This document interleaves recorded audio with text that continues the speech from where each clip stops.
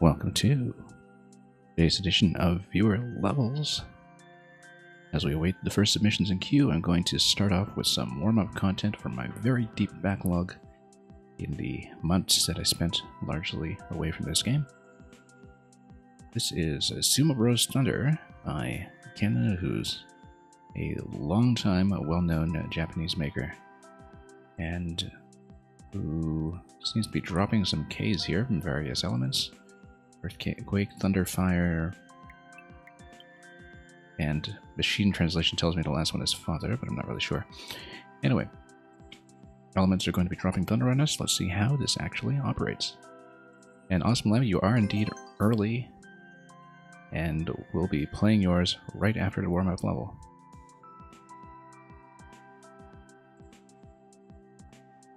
Now, Nintendo's servers seem to be taking very long with me today for some reason. I've had some connectivity issues within Mario Maker. They don't seem to be connectivity issues with my network generally, so hopefully queuing up levels will not be too much of a problem today, but it remains to be seen. Ah, okay, so this is the Thunder simulation and the Fire simulation. Break this, break this. Something about down. I assumed Fire's going to be dropping on me shortly. Okay, yeah. Oh, I see. It's a fire wave effect. It's actually very similar to the effect in the NSMB series. I think it's an NSMB Wii that is actually a prominent mechanic in the final world. In the Bowser's Castle world, rather, which is really final.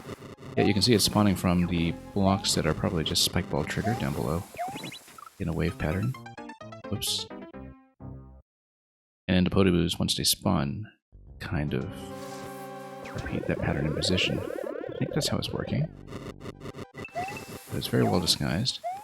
I think I've previously seen a course by this same maker that also simulated the Blarg effect in Super Mario World. And I need to stop running into that. It's actually very obvious it's coming when you look at the height. It will signal that to you well in advance. That's going to be the height check you're looking for.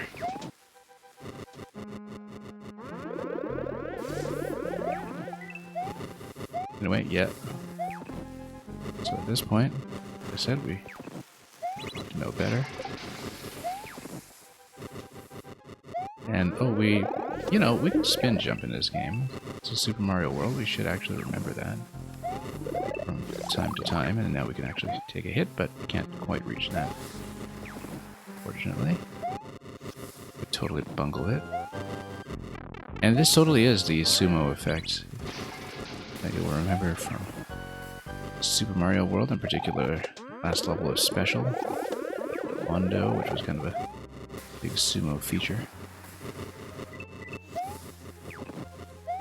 It's kind of interesting to see sumo return in Origami King after having disappeared from the Mario franchise for such a long time. But they do feature quite prominently in one of the later Origami King boss fights, from what I recall. 64, welcome. Whoops. That's a looking at chat death right there. Definitely looking at chat death, but welcome, and we will get to use second after the warm-up level today. Once we stop blundering, but that's why we have a warm-up. Yeah, I hope you've been doing well. I don't know if all of you have also thoroughly spoiled yourself on all the preview content for Super Mario Bros. Wonder. I actually just watched a direct, but I feel like I've seen too much. I know there was a whole treehouse presentation and everything else, and a couple of press previews going up as well. I think I should actually try to avoid it at this point. We've seen enough. Although, of course, some of the online multiplayer is potentially very streamer-friendly. We'll have to see. I saw that coming. We should see how that's going to pan out. Everything they showed was in a direct? Oh, yeah.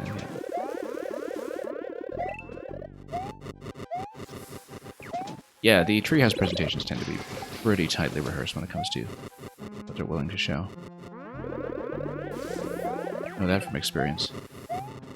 Having followed them studiously when they were first introduced back in E3 2014. Really the kind of element that was needed to complete the whole Nintendo digital strategy.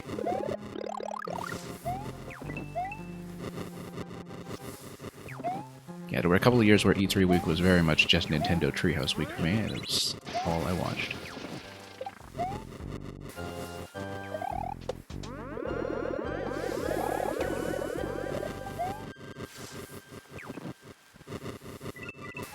Okay, go.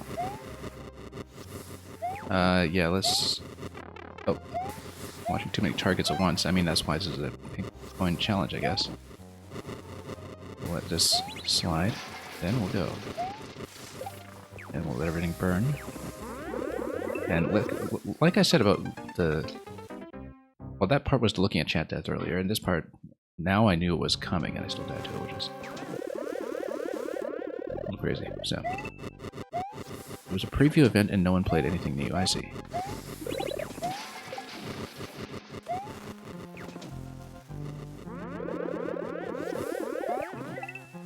But yeah, that'll be a fun time. I actually don't know if I'll be able to play it right at launch, because as I've been saying, I actually kind of have a major conflict the week it comes out.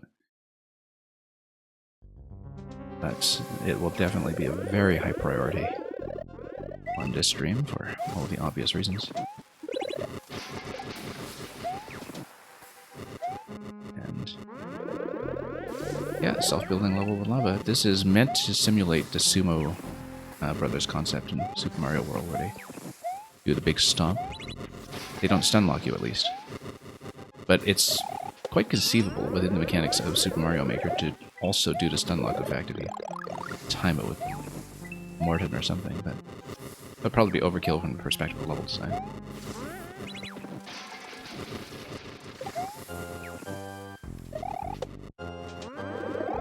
And yeah, I'm planning to do quite a lot more Maker catch-up in the next month or so, since I've finally hit major milestones in both Tears of the Kingdom and Pikmin 4. Seen all of the main quest and all of the shrines in Tears of the Kingdom. I haven't gone so long without the paraglider. And I hit 100% in Pikmin 4's story mode yesterday. So that was fun. Do need to hit the munchers. Just a moment here.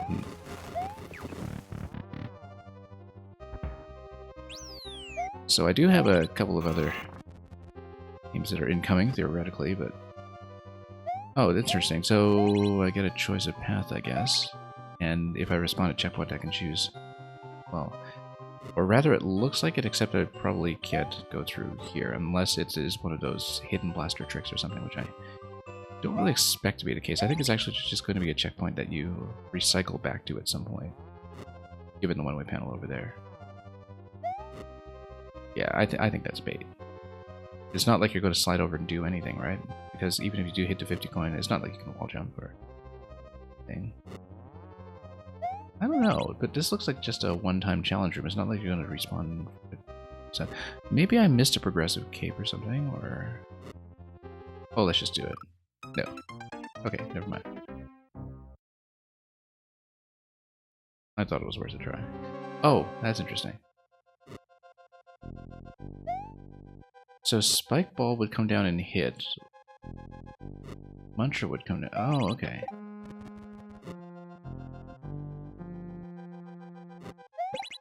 And then I see. So it's like a little mini game that probably tries to deliver you to Flower or something with a Spike Ball crushing thing on the side. Okay, so it's a little optional item challenge at the checkpoint, but only if you respawn at checkpoint. I didn't see the Flower previously. Just wasn't paying attention. Okay, so you can hit all of these and you can win. This also has the earthquake effect. Very sumo-like, once again. And I guess you just create as much of the bridge as you can, and then over from there. Yeah, because the falling block basically signals the timing. It's just there as a form of indication.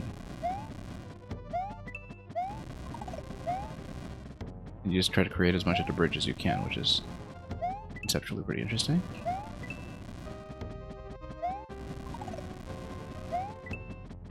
Yeah, I mean, you can just pop the block beside the door, of course.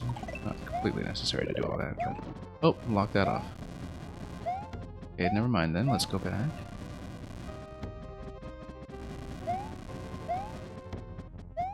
See about this. And Optic, welcome. I am reading your name as Optic YT, like Optic YouTube, perhaps.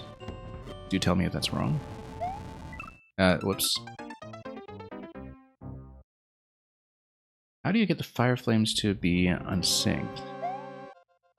That's a good question, actually. Oh, whoops, I totally did that wrong. Yeah, no, that's why I didn't notice that on the left the first time. The first time I came in here, I just impulsively hit the switch and didn't even look at the left side. It is an optional challenge to break open some blocks to give you access to the flower.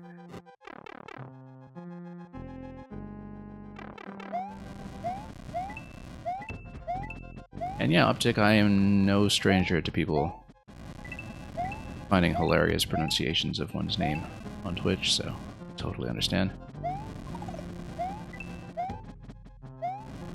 But once you see a lot of people kind of use the YT convention for YouTube, then you start picking it up. Including people who kind of advertise themselves that way if they record Mario Maker on YouTube, where, you know, they play a bunch of your levels, and actually does kind of advertise your channel if you want to see a playthrough. See that so-and-so YT has played your level.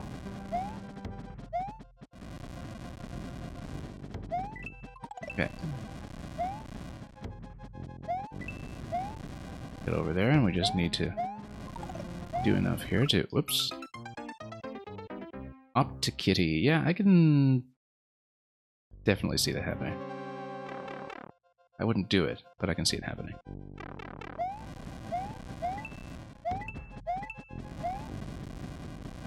It's like the rather well-known result that people perceive words perfectly fine if you just have the first and last letter in place and you just scramble everything in the middle. I played a ton of Super Mario Odyssey back when it came out. This was long before I had a capture card, though, so I didn't stream it. I think I mostly played Super Mario Odyssey as a photo mode game that just happened to have a lot of Mario in it. Because I spent a lot of time just messing around in the photo mode. I guess that was my creative outlet before I was streaming when it came to video games. You sent a level which is all cascade in half of the Sand Kingdom 2D areas. Interesting. I'm expecting Upside Down, then. If I remember this correctly. Expecting a little bit of the Upside Down effect for a change. Whoops. Whoops, no. I gotta pay attention here. It does signal this very clearly, I'm just quite doing it.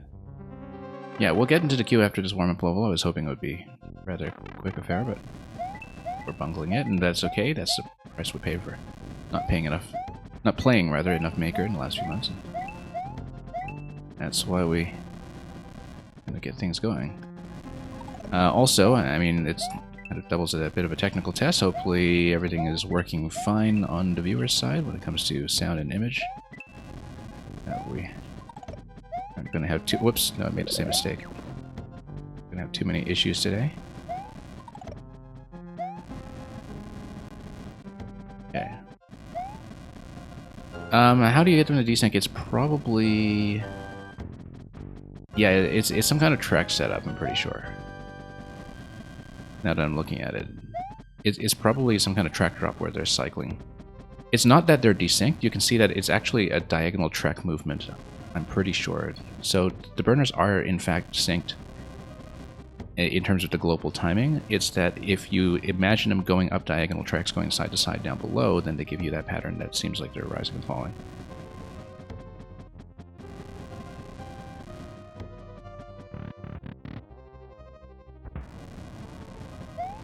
And no upside down for the sand bit, you were saying? Okay, yeah. Well, that was a reasonable guess, I hope. Okay, let's try not to run into the bones at the same time. There we go. That's nice. We'll drop in here and back out cowardly fashion here. Okay. Now, how do we get that? I guess we'd probably have to jump on... Don't tell me I had to jump on the falling block. No, it's... No, use a conveyor. The conveyor would give you enough speed going right to left. Okay, we should actually do this little minigame for once. The idea is that you want... I think it's kind of like making the ball drop directly in the middle, and then you blow up the block underneath the flower as well, and then the munchers don't crush it on either side, and then the ball should be able to roll over to break something open, and maybe a conveyor sends over the flower. Like, no. Yeah, you don't want the munchers to crush the ball, basically. You want the ball to be kind of dead center. You hit the switch and it drops the flower. That's an interesting little minigame. Just to give you something to do at the checkpoint.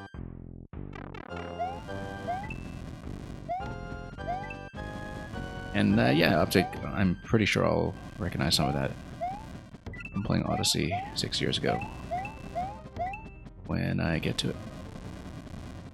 I'll hopefully get to it rather soon.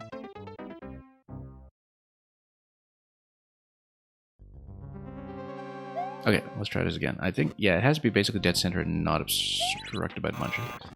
Nope. Okay, so that's not it. Or maybe I do need to do some kind of double hit to kill the munchers. Like, drop the ball directly on top of the 50 coin, but then deflect the munchers as soon as they drop. I don't think I can do that fast enough, though. That's interesting.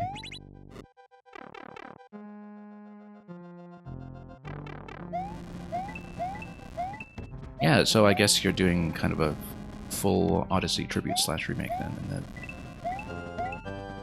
I know I've seen a couple of attempts at something similar with that. It's kind of interesting the diversity of concepts that people come up with to evoke the original game, because I've seen a lot of different approaches.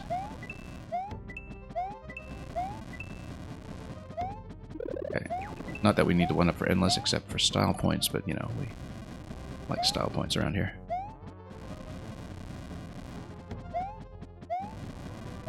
Alright, let's not mess around too much with this. Saw someone try to make the 3D part, yeah. Whoop, let's bust him.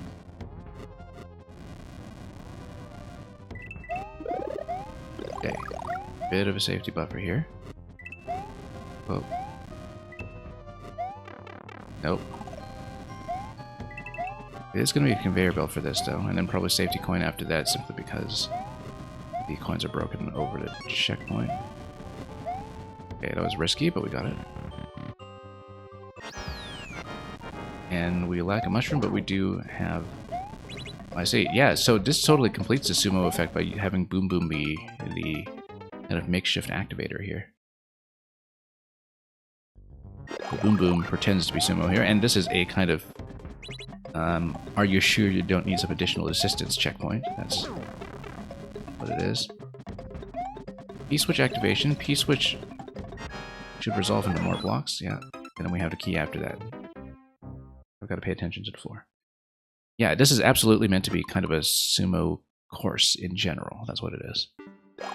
I'll post a code after I'm finished with this, because this one's not in the bot right now. For anyone interested in trying it, because conceptually there's a lot of stuff going on in here technically. So.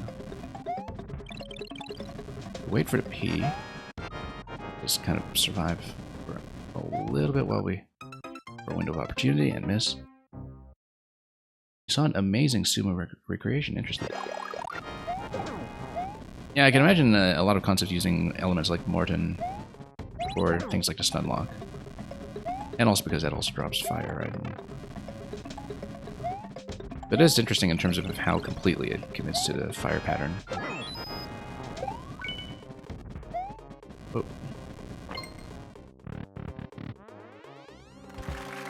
Okay, something to the left. We don't have anything to make this flyable, so... Oh, wait, we don't need to make flyable, we just need to jump. Oh, there's a hard mode, there's an expert zone. I don't think I'll do it right now, since we do have a queue to get through, but maybe this is something I'll earmark for to catch upstream. So here's Sumo with a lightning.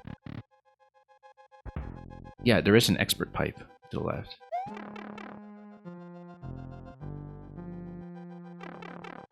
And it's pointing you that way, okay. Yeah, we're not doing the hard mode right now. I usually do hard modes in courses, it's just that I want to get to the queue, so. Squink, welcome. And wait, how do you get to the hard mode then? Oh, I bet it's that you have to clear from the start with no...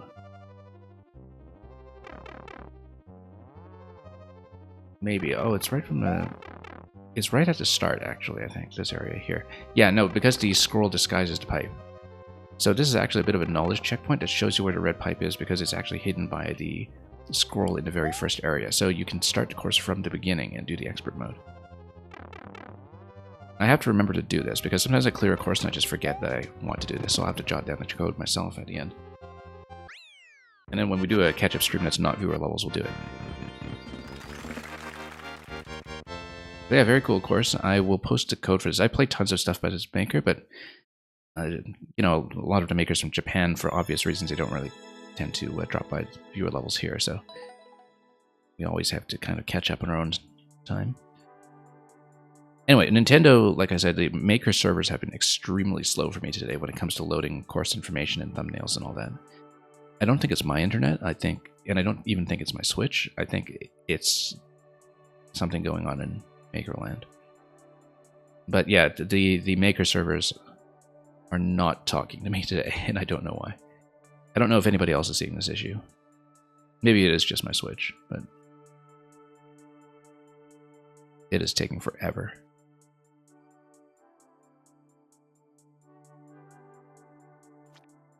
Communication error occurred, yeah.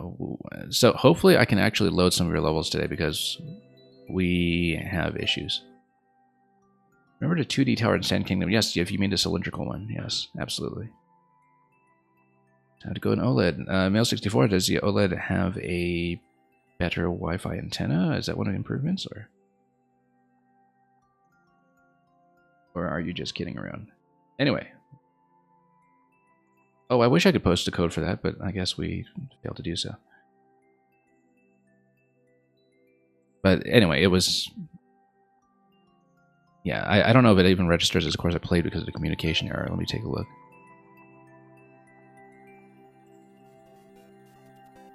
Yeah, actually, you know, this might be a very short-lived maker stream if I just can't talk to the server. I might just have to restart my Switch or something and see. OLED has an Ethernet port, yeah. I don't know if it's just my Switch. So, yeah, and Mario, if you've been watching Zero Planes and he's been okay, it might just be my Switch. But, yeah, because maybe it's not listed in played courses or something. Yeah, sorry about the delay here. We only noticed this problem at the very beginning of the stream. Okay, so, yeah, okay, we're loading something at least. So let me post a code to the previous level for those who want to try it. And then we'll do Awesome Lamp first, since he's definitely here. And if I have any... Yeah, I didn't even get a stamp a like on it, but I guess I'll take that as a reminder to go back and stamp a like on it.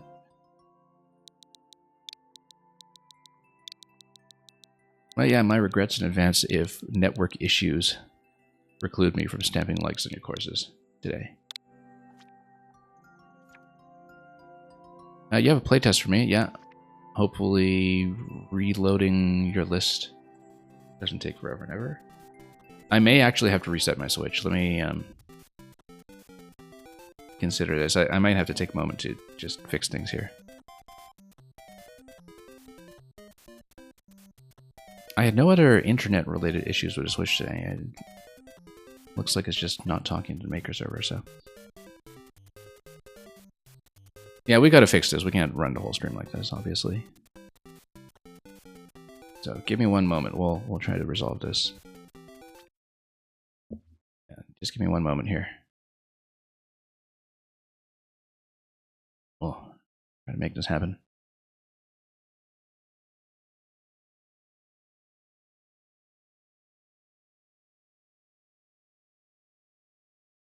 Okay. Well, I mean, you were asking me if I played Odyssey, and as you can see, actually all of my stream artwork is from my Odyssey screenshot album.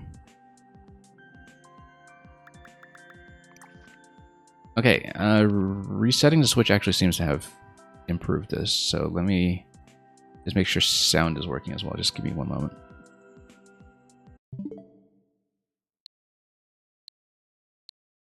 Okay, should be fine. Let me know if there are any sound synchronization issues or anything with sound cutting out. We haven't had that in a long time now, but it does happen sometimes.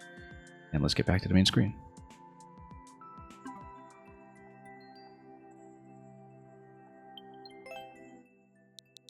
All right, awesome lamp. I guess by this point you've posted your clear check, and I can actually play this for a change. Okay, much better, much better.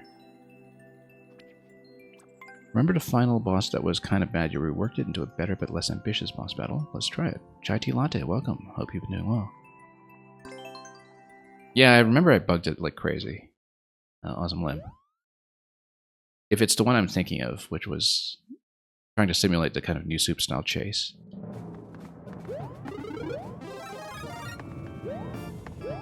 We hit both? Yeah, I guess if we're progressive, it doesn't matter, the order. Okay, here's a Bowser. Here are some Megas. Oops, I have to hit them twice because of the wings. I can't forget that. Oh. Keep thinking I'll up throw into him just because of how to work in Super Mario World. That's obviously not the case. Interestingly enough, by the way, I think everybody must have noticed that up throw is back in Wonder. That was very prominently shown in one particular shot with Daisy, I think. So who knows? Maybe, you know, Wonder Kaizo is going to be a thing before too long, given how quickly people tend to mod things. Hey, let's take a mecha with us. Why not?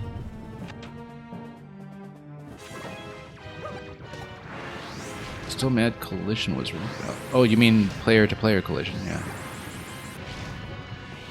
I actually hadn't looked that closely at the multiplayer stuff yet, in terms of how it works. Interesting change to go from the bubbles to the ghosts, of course. But I guess the bubbles led to all kinds of not entirely intentional hilarity. And also led to those very sad little scenes, you know, when you have a co-op partner in a bubble who doesn't touch the flag, it just floats off in the end. Oh. Oh. That's... we should have remembered from Soup. And of course there's the hammer over top. I don't know if I can do anything with him now, because I think I'm actually just dead if I lose the flower, right? If I'm not mistaken. In that part.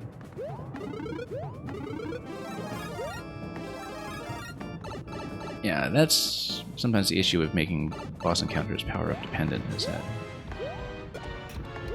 you do have that kind of moment where you have a bit of uncertainty about whether or not you're really locked. Which is generally the issue I have with SD locks. But, whoops. Okay, let's not play so incautiously. Yeah, I like this mecha phase, though. It's positionally pretty good. Too bad about the asymmetry with the door in the middle, but that's Nintendo's fault, not yours. They at least have given us a boss door. This is artwork.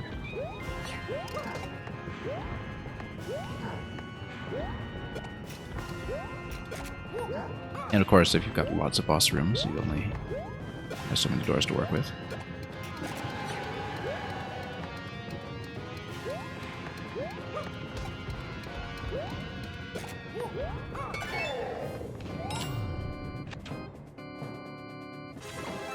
And oh, we have no flower here. Yeah, I guess it was progressive. That's why you do get it'd be an easier time if you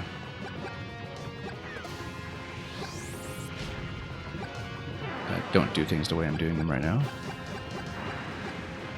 Oops.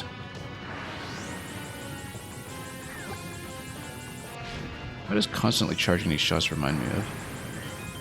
Some game where I'm charging all the time. I'm not thinking of Metroid. Although maybe I do it there too. Okay, let's snap you. We'll just go round and round, just lead the target. There we go. Not gonna hot potato one of the bombs over or step on them on my way out the door. I'm a little behind on the chat, but yeah, I agree. The doors are profoundly annoying. Oh, I know what this is. I bet the hammer holds the key. That's how you beat it. It's not actually locked. The hammer holds the key. And Chai Tea Latte, you're saying much earlier time to start your 3-year troll building hiatus. I highly recommend that, yeah. Redox, I also just saw you come in. Thank you for submitting yours, and hopefully we'll meet with slightly better success than we saw last week.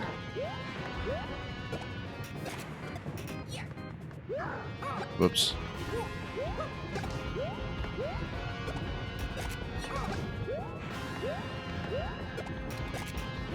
Yeah, I've got a new setup here that I've been streaming from starting about a week ago, and I'm still getting used to where my chat window is. Because I've got things configured a little bit differently than I used to. So if I'm behind on my chat, that is at least partly why. Bowser holds the key, just jump on a note block. Oh, okay. Alright. Wasn't clear to me, because looking at it I was thinking, oh, maybe it's plausible that the hammer holds the key, since it's actually kind of hard to hit. And it, you know, prevents any kind of uncertainty about getting locked out of the fight. But we'll see. We'll go back there and we'll look at it properly. Yeah, a couple of charge shots here, we'll do it.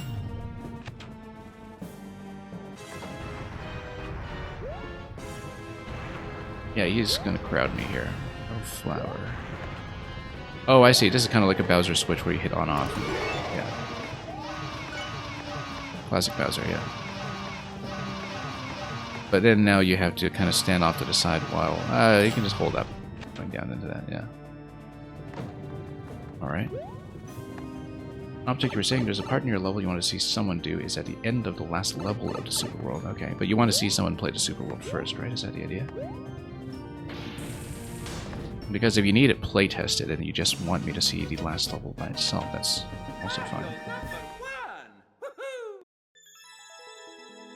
That's it? Okay, great. Yeah, I didn't even notice the note block, to be honest. Well, thank you for that. I know it's just a playtest, so it doesn't matter, but... Yeah, no, totally my bad for not even looking at the stereotypical Bowser switch at the end. Okay, thank you so much for that. Let's take a look at the next. Lemmy's Gusty Mine from Mail64. New playtest code. And in the meantime, I'll scroll up through the chat and see if I missed anything else really critical.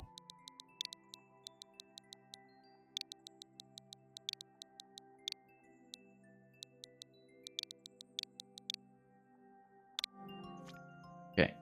Final version, you think. Explore to mine up in the sky. Oh, yes, that's right. This one. And...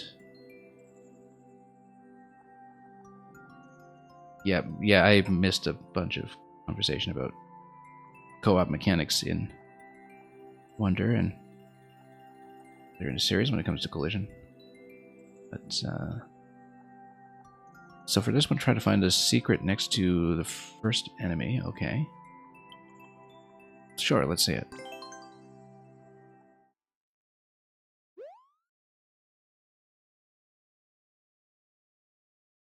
Yeah, I don't know what the network issue was with my Switch earlier. But, whoops. Next to the first enemy, you say? Well, let's try to look at that for just a moment. Oh, probably there's a wall jump segment here. Double twirl, maybe? Or do you need something else here? Might be a triple jump if there's an opportunity to do it, but I don't really see it.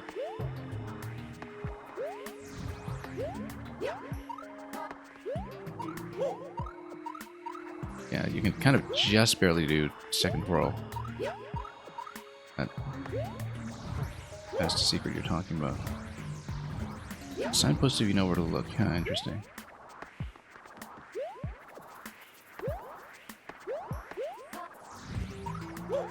Or we can just cross over from this side, maybe. Let's take a look. Possibly we need flight to do it. I don't think we can do it with wall jumps and twirl. It just doesn't gain enough height. We don't have the room to do it.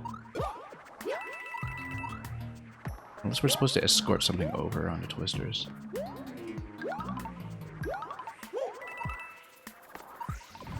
Okay.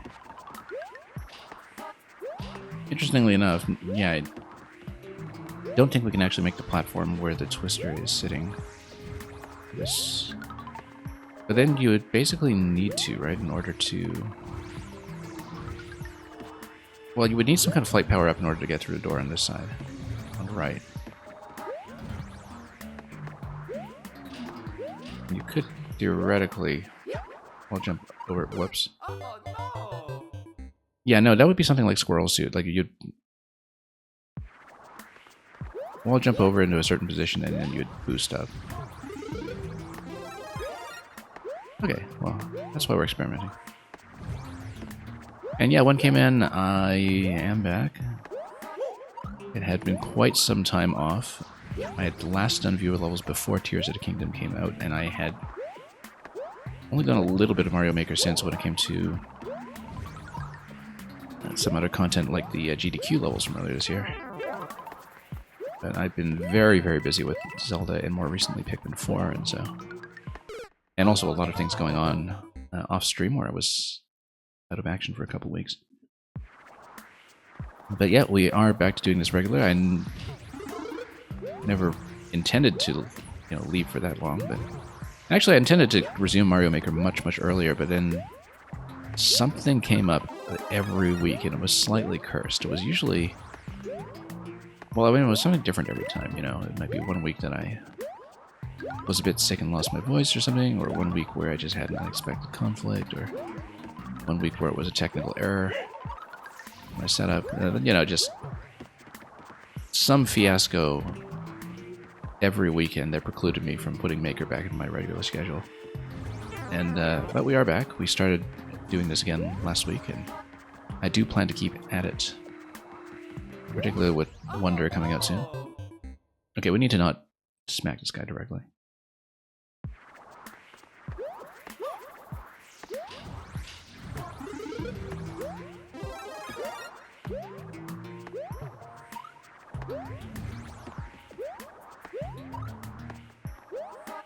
Okay, let's hear.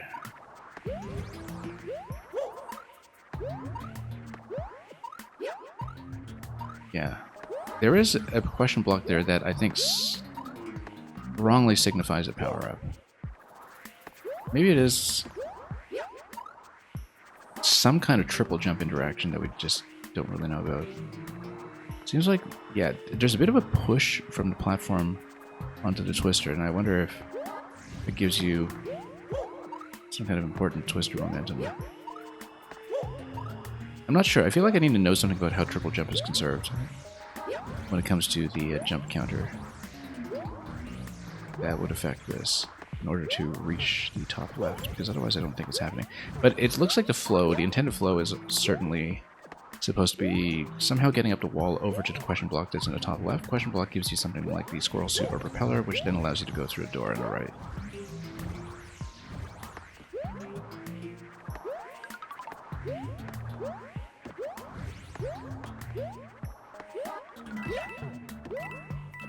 And, yeah, one of the downsides, by the way, of being on a new setup in a new room and everything is that I don't have my Chicago Manual of Style ready to adjudicate the kind of thing that's you're debating in chat right now when it comes to naming standards. But, and pluralization of pronouns. But that's okay. We don't have an official style book for the stream. We're not affiliated with any particular press association here. Whoops. A little slide here, we'll do it. Raise this. Okay. Squirrel suit. Now, can we go back? We should be able to. Squirrel suit actually completely resolves this. Just need to not get hit along the way. So if that's the squirrel suit, then this is not. Whatever this is. It's not. Probably just a 1-up. It's a propeller, and propeller gets you to the door, because squirrel I think would be too low after the wall jump down below. You never got that slide to work so easily, really? As long as the twister is far enough to the left, it seems like it was going to be okay.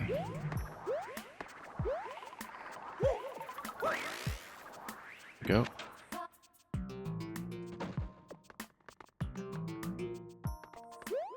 I don't know if propeller specifically makes it there in a way that squirrel would not, but it seems like that's the way it's designed.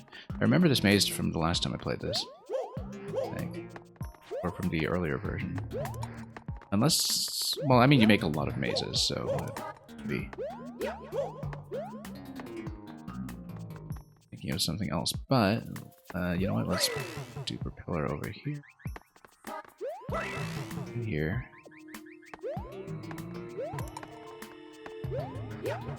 Then, not exactly doing this in a speedy fashion, but... oh, interesting. That would look like a ground pound on the on-off, and then you go out the right side. Yeah. That's the thing about the propeller suit in SMBU, is that it actually disables some of your movement skills, and that always found to be a little bit fuzzy. That you actually lose certain things like spin jump for invulnerability rather on spiky enemies and other such conveniences. Now, why is this on a seeming timer? Because... ah, I see. Yoshi is there. Why is Yoshi there?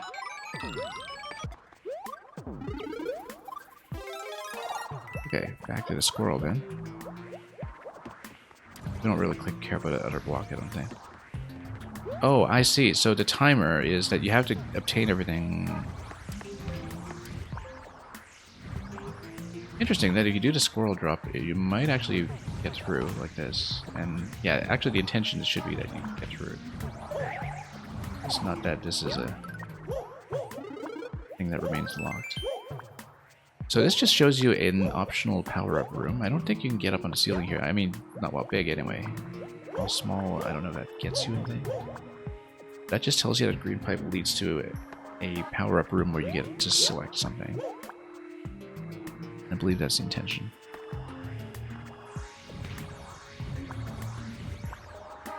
Squirrel can do it, but it's hard, yeah.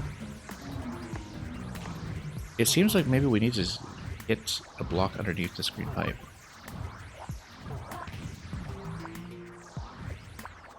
Like we can tuck ourselves under here. Nope, no block. So I guess that's exit only, whatever it is. It's from the normal path to secret room here. Oh, okay, I see.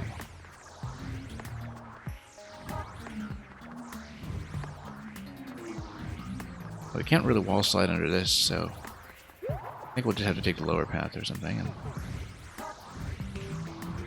worst case scenario, take some hits from the cannon, but we should. Or you can just ground pound it, and I think you can, yeah, just kind of sail across like that. That's actually a fun interaction if you can set it up.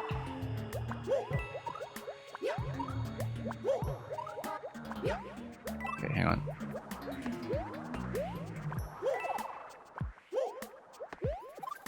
Just checking. And yeah, no ceiling over here, as we know from the camera logic.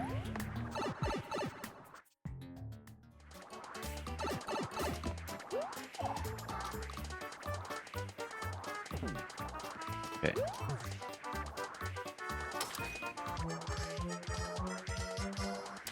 Oh yeah, we are short on time, which should have paid attention to. And then we should not boost it into this thing. Bit of a timing element here, that's all. Yeah, P-blocks are just meant to simulate little pools of water or something.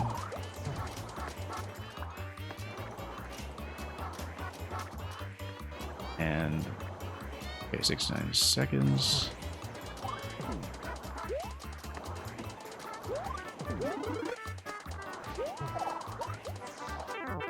Oh, luckily we have another squirrel.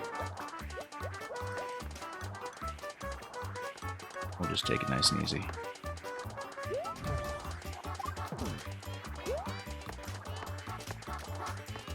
Some seconds remaining. Bomb can be blown up if you lower it on that platform. This seems like it's supposed to be kind of a hard mode pass or something. Grab more squirrel. And we're out of here, maybe.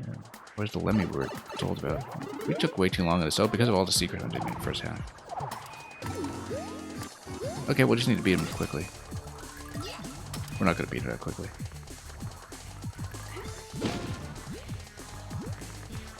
Okay. 11 seconds? Yeah, I don't think we're going to do it. Because we're waiting on timed activations, right? So we're kind of already dead for timer reasons. Oh no, except I just stomp on him here with a key. I probably could have done it. As he rolls out. Oops.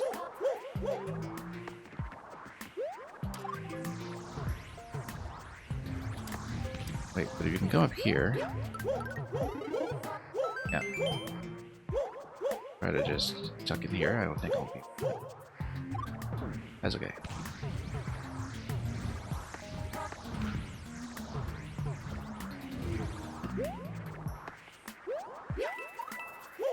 Yeah, and this is just wide enough that jumping will be to no avail.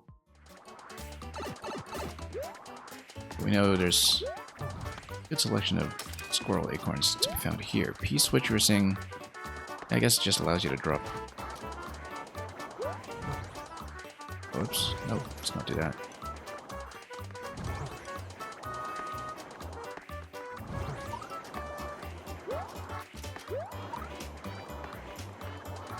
Bit of twirling. Ever hurt anybody here? Close call. And yeah, power-ups as usual are going to be progressive, and that does it for that one. Oops.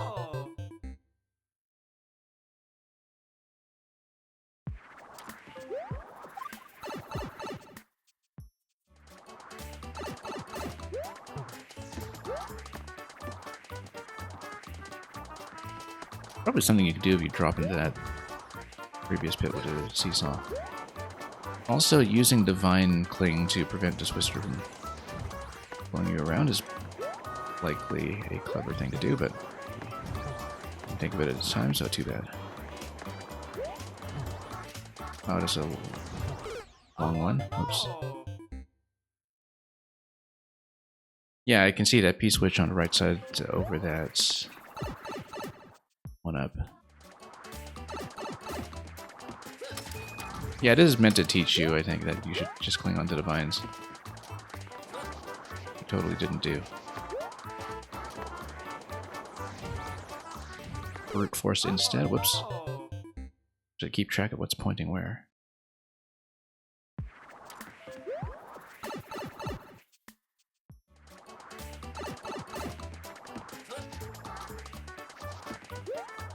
Okay. Go.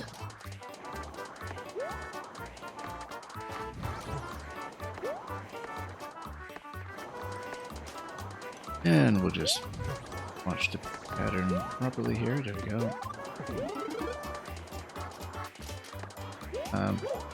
Bad idea. That's okay, we survived it. Somewhat. There we go. And down below, you just get an acorn, so. We go for it. Very risky fashion.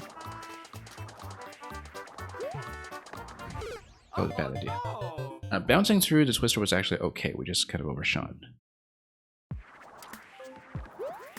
Divine is decoration. Oh yes, just to connect solid ways so they Or the claws, rather, so I don't dangle in the middle of nowhere. Totally understandable. I mean, anything functional is never just decoration. It's just kind of there to be exploited.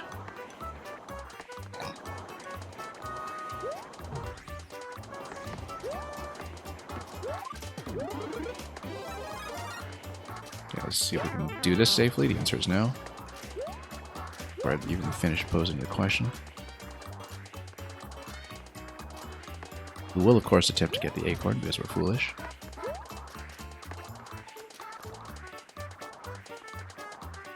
Oh, coming in the wrong side here. But oh no, there we go. Keep a close call. And let's follow this over and ride it up on the way back. Nope. Didn't expect a second guster to pick me up. We totally could have done it too. But I was kind of going the wrong way for that. We wanted to tail us. Of course, better yet, we just have a mushroom at that point and damage boost through it. I'm certain you must have made it so that it is totally doable as Small Mario, just for balancing reasons, but...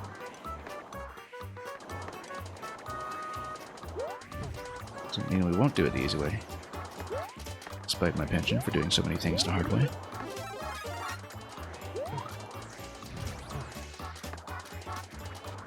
No, I saw that coming. That was a trap.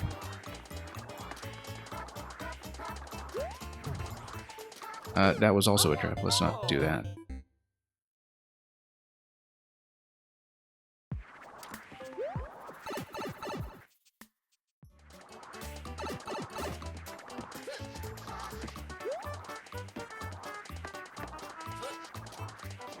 Yeah, with slightly speedier timing there, you can probably just do everything on the first cycle there without fussing around with it too much and just have all the timing line up quickly. I don't know if this was particularly speed tested, but it seems like the timing should work out there. Nope. Again, I haven't really done that part cleanly at any point. Pass through here.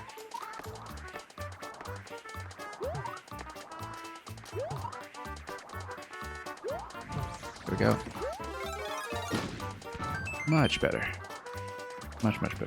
Whoa, almost got hit by that one coming in from up top. That would have been highly embarrassing. Anyway, we actually have time now. We've got the second squirrel here, definitely.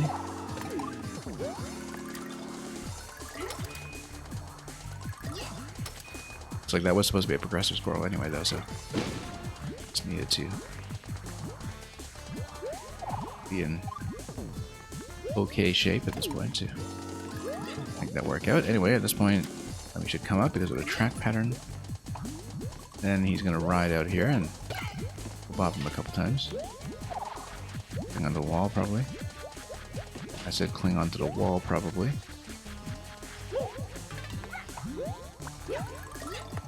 And he's going to be in a bit of a sticky position here. Let's bop him this way, and then... oh, whoops.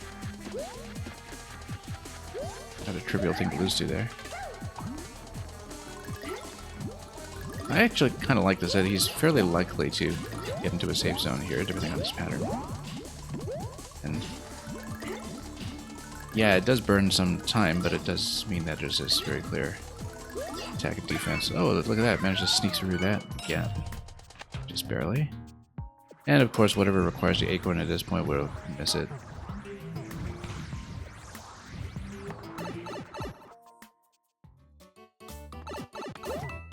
And there we go.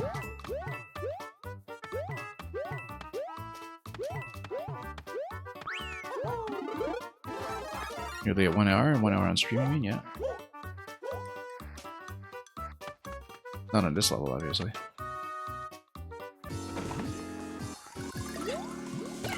Okay. Let's go.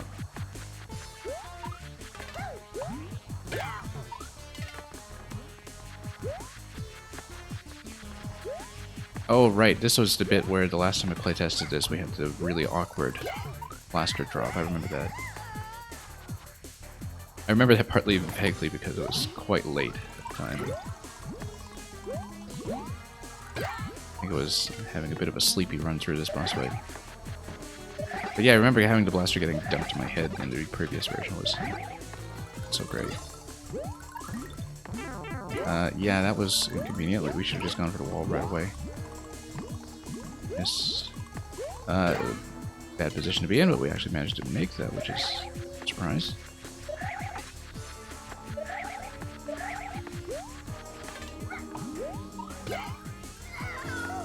Limit is unlocked, and then we go down. Right, okay, that seems a lot cleaner this time, this kind of partial drop here. We have to wait a little bit, but that's partly for setup reasons. Yeah, because that way you don't get this dunked on your head. I like that control a lot better. I can notice a change.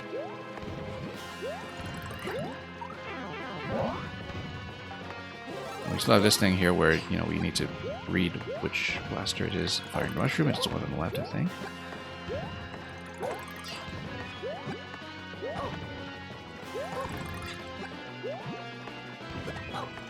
Actually, it seems like you've got mushrooms on both sides now, right? If I'm not mistaken. That works a lot better in some ways, because it's still the same location anyway, and one mushroom or two there, it doesn't matter, because you pick them up simultaneously, so... That way you don't have to guess which side you're facing. So yeah, I can tell there were a couple of changes here that I look upon approvingly. Maybe? No, actually, no, that's wrong. It's only still the left side. I do wonder if it's better to, whoops, have both blasters firing mushroom in. But I guess as long as you're kind of attentive to where the mushroom is coming from, you can still see what's going on. But anyway, we need to get him out of here. Let's... There we go. Whoa.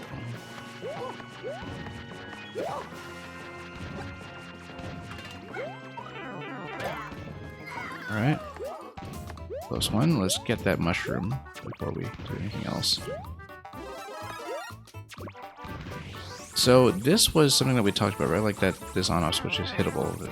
Does that still affect anything, or... Hang on, let's grab the mushroom before we try it. Yeah, no way we would have made it under a time limit when we had that couple of seconds clock earlier. Yeah, okay, so it just locks you until you go back, okay. And we spawn a second clown car, because of course we do. And... Whoa, no. That is a bit awkward. As a result of toggling the switch. Because I'm sure, you know, when you pick up a clown car like this, yeah, sure, you see hard blocks up there, but I think it's very, very natural to hit the switch, and... Having the spawning issue when you go up and down and you get dunked by the blasters again, that is not great. Like, this is visible, but you know that somebody's going to try that switch out of curiosity anyway. Yeah, you see? Like, it's from the camera positioning, you just see that thing again, and that totally can squish you. That would not be a fun death. I mean, you know, I think we had talked previously about just making that on-off switch inaccessible. Yeah, there's an additional clown car, but I'm saying, like, if you take a squish death from the blasters, that doesn't help you, right? I saw the additional clown car.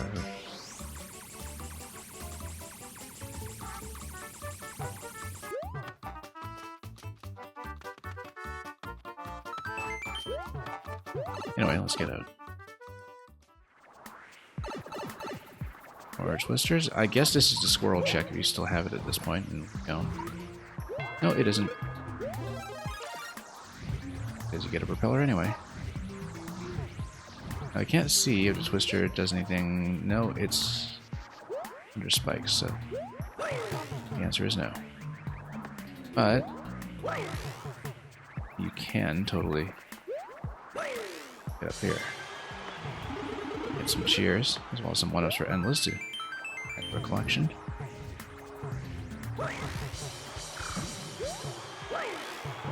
Get lots of applause. before we run into these deceptive semi-solids. Anyway, thank you so much. I hope that was mostly useful playtest.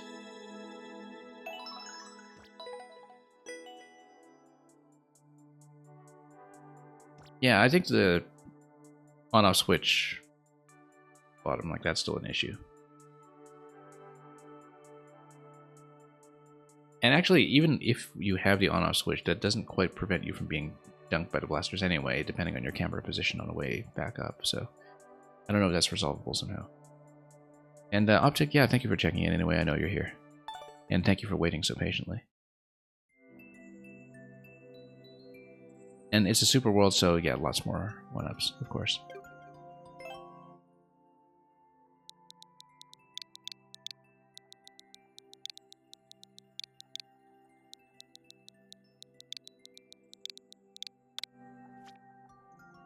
Yours is a short one, yeah. Yeah, and we have a fairly light queue today, and I expect some hard levels coming, of course, that we'll spend some more time on, but while the queue is still open, anybody who's submitted already is quite welcome to rejoin. I mean, most of you know how things work around here, so.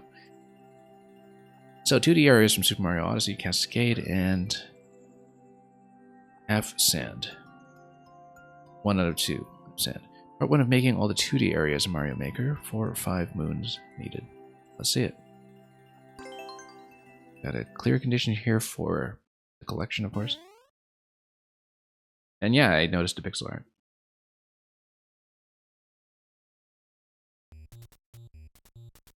SMO.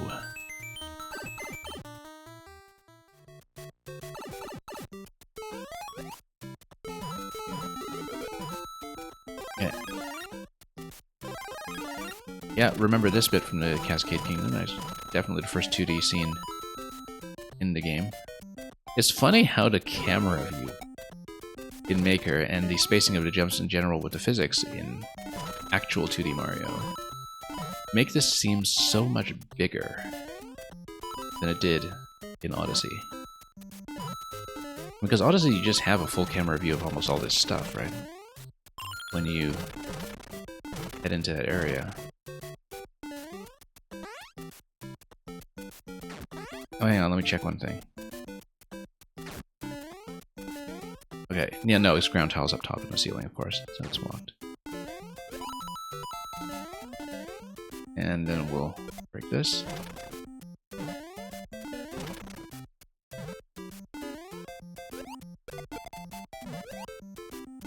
Then, here we go. One came in potential soft lock. I'm not sure. Do we want to go back and take a look at it? I don't think I saw it.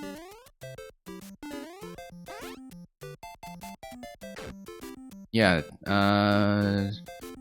If you break some of the bricks and then you do a crouch jump before having broken the bricks around a door, then yes, you can get locked. I think that's what 1Kman is talking about. That, like, if you don't break the door, but you break the ones beside it and you jump up. So, might have to fudge the faithfulness to the original a little bit to resolve that. It's kind of intentional, but people will do it. I do that kind of stuff all the time just for testing purposes. And just to see if there is some kind of failsafe. But with a brick there already, you can't really overlap it with something that will resolve that.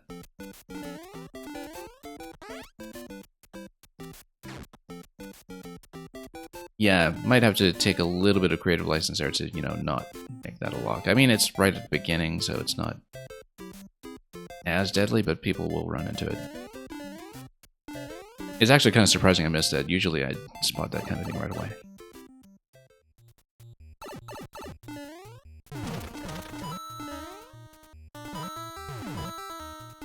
I mean, you know, 1Kman, as far as idiot softlocks go, most playtesting really is just idiot proofing, right? Particularly if you're like me and you just mess around.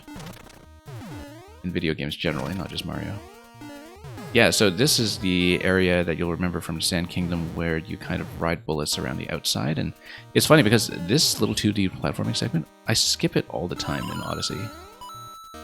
I might have done it once just to grab the relevant moon. Oh yeah, moons. That's right, we need to do that. But I skipped over it all the time because you can just jump around it, right? I don't think I missed one already, did I? I think I might have. Yeah, you might want to go back. Yeah, because I missed a clear condition already. If it was a clear condition dependent, it might almost be helpful to have like a back beginning reset door if you do in fact miss something. But I just want to see what's here anyway, yeah. And the coins are just coins for faithfulness. There's no key door or anything that you're unlocking here, and then you get that one over here. I think I skipped over a lot of this bit in Odyssey as well. This is the cylinder in Odyssey. Like, you'll remember the cylinder. And there's some kind of shortcut I take all the time here as well. I don't quite remember it, but let's just start over. That's okay. Let me play through it. You don't need to re-upload yet. Let me play through it so I can just expose everything that you might potentially want to work on and fix. Because, you know, I might still run into more stuff that you might want to reconsider, so I might as well just play through it. We'll blast through some of the early stuff, though.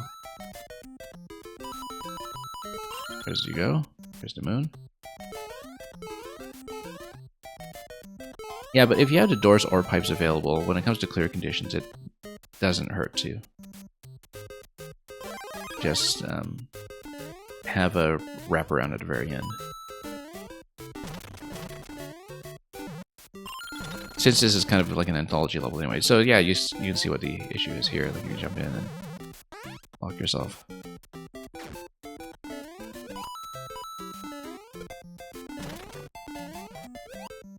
Yeah, the thing about both clear conditions and things like the text that you see in the course selection is that I tend to kind of forget about them as soon as I'm in the course, despite the fact that this game just notoriously blasts a clear condition right in your face and covers the whole screen, which is something I complain about constantly.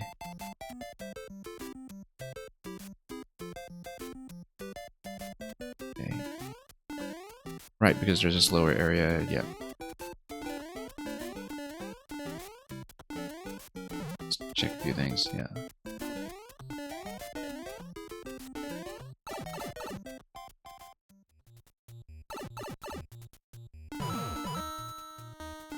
Yeah, I totally understand that, you know, it's always a little unsatisfying to have to fudge something with one ways because they're just so ugly in this. Back when Maker 1 was released, I always thought the one ways as well as the one-tile spikes artistically didn't look very Mario-like, and the one-tile spikes I still find are still hideous, which is why it's nice when you see a water level in SMP3, for example, that replaces them with the Electro jellies, but their name escapes me. I used to know it, but I noticed in the trailer for Super Mario Bros. Wonder that in spite of having access to the full palette of artwork and whatever they want to put in the game artistically, that there actually are one-tile spikes in Super Mario Wonder that are, you know, stacked on top of each other, and they actually do look a lot better in that game. Like, the art style blends in a lot better.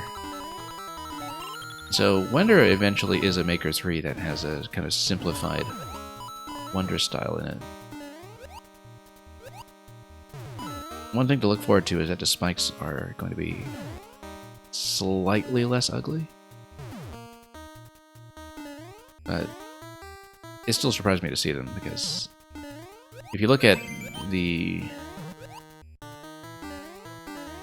NSMB games, for instance, they actually do have a great number of artwork solutions to simple mechanical functions like that that make things blend in a whole lot better. Space. Out of space. Oh, I see. And yeah, we got all four. Okay. The Ajax? The upside down thing is what the donut blocks were. Yes, I can see that. Half sand and not just sand, exactly. Because you were already using that much of the course. Anyway, we got that. And thank you so much for that. Let's move on. Yeah, for a clear condition, I think a wraparound door is really not a bad idea. You don't want somebody to be taken by surprise at the end. Especially if somebody hasn't played Odyssey and doesn't know what to look for. Which may in fact happen. Oh, sorry about that. Let me get the bot to acknowledge that I've cleared you first. Bot is being slow. Yeah, try submitting that again. We'll get you in. The bot's fussy. We should really replace it with the other one. I keep saying every week. 25B? It is 25B. And Mario, see a selection from you here. Let's see what it is.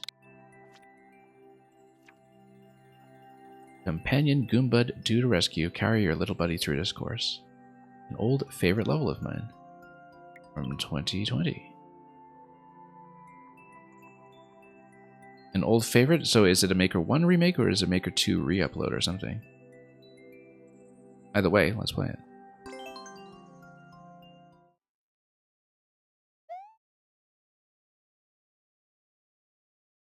Put the reset door after the goal so you don't accidentally reset. Yeah, that's exactly how it should be done, I think, for clear conditions. Not a bad idea. As long as everything still works in the wraparound, I don't think there was anything that's kind of breakable on the second round. Blocks stay broken, of course, but as they should. Okay, we're doing something with a Goombud, right? I wasn't paying attention. Let's see. Ah, yes, okay, so we need to keep the Goombud alive. I think that's the point, so...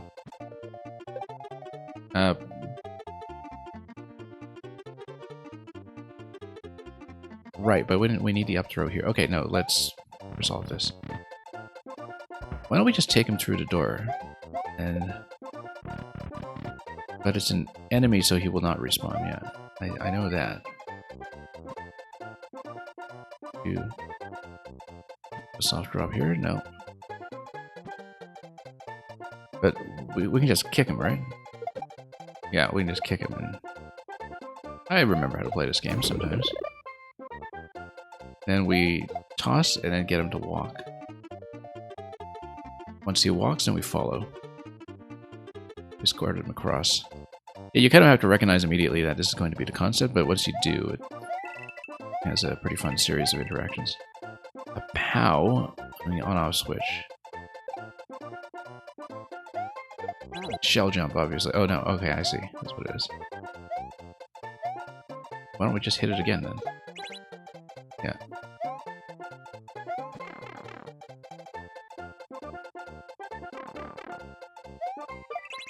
Okay, and we'll figure out what this is, probably mine. Let him go.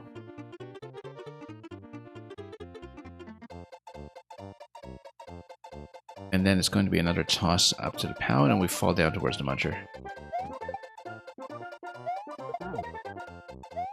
And then we do need the mushroom here, which we can get freely, so... We'll occasionally toss him again. Possible to lock him above that block on the top right if you really wanted to do it. No, okay, no, we do need to back into these guys. So unfortunately, that does it for the Goombud. Let's just scout ahead to see what this is. Yeah, you need to run into them, or at least throw the Goombud. I mean, you can't step on the Goombud, but you can kind of up throw and get him out of the way and then step on everything else. And, oh, okay, that's interesting. That sends you back here with the off switch, and you can get another one. So how does that work? Well, let's take a look here.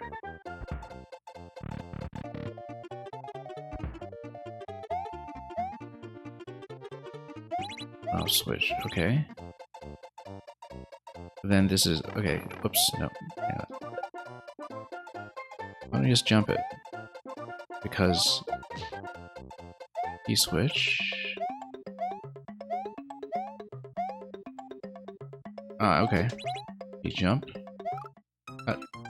Oh, and he woke up, okay. Yeah, and then you do an up throw here. So I wasn't really penalized at all for coming down here without surviving with the Goomba, right?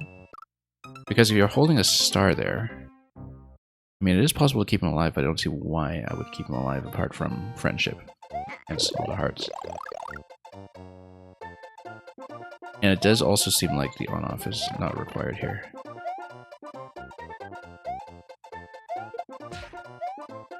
Oh, whoops, don't want to cause problems there.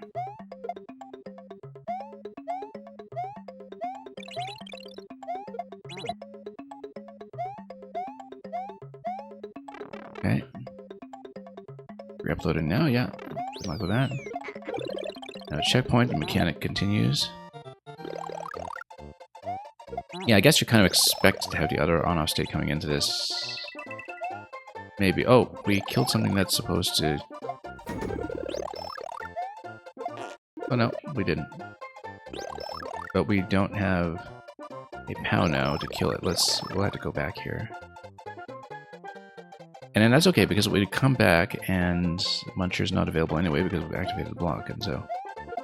That's fine. It does seem like having to back up and out is a bit strange, but... Oh, okay, no, this is a whole line of... Well, okay, then we'll just come back here and reset it all after activating the blocks once, right?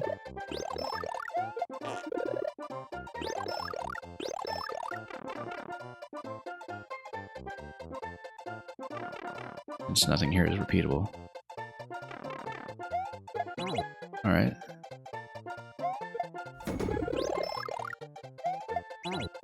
Whoops. Okay, no, that's okay. He's still alive.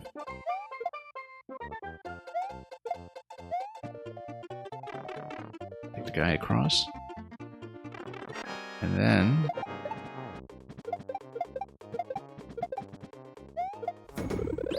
Nice little escort here. Oops.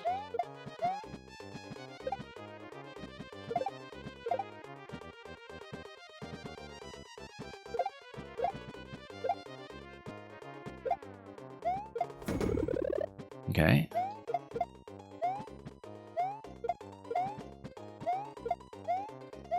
Hang on. There's a cleaner way to do this. Whoops, no, that's not it. That's okay. Let's just run it. And that's not gonna work. For Muncher reasons. Okay, that's fine. We'll just escort from checkpoint. Way that we know how to do. Yeah, so we actually do need to activate everybody.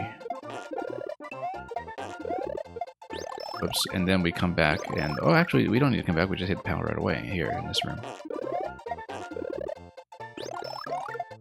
Yeah, upload as many times as you need, obviously. And take your time to tweak as needed.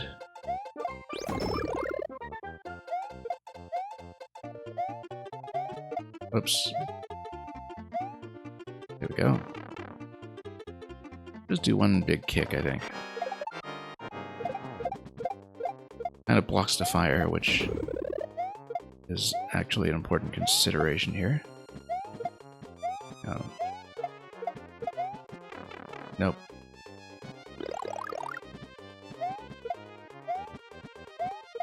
I think I do need to do the catch and rethrow. There we go.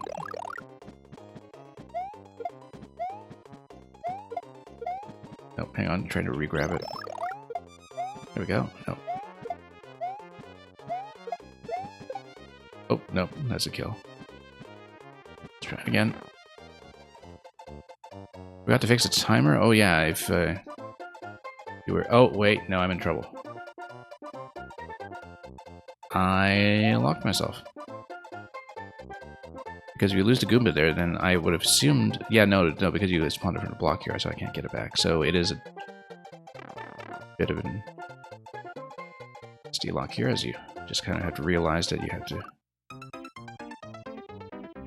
respawn at checkpoint immediately. Yeah, might be a more elegant solution to that, but we'll take it.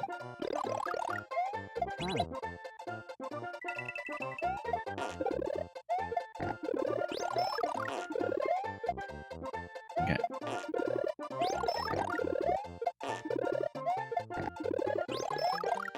Mid-April 2020, this would have been right before the 3.0 patch was announced and released. It was announced with about a day's notice, I remember.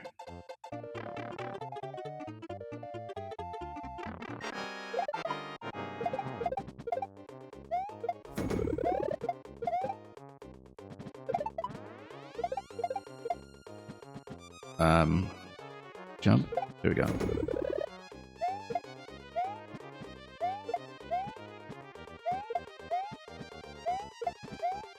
Okay.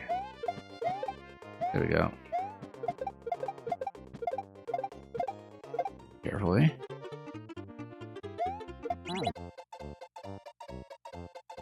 Then on off again. Hit this.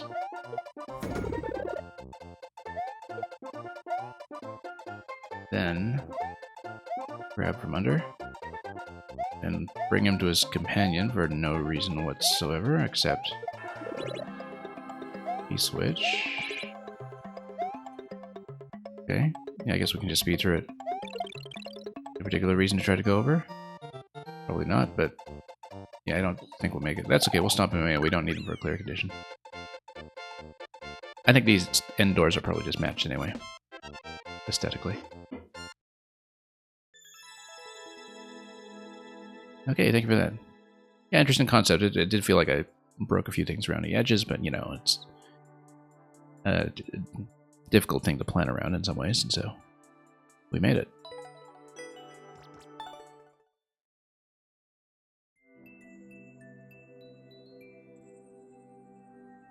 Next up, Squink.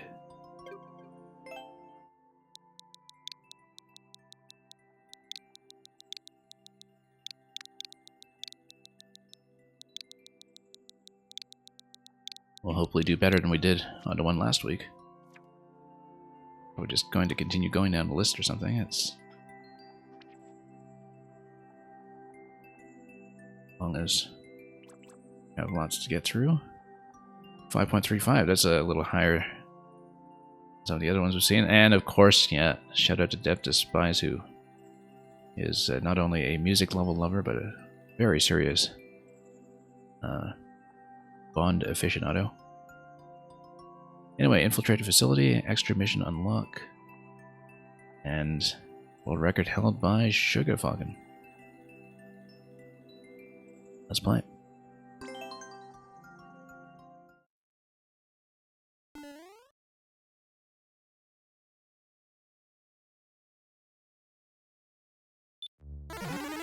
Okay. Okay.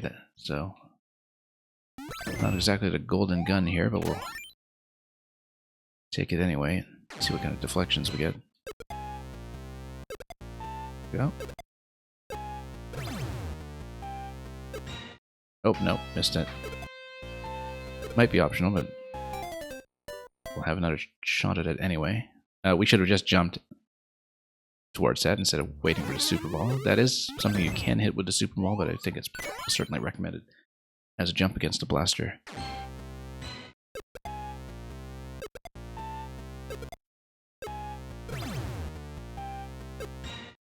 Got it.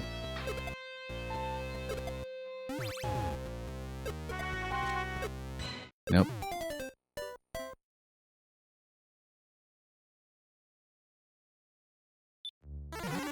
Oh, they don't hit on offs, that's right. I actually should have remembered that.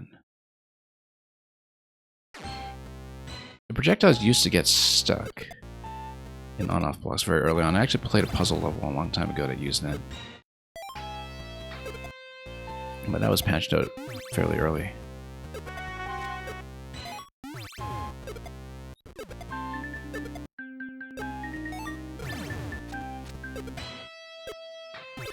Okay, your aim actually does need to be decent here, except you do need all the coins.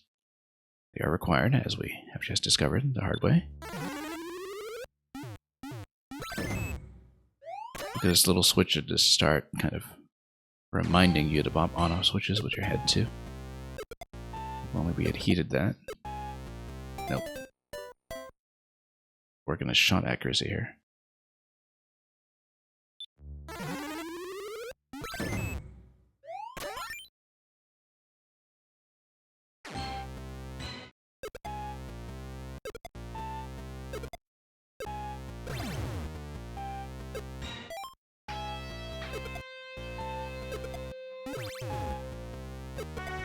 Yeah, gotta be careful with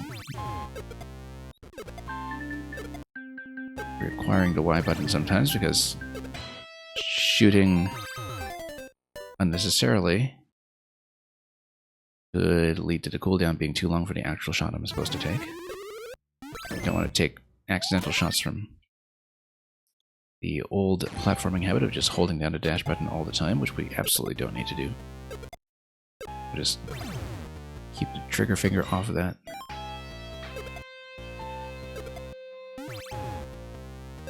And by trigger finger, I mean thumb, which is totally not a trigger finger, but you know what I mean.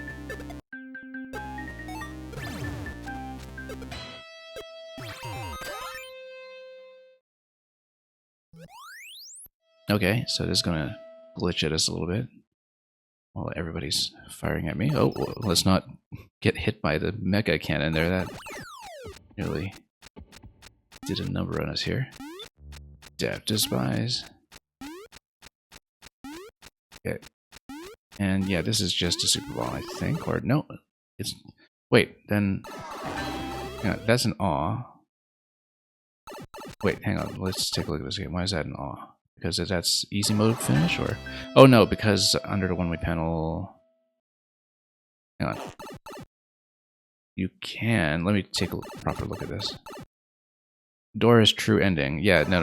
I'm just looking at this properly to see. Yeah, door on the top of the flagpole. No, just getting a lay of the land. I assumed it was something like that, but I wanted to confirm for myself. Because we do that kind of thing. Anyway. Looks like we should actually fire at some things. Yeah, if we fire towards the diagonal markers, we can get the Super Ball shots when we need them. Nope. But we got that one, which, despite our inaccuracy, that'll work.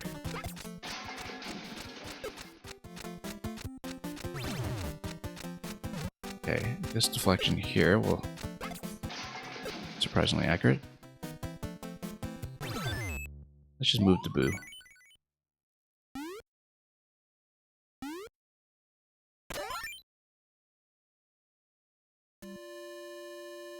And that's just an item check, okay. And then we get to hear the music.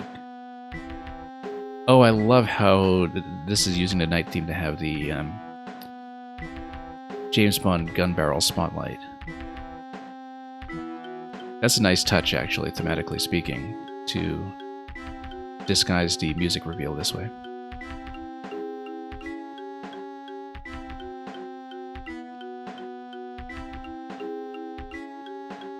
It was for a contest where ball extra challenge was required. I see.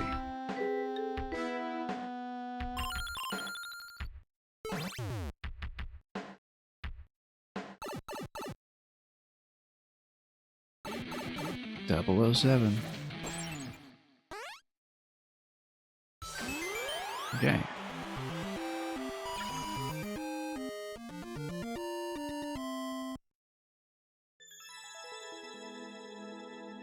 Well, for a moment I was shaken, but I can't say I was stirred. Puff and Fiend coming in with a party of 5. I give you a nice warm shout out. Getting both styles of Baldur's Gate 3 over there. I hope that's going well.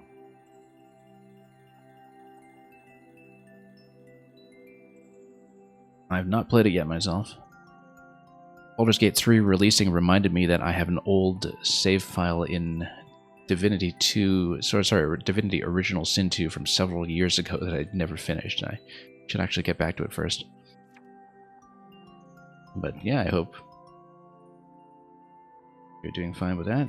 Did I mark this as a win already? I don't think I did. There we go.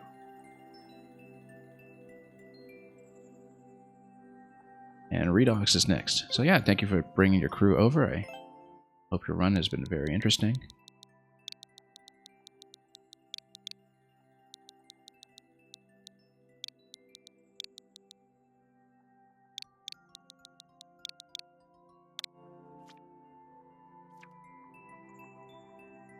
Okay, here's the Flash. This is from June. Okay, close to a 10% completion rate on this, so Redox going easy on me after seeing me fumble so many ground pound cancels last week.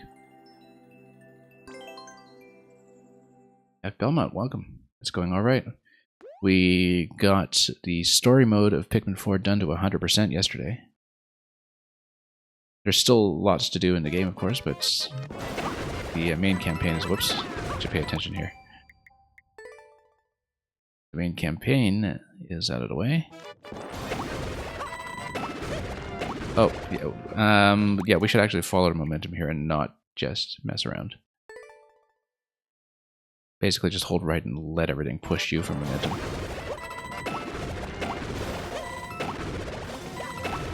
I love that little momentum boost, actually. Considering how many momentum-based levels I've seen in its 3D World style using dash panels, it's kind of surprising that I haven't seen this combination used more prominently. To give you some extra speed. It's a fun mechanic.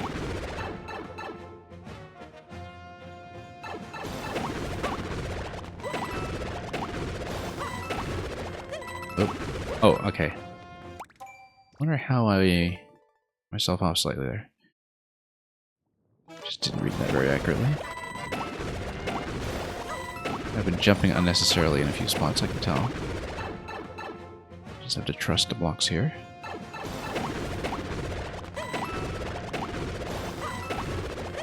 But yeah, I see what's happening, is that there was that one diagonal arrow where, because it's a jump, I was totally expecting a push as well, and the push didn't come, and that threw off my expectations slightly. But yeah, you just jump at the arrows and there's nothing more complicated than that.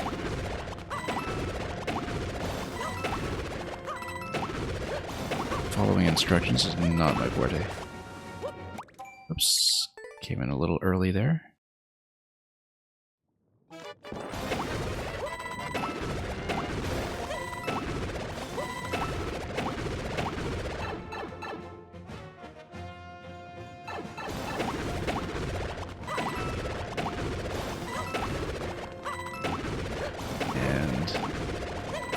Go. One side benefit, I guess, of spending so much of the last 4 months or so playing things that are not Mario Maker is that those of you who have come by have seen just how serious I am about not following instructions and directions and guidance when it comes to any video game. It does make for a rather idiosyncratic experience in Mario Maker sometimes, because I tend to read indications so poorly, but tend to reason my way through mechanics in such a way that sometimes makes up for that.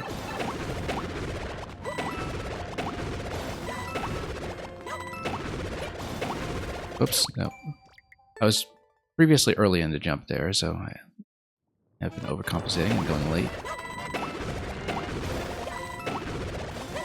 Yeah, but this is very much a, hold right and jump into arrow level, where you just kind of have to trust momentum and reaction time. There we go. That's actually kind of a nice curvature on that. I feel like maybe I'm slightly overshooting the last exclamation block, where it's supposed to push me, but I'm actually falling because I'm ahead of it. It's what it looks like, although I don't know if that's accurate.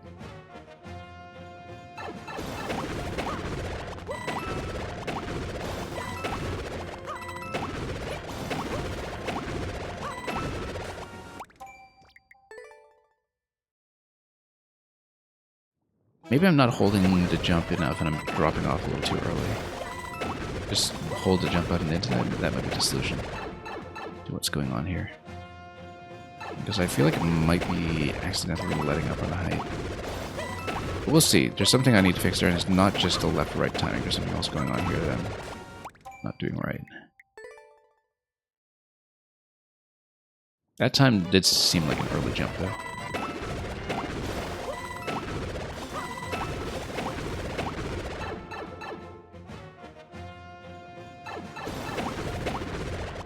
The switching mechanisms are thwomp-based, so it's based on Mario's positioning, not on any kind of outside or global timing, so positionally it should be consistent. We just need to find out what exactly that pocket I'm missing is in the little jump.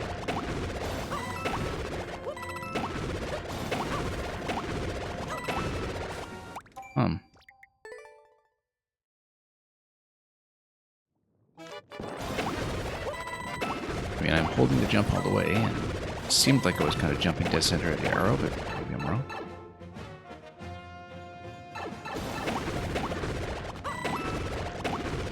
It's very tempting to twirl sometimes, but in 3D World that actually often makes things worse because of the curvature being different. But actually, maybe the twirl worked at that time just...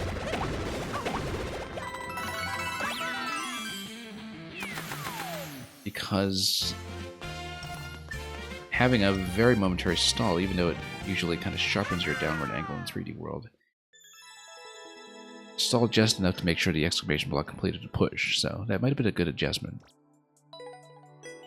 And right on time as always, so thank you very much. Jumping too early? Yeah, I didn't think it was only jumping too early. There was something going on there. But yeah, I was definitely kind of dropping off before I got pushed. And Sugar Bear, welcome as well. Sugar Bear K, I should say.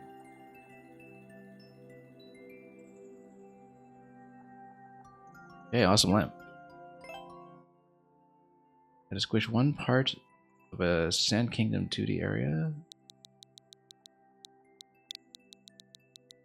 I see. I'm sure I'll recognize it. Even though it's been a while.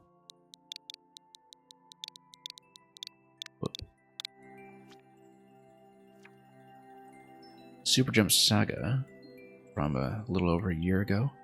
The bridge is out. Maybe you can ask Granny Koopa for a way across. We've been doing a lot of escort style levels lately. Not complaining about it. That could be interesting, so. And we'll see exactly what this is. One of your more awkward levels, yeah. I see that 5-minute completion time on it. Somebody was fussing with this. Anyway, there's a house over here. Some POWs. Whoops.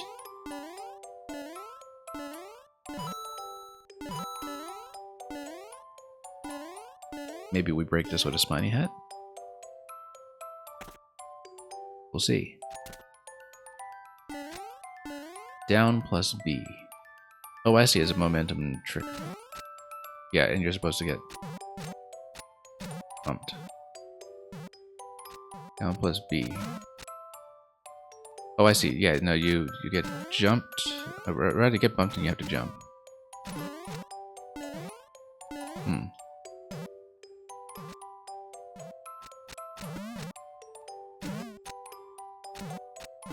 Or rather, you jump in that spot and you hold B into it. Gotta let the thwomp do its thing first, though. There we go. Okay. I have seen this before in a level that has been deleted. Luckily, yours has not been deleted, but 2022, I think it was actually around the same time, or maybe the year before, that's Mang had a level with this mechanic that got nuked by Nintendo. It was very sad because it was actually almost the same setup, but it's, you know, this super clown car high jump bump. And I remember that I kind of took a while to get acclimatized to the interaction there too, when it came to the input. But it was one of those levels that I was very sad to see go because it was very, very playable. And yeah, we hold right to fall into the right side. Yeah, so hopefully Nintendo doesn't take notice of yours because they have been known to nuke this mechanic.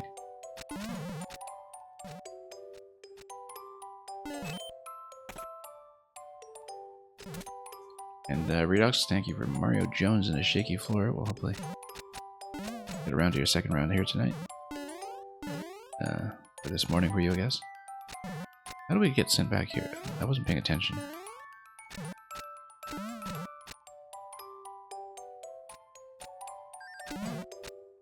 Oh, because we just fell back down this way.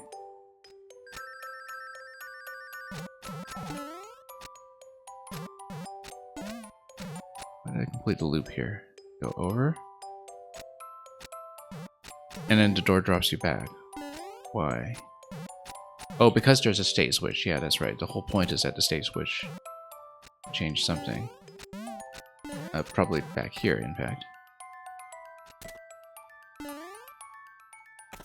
Can't trust my memory when it comes to this thing. This kind of thing. Right, partly is because we never scouted ahead here too, so I don't know what the on-off switch affects. Oh, the on-off switch affects the spawning of the swamp. Okay, that makes sense.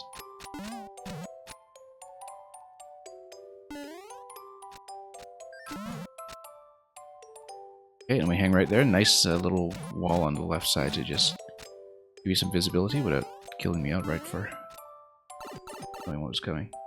This was inspired by Mang's level, yeah. Yeah, it's a fun mechanic.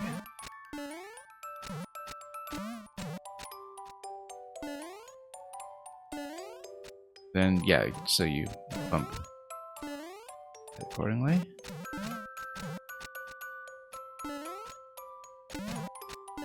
Oops.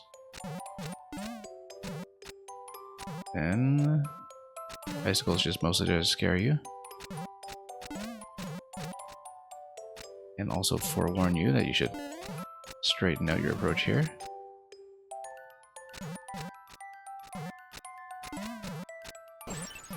Oh, interesting, that breaks it, because you're in the slide form, of course.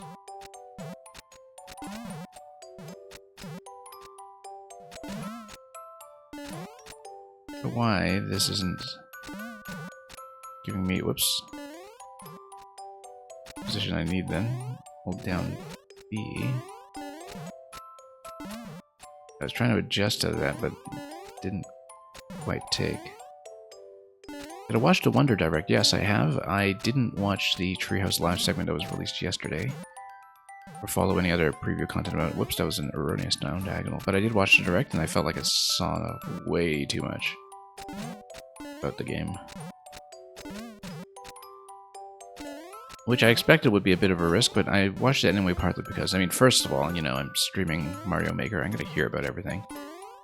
And secondly, because I was curious about what they would have as features outside the main game, and like what turned out to be the online interaction. And the Ghost races, or rather the community races, might actually turn out to be a fun streaming event once I've done my initial solo playthrough. If it turns out the networking is actually decent, which it should be, because that's one of the reasons why players wouldn't collide, I think. With the online co-op anyway, is that having players be positionally interdependent is one of the things that makes the netcode in Mario Maker so extremely laggy, because it has to be perfect. And it has to account for everything. We just hold down into this without jumping until later, maybe? Down. Down.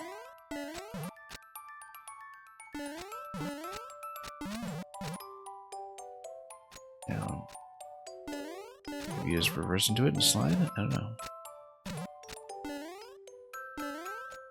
You're supposed to slide down here and go up the slope. Oh. Not that way. Come on. Now the awkward part. Whoops.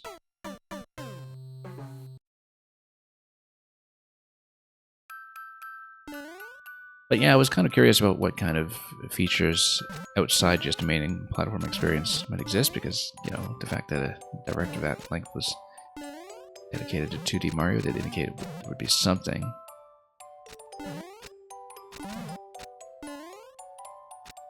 Similar to Coin Rush or challenges or the other ideas they were exploring a decade ago with NSMB 2 and U.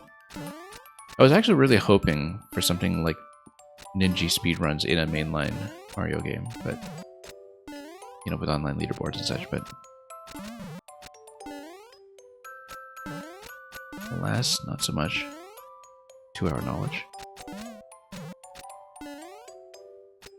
So we're trying to hold into this the same way as before, but that clearly doesn't work because it sends you up towards this block. I mean, it's telling me down in these two locations. I'm trying to tap down again and see what happens, but...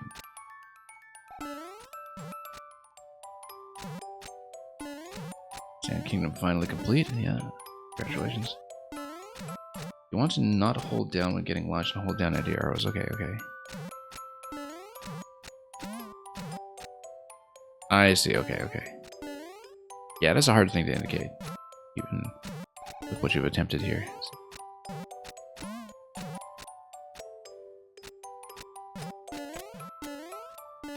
I think I remember having trouble with that in Mang's level too, actually, now that I think about it. But it's been long enough ago that I don't quite recall. Whoops.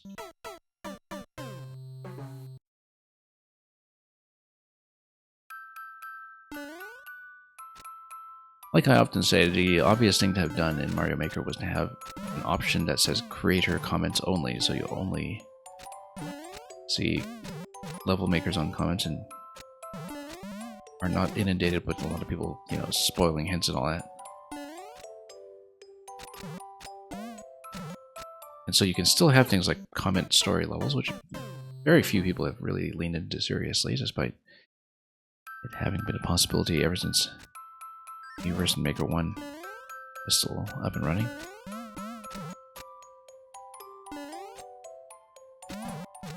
Nope.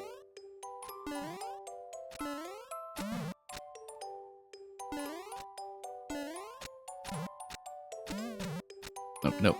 Just to jump. Go. At least that's consistent. Nope, let's do it again. Whoops, we can tell when it's not going well.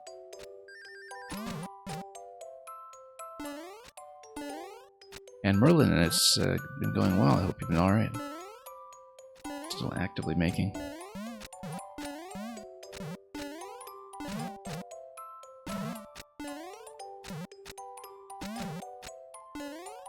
What theme should the Lake Kingdom be? Good question. Trying to remember what the 2D segment was. And, again, I'm sure I would recognize it if I saw it, but it's been a few years at this point since I last really looked at Odyssey. Yeah, I need to pull back a little. Whoops.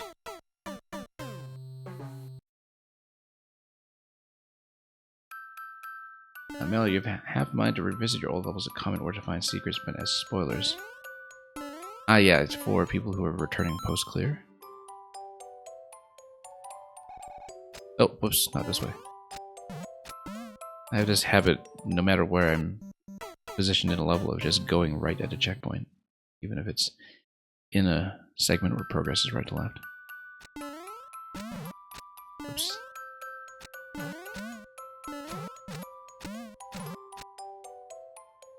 A little bit early. Hang on.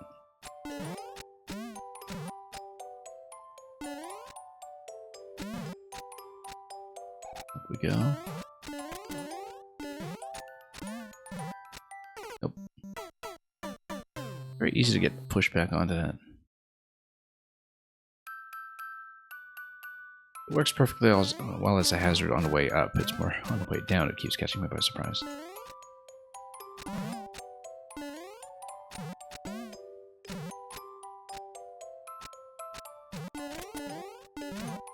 Whoops, no. Hang on. Nope. Can't get our wires crossed when it comes to how these jumps differ from each other in terms of control.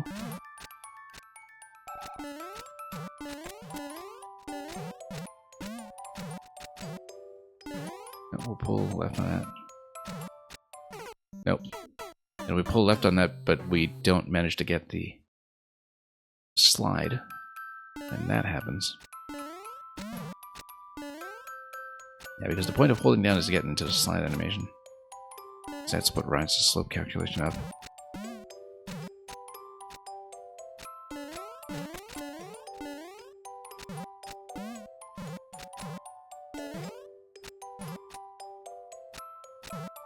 You can also hold L or R. Yeah, no, I'm familiar with that, but I'm not convinced I find that easier. It's not the issue.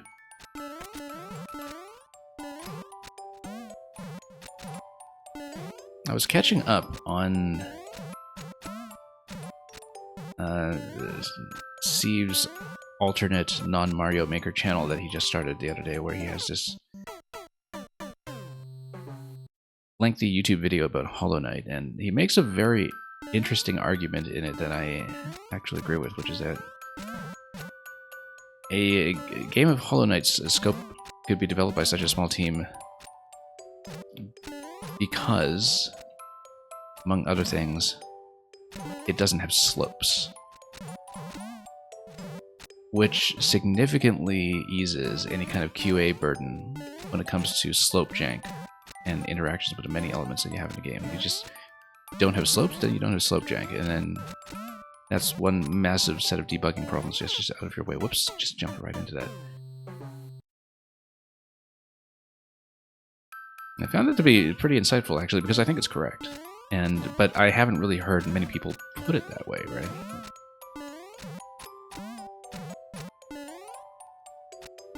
Phoenotopia Awakening and slopes. I don't know if I know of Phoenotopia Awakening.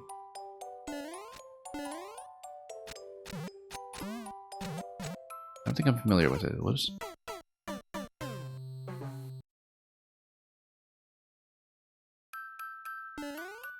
Okay. Whoops.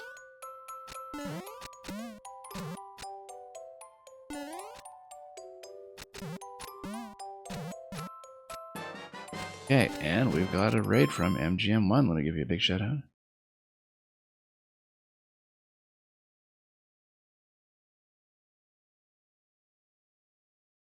MGM loves Bowser. That's good to know. You've been playing Mario plus Rabbids Sparks of Hope. I hope that's been going fine. Yeah, I enjoyed the first game quite a bit when it came out. Kingdom Battle. I mean, for somebody with tactics experience, it's very, very heavily simplified and kind of felt like a template for a game that would eventually be much more expanded, but I understand that Sparks of Hope actually takes a very different direction in some ways. But yeah, I never caught up on it because I was just absolutely drowning in games ever since late last year, and particularly beginning of this year. Including a lot of tactics games, you know. You have so much time, but I hope Sparks of Hope has been going on. It's also one of those scenarios where I think everybody learned from the first game that even if it is a Mario licensed game, the rule with Ubisoft is still wait for the 75% off sale that comes in the complete edition and somehow doesn't materialize for the original edition. Which is actually the reason I still haven't played the Donkey Kong DLC in Kingdom Battle. You made some progress in the last part, kind of right. The new content that just came out with Rayman, if I'm not mistaken.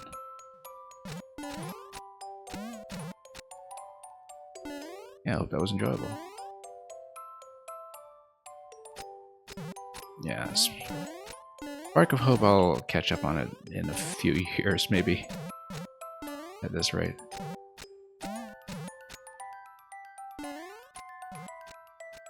Yeah, I love tactics games, but I was also drowning in them. I did my first route through Triangle Strategy earlier. It's absolutely phenomenal, by the way. And then, of course, we were buried in Fire Emblem for a couple hundred hours, and you know, something had to give. And last year, that something, well, one of those somethings was Spark of Hope.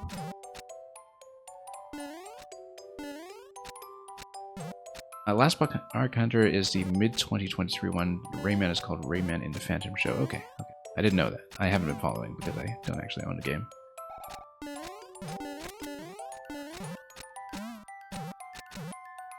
Oops.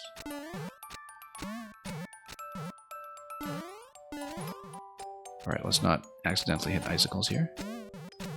And let's remember, duck at a second dip. Way up. And a second dip once again.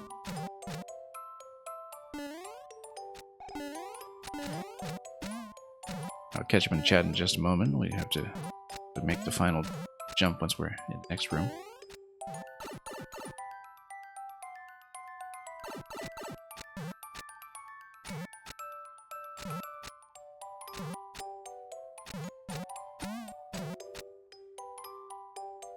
Oh, okay, almost missed that. Great, we got it.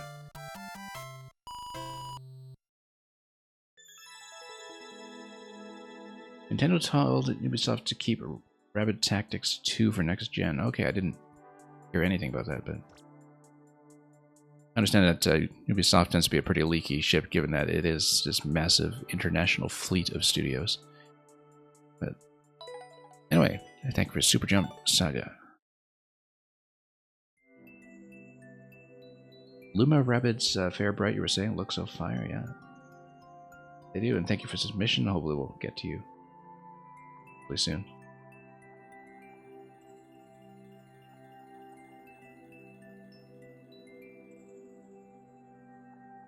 Yeah, we're gonna leave the queue open for some time. We'll see what the current levels. We'll get through everybody who's in queue as usual, so. 9G.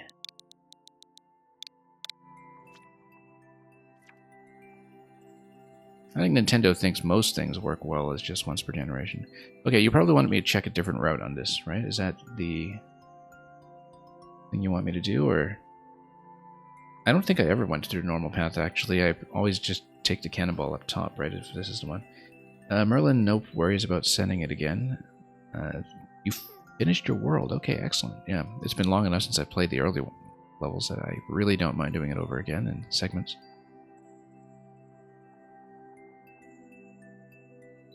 And yeah, let's play it. Maybe I'll recognize it, but it's been long enough that we'll at least pretend we don't.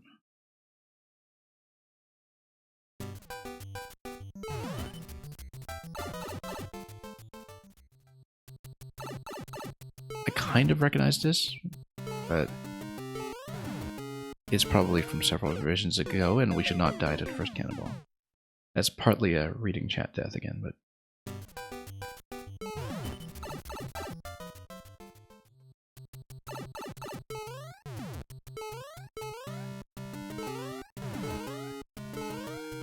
Okay.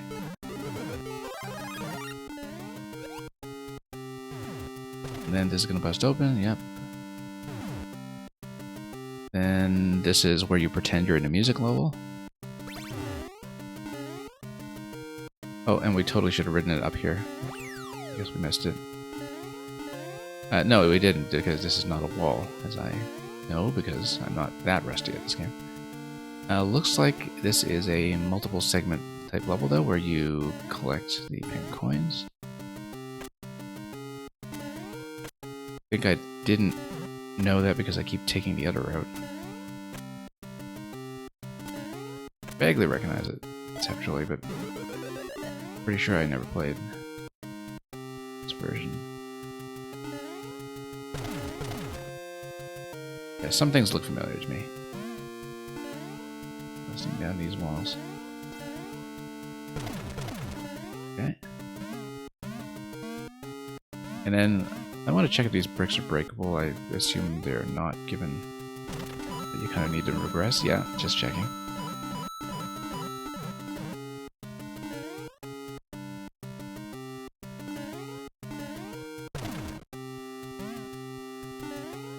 Oh, that's okay. You can still bust that even if you platforms in that order. And oh yeah, okay. Well, you can still bounce.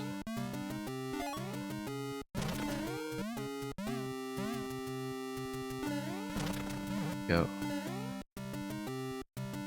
Third one here. We'll just lower this once we get up there. I guess we just slide under.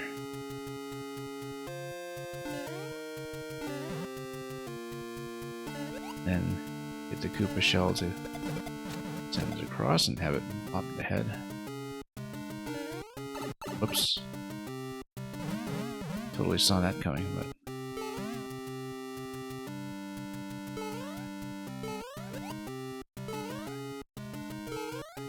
Trying to make this the weekly mole level, I see.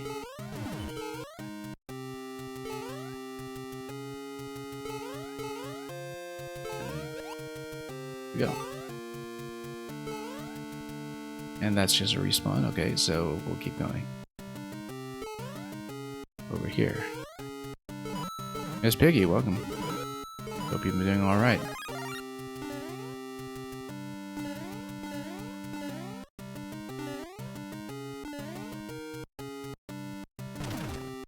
And let's up this. This little Bob-omb maze over here. Actually, kind of Super Mario World-like, if you could think about it. Yeah. Reminds me of certain locations of Vanilla Dome. For some reason. Okay, we can't just kill these and leave them though, because it is possible, I think, to make it so that this is not completable until... Well, I mean, if you do what I just did, for instance, you'd have to reset this area to get some of the bombs back. If you do exactly what I just did, in fact. But because of the door transitions and the pipe transitions, you're actually okay, so... Yeah, it looks like it is all just 5 coins within the same checkpoint cluster, so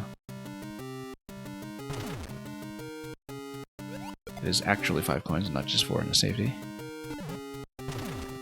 MGM, you're only going to be here for a few more minutes? Yeah, get some rest. And, oh, I did this again. Okay. Yeah, this needs to be repeated a little bit. Try to pipe? Yeah, eventually.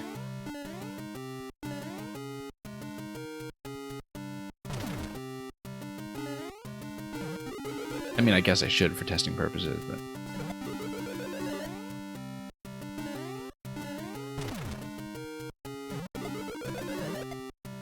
There we go.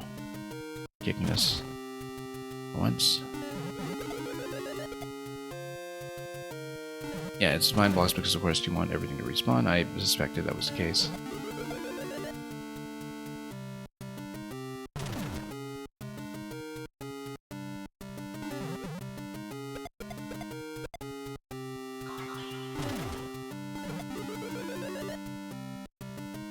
And that's reachable at this point, so... Messed with that too much, although we burned a lot of time on the clock.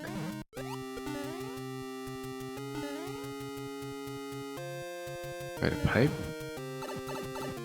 Beatable checkpoint, probably? It is. Makes sense for something that's coin collection.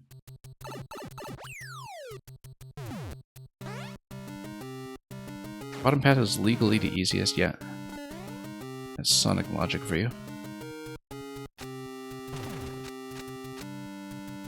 Okay, so we need the cloud to not expire, and it's totally going to with the way I'm flying this. Okay, up to the other one. No, I was just about to jump and I missed.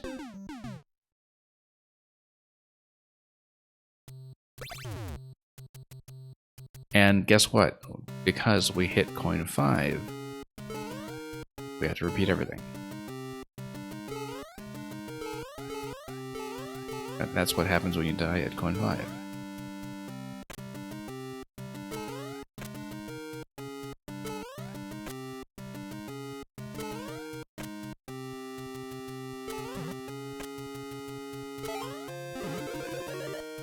Yeah. I'm one of those people for whom Sonic never clicked until Sonic Mania. And the thing that made it click, well, there were a few things, but one of them was realizing that Sonic design philosophy was actually pretty close to a lot of what I enjoyed in Mario Maker. Including a lot of this kind of multiple path approach, which I did a lot in Maker 1 myself, although nothing worth sharing nowadays or anything. I mean, it's Maker 1, it wasn't very good. But very often I would be... Oh, we lack a bounce over there, that's okay. Thinking about that kind of multiple route design where you really kind of have to commit to the path that you wound up with.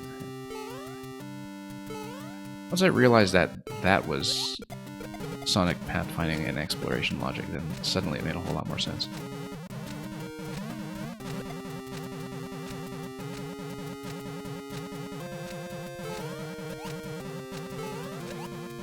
Okay.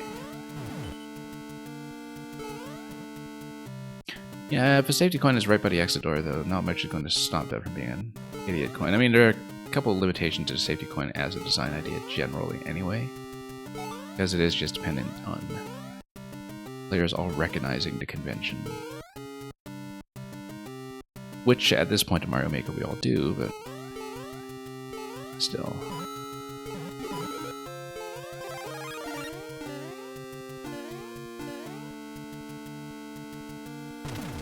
How does Shell survive? Well, it's a resilient one. Oh. Take it. Of course, we'll lose that one. That's right.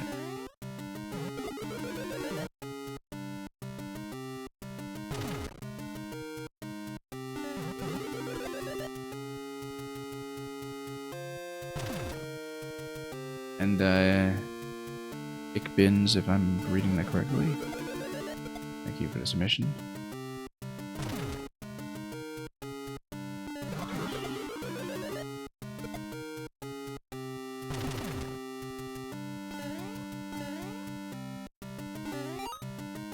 So this level has one instance of checkpoint without power-up. Yeah, naturally, just given the kind of checkpoint setup you have. Although not long ago I played a puzzle level. I believe it was by Itchy Knee, for those of you who know him. He's a very prolific one-screen puzzle designer. He made a pretty interesting puzzle that takes advantage of Nintendo-style checkpoint with power-up in that kind of back-and-forth checkpoint setup. It's actually pretty fascinating. This is obviously nothing, but we'll probably die to the cloud at this point, because we could have jumped onto the spikes, but then we wouldn't have made it over to one of the panels to the left, so yeah. Oh, we did the same thing again. You know, let's just do this first this time. We did the exact same thing, we just died at the coin after collecting the key.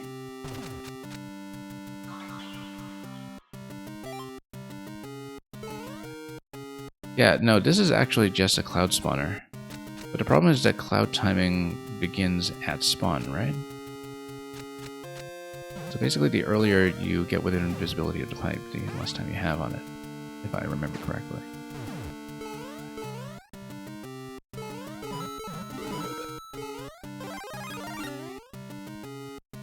I didn't get the CP after any coin anyway. Oh yeah, that's true.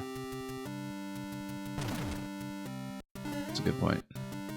Too busy talking about a checkpoint instead of actually taking it.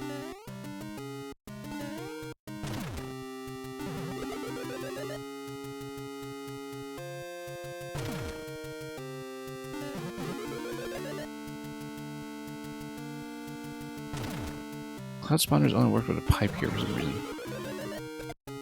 Interesting.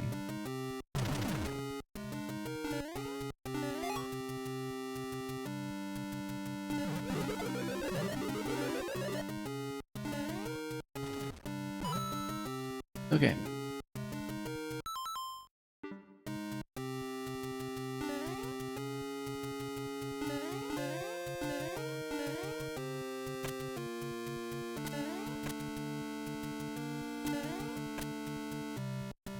Alright, let's take this.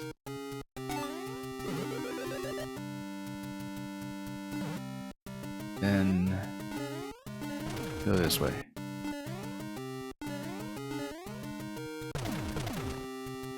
Yeah, we're living dangerously. We haven't taken the checkpoint or anything, but I do know that a lot of these other coins are not going to be lethal in the same way, so at least that's our going assumption. We certainly made a mess of seemingly safe situations in many ways before, so.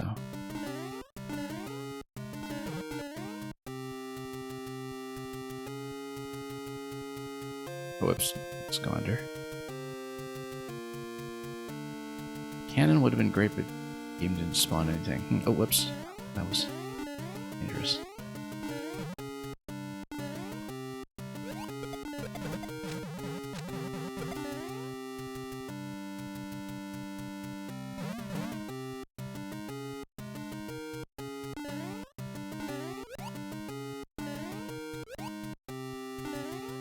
Okay, up down here.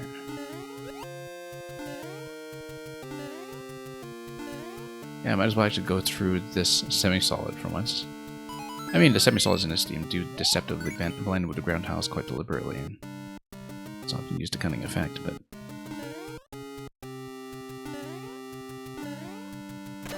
Here, we'll plug in, and not die immediately. We can help it. And now, we'll grab this checkpoint with the state switch blocking that off at this point, so that all right to me. Oh, no.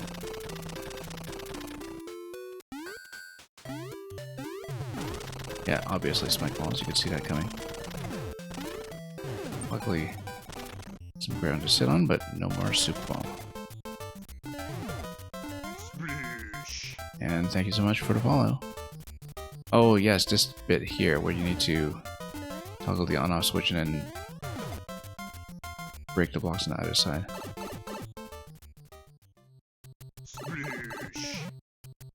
And thank you for the follow from Fairbright as well. Could have taken the pipe instead? Yeah, I guess I could have.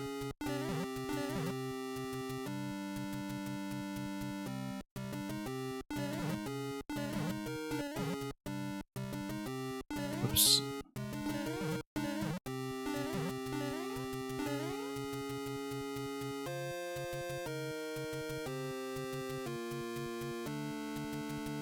Maze free, so maybe not ideal. Oh, you mean for testing purposes, or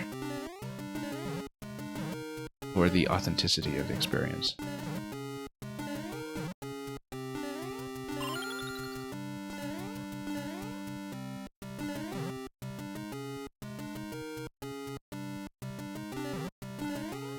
Okay.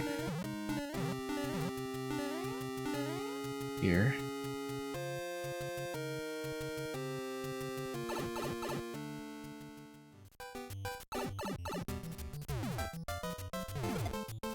Well, we can be pretty extreme sometimes about doing things the long way, so...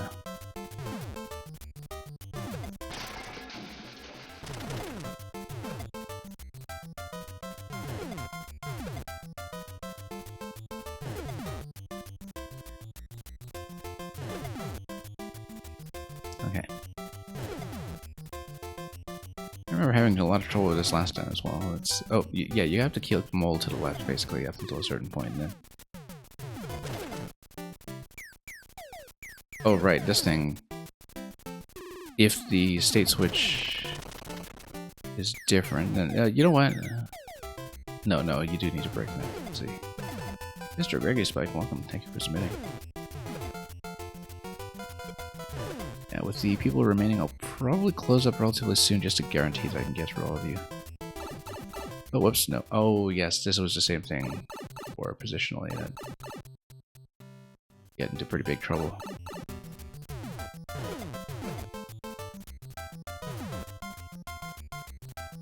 Roll it. Come on. No. Yeah, because the problem is that, you know, you try to run a mole a certain way, you just walk right into the pipe and you're not paying attention. These two interactions do seem to conflict a little bit. And of course, if you come out here with the switch toggled again, then you kind of get shot in the face by this pipe wall here. Okay, we need to stop bumping the wall and position it this way. You do kind of need to roll the ball over here. Let's roll it. Come on. Nope.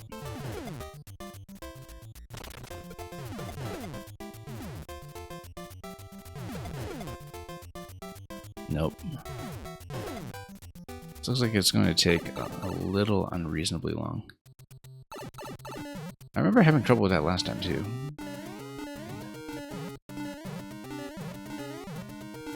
Is there another exit here? I don't think so. I think we're just going to time out. It's okay, we're at checkpoint now.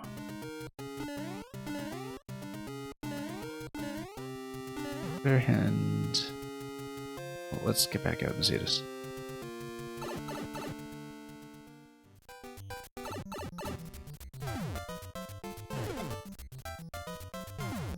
It's not the fastest path because of this, yeah.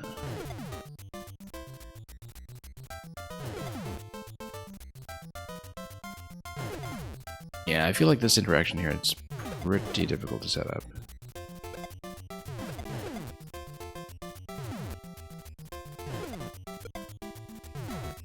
You're kind of dealing with these two fluctuating parts that are slightly out of your control. Both the mole and the twister at the same time. And meanwhile, there's this, you know, very high potential for accidental pipe entry. You do need to lead the ball this way, I think. We're gonna time out, so. Where does that one look like it was going to hit, too? Maybe it's just the slope at the very end that's a little too steep for that. I feel like it doesn't quite work out.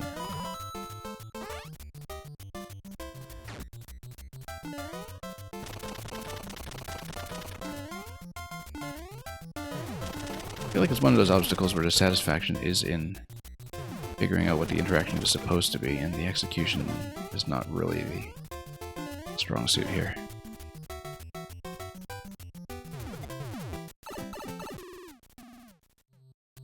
Where, you know, it doesn't matter if rolling it over the top right slope is nerfed a bit to be a little easier. Because at that point you kind of figured out what to do, and it's a matter of just getting both the mole and the twister to behave at once.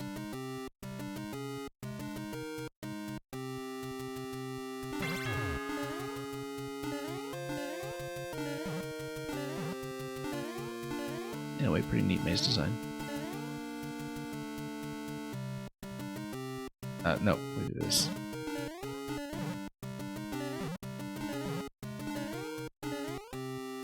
Whoa. Come on.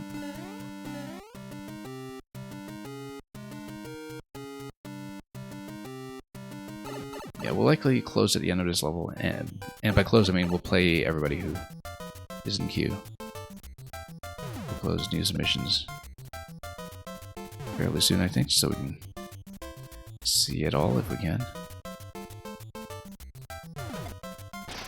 Yeah, rolling this is fine, rolling that is not so fine because, oh, I guess it drops that completely. It's not too bad because at least a blaster won't shoot you in the face. That's way over.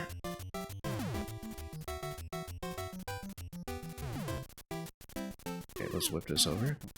Nope. Yeah, the fact that this extends just a little further beyond this pipe entry as well, there's a lot going on here that does make this feel completely out of my control, or at least substantially. Next step is mages that changes over time, yeah.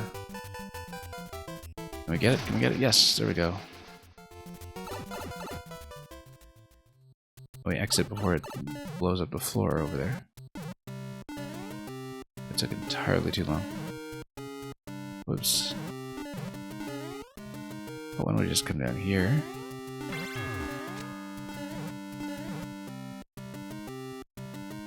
Down here.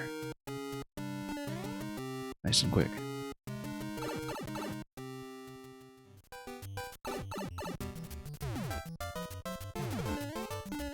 And yeah, busting up the bit with the Red Blaster is actually helpful. Okay, we might potentially have a problem here, which is that the mole follows me. We need to basically drag it to the right before we do any of this, unless... Oh, that works. Whoop. Oh, this is gonna be risky. Trying to get a crouch jump over there. That did not work out. We got it though. Optic, you're just about to finish. Just gotta make the pixel art, yeah. Anyway, thank you for the GG.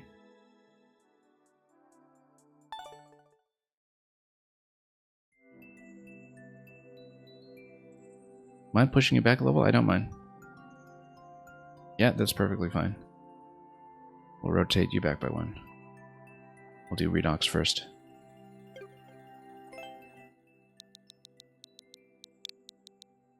Yeah, no, I pushed you back in the bot, so you'll come up next in the bot again.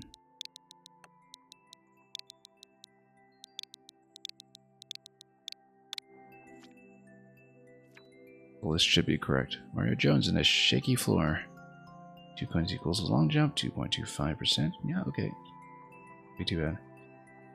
Like I said, at this point I am going to close the queue. And for anybody who's new here, my principle generally is that as long as you stay, you will be played. We'll get through the queue.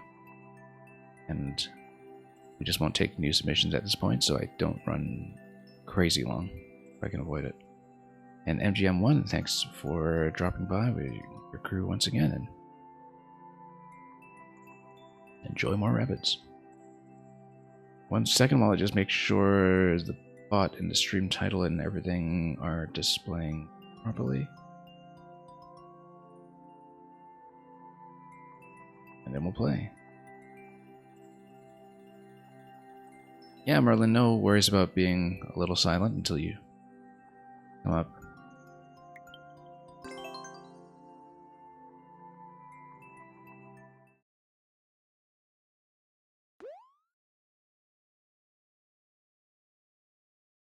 Mario drones and the spiky floor.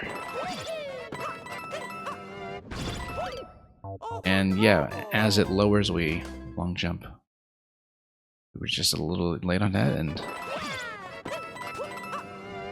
I know it's a bit of a weakness of mine to be a bit sluggish on the wall jumps as well. The timing was good that time, I just did the wrong jump with the double coins later.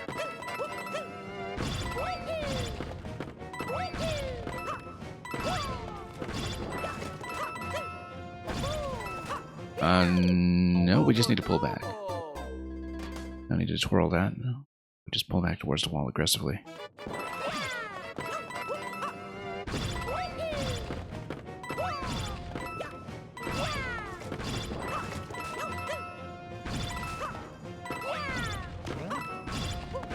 Whoops. A little too far to the left and picked up the crate.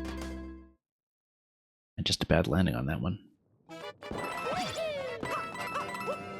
Going a bit early on the jump immediately prior.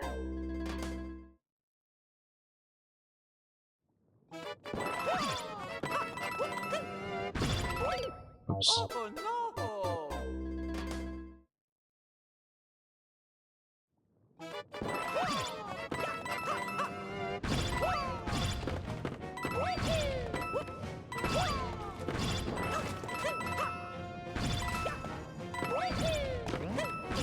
Yeah, I see what's going on there. I'm going early on that because I'm seeing the coin but not waiting for the full bounce.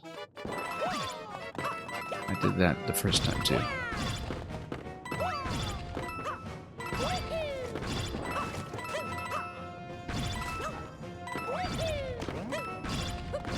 No, once again, too early. Pretty close to the end there. 5 seconds remain. Out of 20. Most of the way there.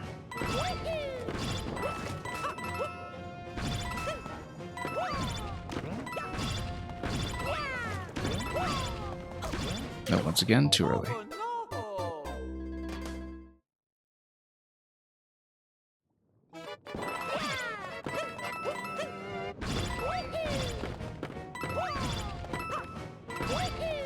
That's okay.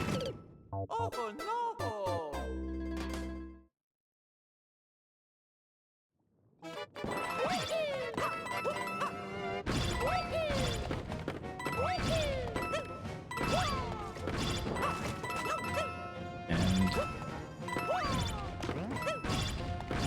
there we go.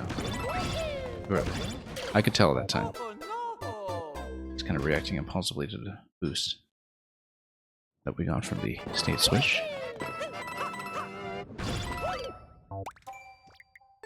Everything seems positionally dependent. It seems like plump switches, probably. It's not like we have a lot of really interdependent parts over a long stretch, like a lot of those spinies and clear pipes that we often see in these levels.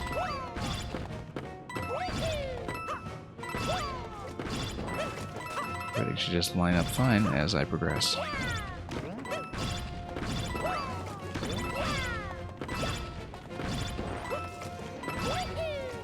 There we go. Seemed like I was coming in low into flag, but we got the what up. And Optic, let me know if you need more time for the clear check. Thank you for the GGs.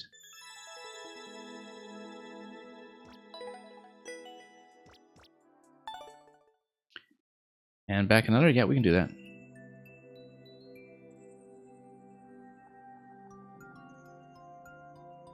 I'll just type next twice and push you back by 1. Whoops, we forgot to mark this as a win. Let me try this again. Make sure thing is correctly. Merlin's going to be next. Merlin is here, so... Merlin, I believe you said you wanted me to start the Super World again, if you have that finished. Is that correct?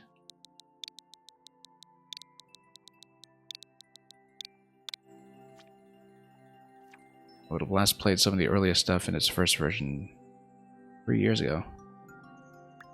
Yeah, so for those of you who don't know how I usually do Super Worlds, if the levels are quick, I just keep on rolling them in for the first 15 minutes or so.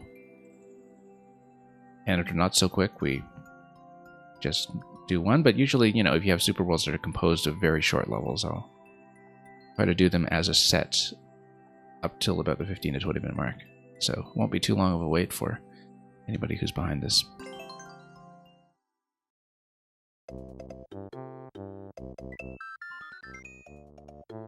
Unless, of course, Merlin, you want me to do the Super World as its own stream at some point. If you'd prefer that I do that, then we can do a single level of yours instead. Because I might be able to do it, depending on the length. So I don't know if you'd prefer that I start this one now. Yeah, I've done it for people before. I've done lots of Super Worlds before. And like, if you think it's in a finished form and I'm not going to lose my progress or anything, we can totally do it.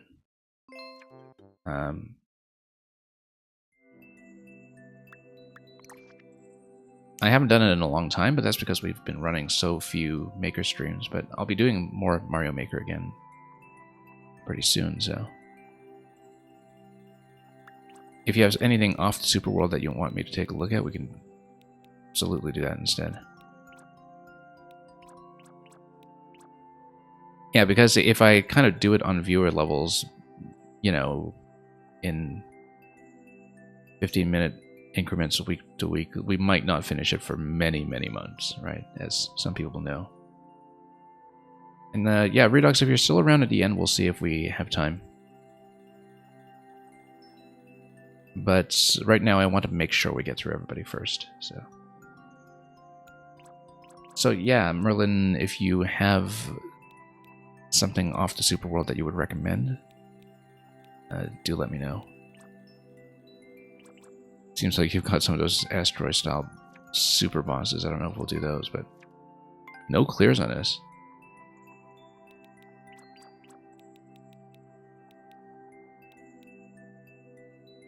So, yeah, do you want me to just pick something? I'm not going to pick something really, really hard simply because we want to get through the views somewhat today. Yeah, that's getting into some of the much older stuff, but we can do that too, of course. Check further down, yeah. Because once we've gotten your Super World re-uploads out of the way, we can see what we're missing.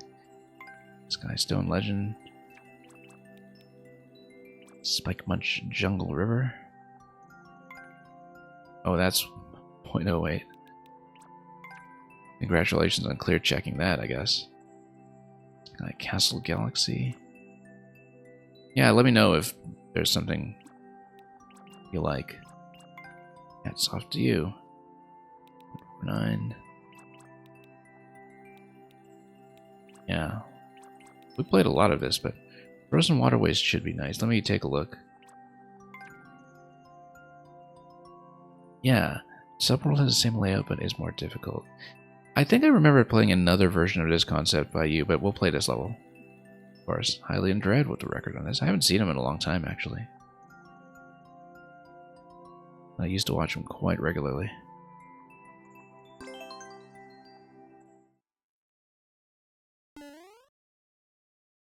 Yeah, let's pick up an older one. Easy. Hard.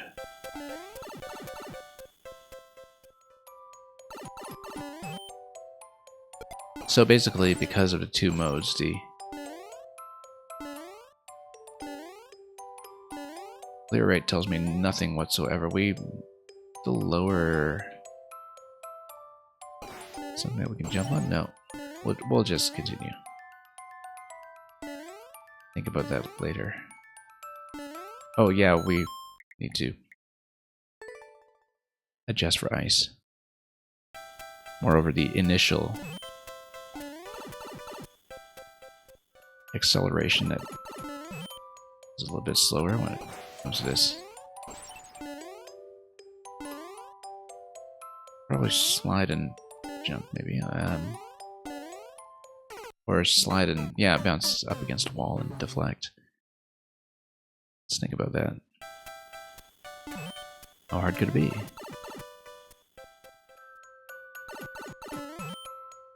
It's probably icicle or something. I don't know. We're missing something. Probably jump off the icicle and doesn't quite give you the height you need. That's okay, we'll get over here. Oh, interesting. Looks like you can probably go up here too. Nope, ceiling. Whoa, okay. Oh, I see. Took me a moment to notice what was going on there. I thought I had to drop the icicle and go through that pipe.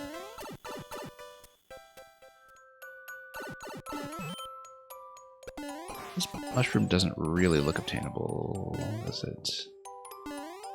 Guess we need a lot more momentum.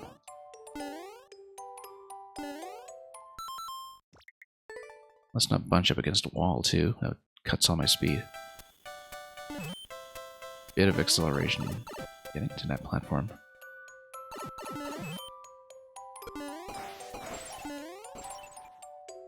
There we go.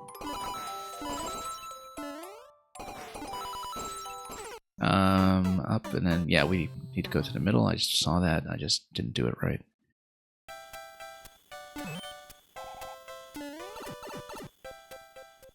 I'm sure it's obtainable. I just don't have it yet. Oh, did I run over a snowball or something? I saw something pop for 200 points with that. I totally did run over a snowball.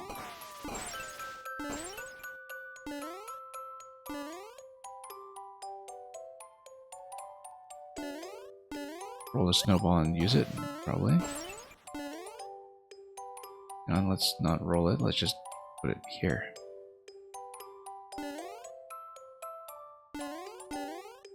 No, hang on. Because with the jump button, you just pick that up. Get it by jumping from the highest point there.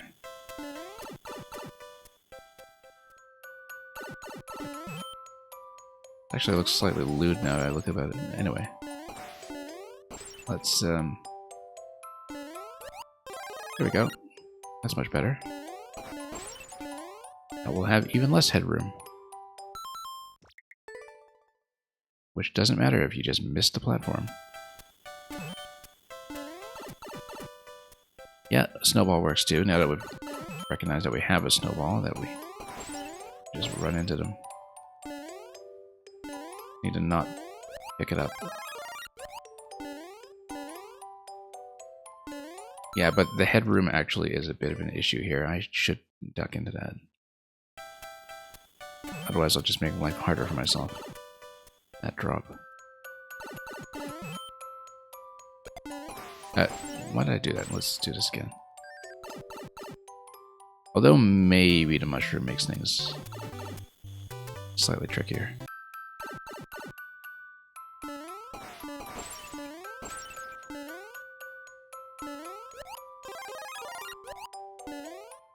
We just need to duck into this. No, actually, because, yeah, the acceleration is just too slow initially if you... I have to land on the left side and kind of stall for a moment. Yeah, thanks for punching in the final code, Optic. Let's not bother with the mushroom, actually, and I feel like damage is not as much of an issue here as headroom.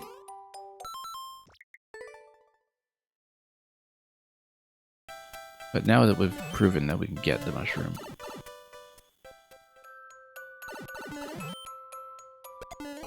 we're set.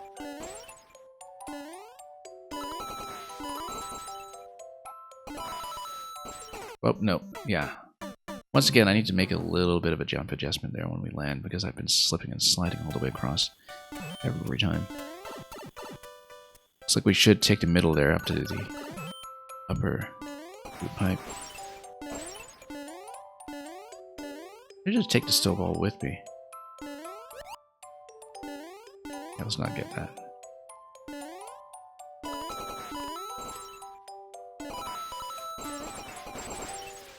Okay, this way. And coin, why not? Thunderous applause.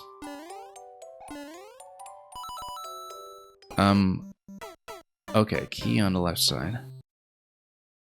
And the platform just pops up and down because the upper part of the track is open, the lower part is not.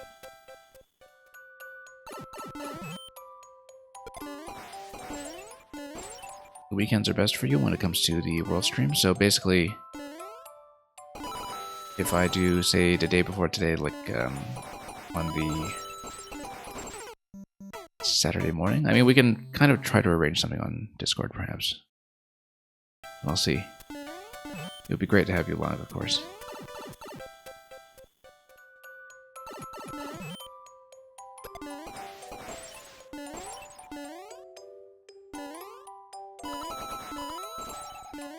I'll have to put it on my list of stuff to do.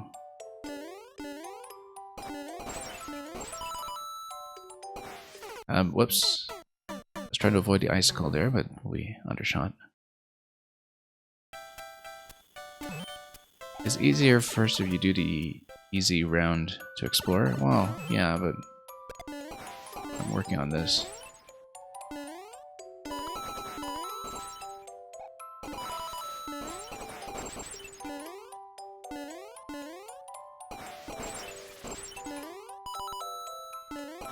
Oh, whoops. Yeah, that was supposed to be a bit of an adjustment jump, and we just missed. Go left, get the key, go right, get the door. I'm sure that's what it is.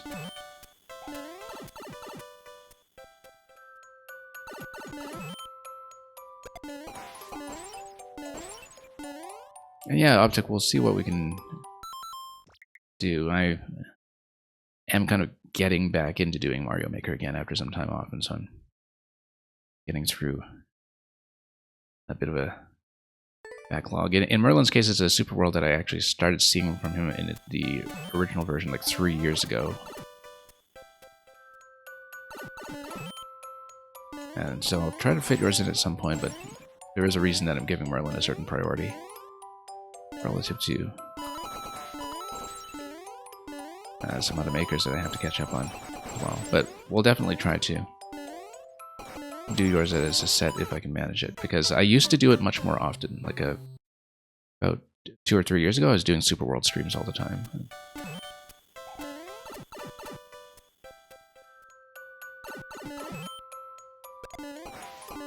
But yeah, I also do them on viewer levels in, like I said, 15 to 20 minute chunks of that works. And I have gotten through some worlds that way as well, depending on their scope. Oops, we need to stop overshooting.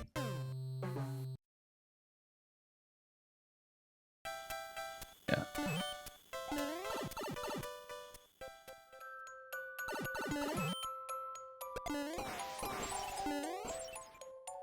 Whoop.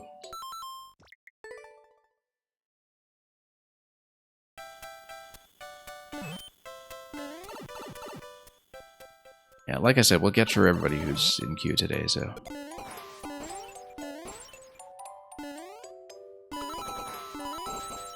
This looks pretty manageable. It's easy to have very careless things happen on the ice if we don't adjust properly.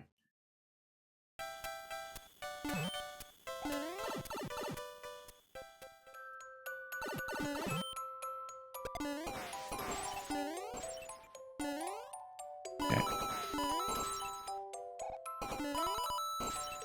Oops.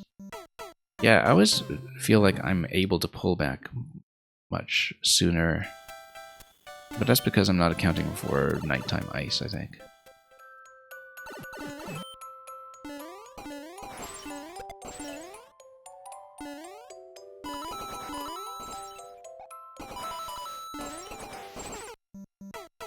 To do a bit of an adjustment there.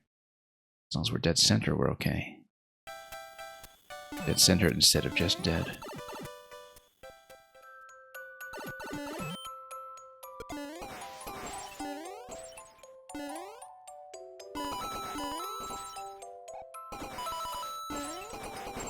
Nope, thought I could adjust, but not quite. Yeah, I'm Mel64. If you're looking for the name of the course on that maker ID, it's Frozen Waterways. It's quite a ways down. It's from 2021, I think.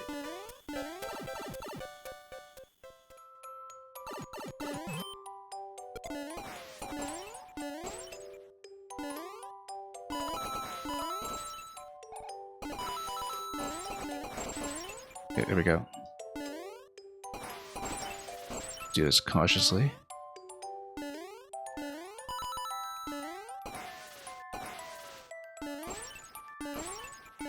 See? Works a lot better when you just take it slowly. Oh, you do need to drop this first, I think. Maybe not. Okay, maybe not.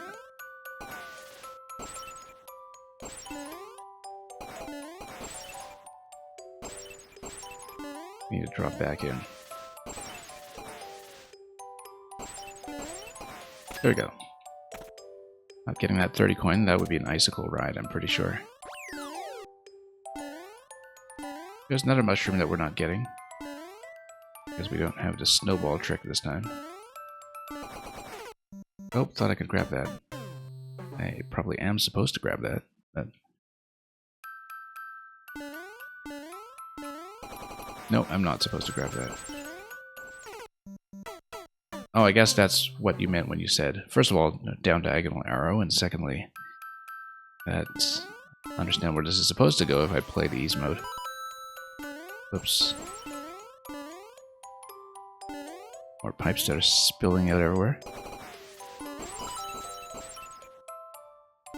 Okay.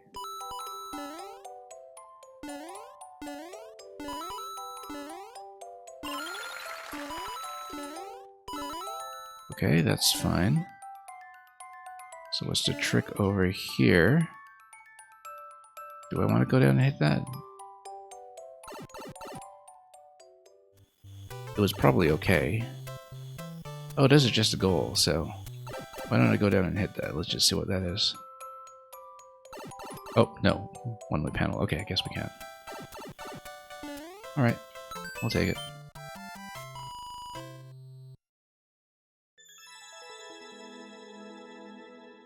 Faster than you? Yeah. Well, I mean, still a whole minute off of Hylian Dread, but he knows his speedrunning. Thank you for the GGs. And I'm totally willing to play easy mode at some point, by the way, but we'll put it off for now just because we do want to get through the queue. Optic, you are ready at this point, right? Since you did post the final code. Thank you for checking in.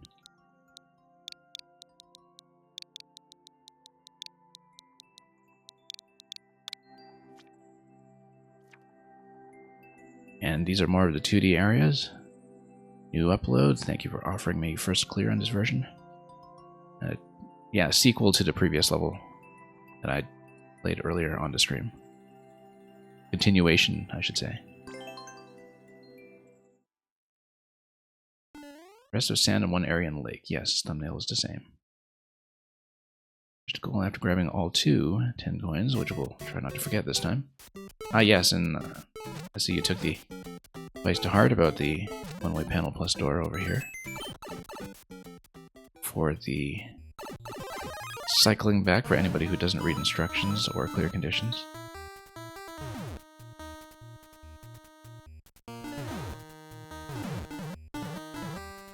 Yeah. There's the gold times in that pyramid. That's not wise, but yeah, and I know you're just, you know, making a faithful remake, but I did, of course, feel like that was worth checking, just to see. Because we're foolish that way. Yeah, because you can't do upside down, that's why. So, because this is supposed to be the gravity switch. The famous gravity switching 2D platform mechanic that I'm sure everybody remembers from Metroid Other M. Oops.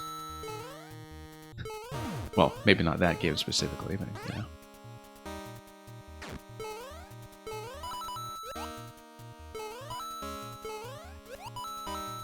And yeah, more coins.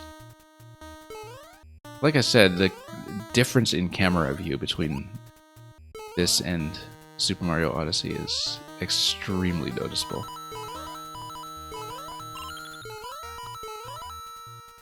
Because everything... You can tell how different the 2D jump physics are in Odyssey, actually, to compensate for the camera zoom and pixel size and everything. That's one of the reasons it doesn't really feel like actual 2D Mario. That, and because you're playing with a stick the whole time, which to me feels very unnatural when it comes to 2D spaces for the most part, unless games are specifically designed around them. And a lot of more recent platformers from, say, the past dozen years are. They do kind of accommodate the stick first and foremost in some ways, but I'm still a D-pad player at heart.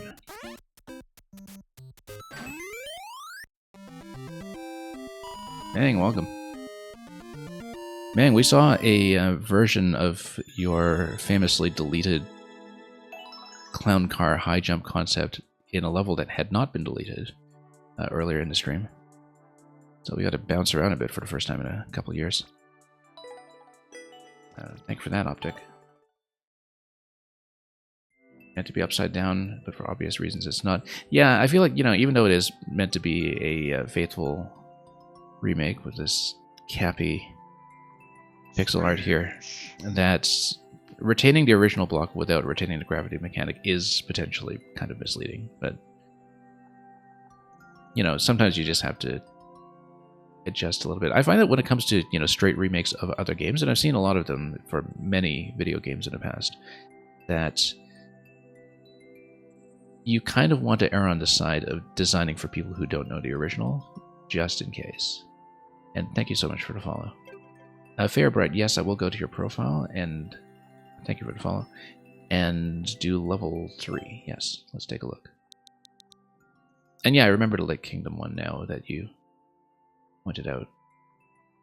Let me make sure your code is here first.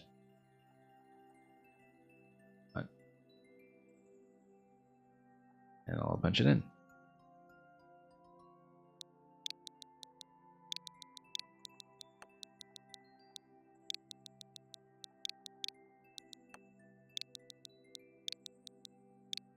I mean, I guess the world order kind of opens up a bit in Odyssey anyway, right? So you have some flexibility. I remember I did the Wooded Kingdom fairly early in my own run.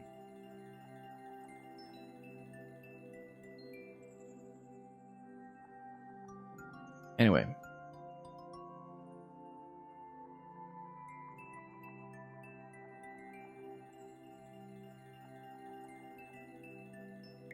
Oh yes, you wanted me to look at level 3.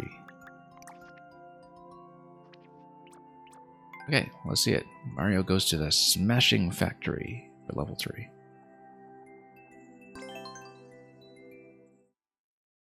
Well, it's an SMBU, so it's not going to be hammer power-up, so let's see what it is. Ah, okay. This is the Smashing Factory. So it's just Crush Test mostly. Oh, it's kind of pixel precision to avoid Crush Test, maybe? Not really pixel precision. If you ride on top, you can kind of land against the next one, although the fast blocks are going to have a word to say about that. Basically, if you run straight towards another block, you see a stopping point. And then you can tuck in nicely without getting smushed. Like I was saying. A Daredevil Comet, yeah.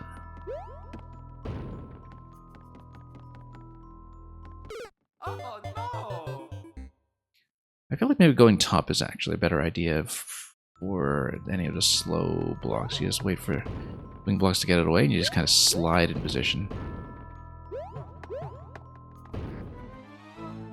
Yeah, the approach here is to go top. It's much, much easier.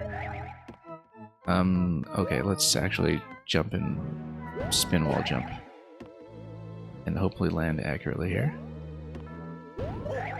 Here we go. That feels a little bit blind, that one there. But I guess the early parts here signals that Thwomps land on red blocks, right? I guess that's the idea. So you're supposed to read the red block and understand Thwomp is coming. I would not have understood that blindly. I do understand it after seeing it once.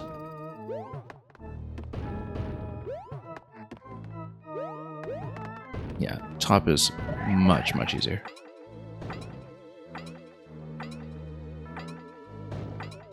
Yeah, you can just spin on this guy for a while. Anyway, whoops. I'm going to try to go around, but that's obviously not the way. And you just run past the other Thwomps for the doors from that point on.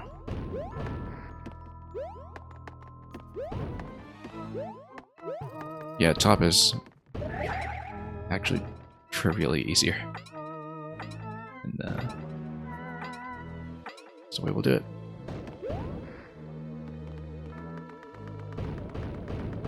And whoops, I was trying to hold up into that. I knew it was coming, and I think it was late.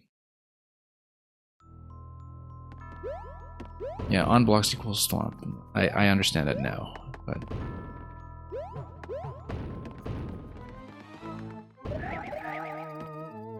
yeah, it's so much smoother going on top. It's actually kind of crazy.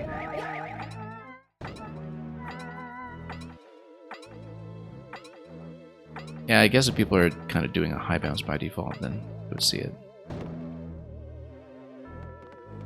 Alright, let's just go and let's actually hold up this time. I think I had an accidental diagonal input previously, and that's the issue. I was trying to go around there. You do need to react quickly and go to the first block, I think.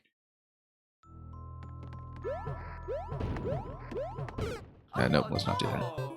Being a bit too aggressive now.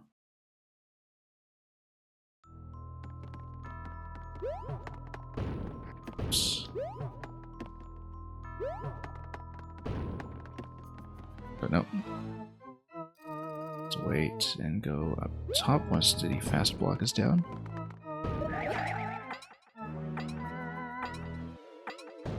Lower it. Oop, no. It was just a slip.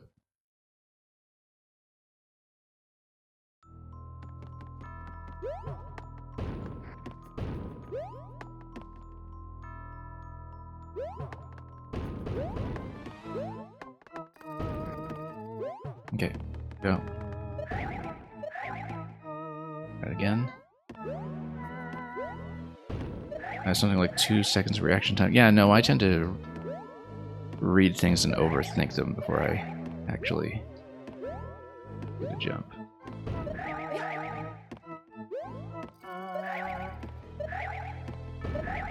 Alright, let's do this again. Okay, whoops, too close. Spin is better than jump spin, I think, but we'll do whatever positionally works. Jump spin overshoots a little too much. There we go.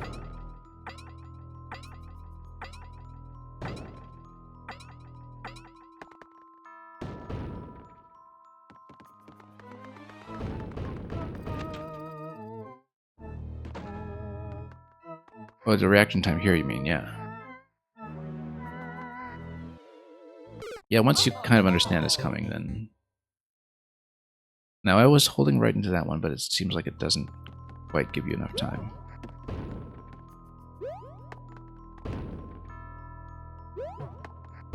Maybe I'm incorrect about that. Let's see.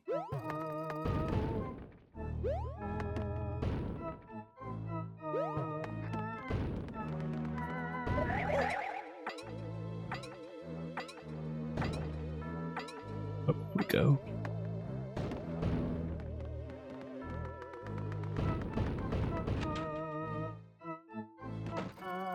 Okay. Should actually, jump from time to time. That might help. Okay, so you can actually sneak around there. And you just get up here and get a key eventually, right?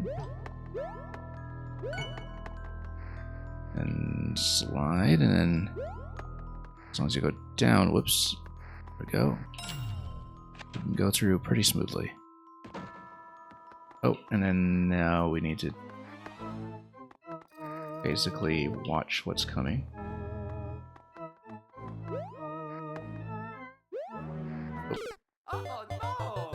Didn't see that one coming. That's fine. We could have gotten there. It's alright.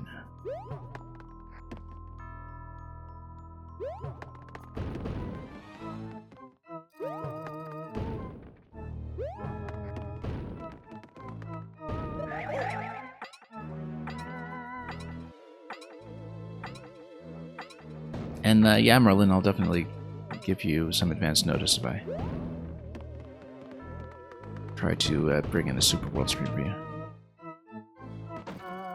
I have to do a lot of Maker catch-up between now and Wonder. I'll be doing some puzzle streams probably and some other things. Now, I made that previously. I think I just need to jump it, actually, in advance before I get smushed there. I keep thinking I'll just ride things slowly, but I should actually be gaining height a little more proactively. That whole segment.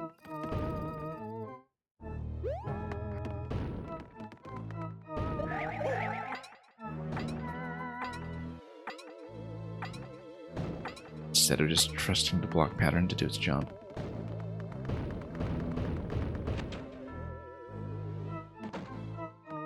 Okay.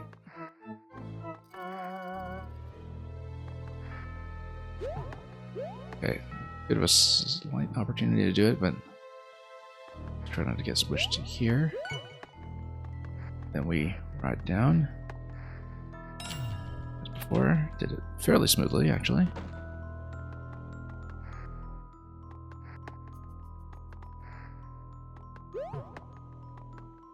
We should have ridden this up, but no, we'll ride this up to avoid the issue we had before. Whoa, that was not great.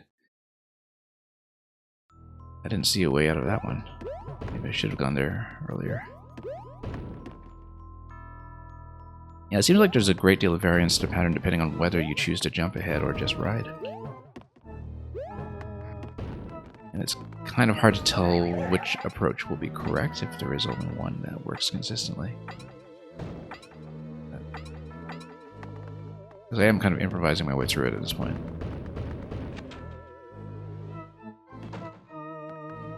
Yeah, I'll catch up on messages in just a moment. I do have to platform through this first. Oh. Guess we know we can do.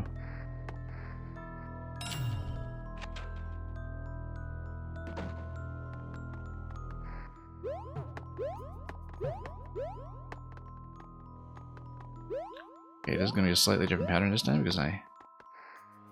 You're in advance, but then... Huh.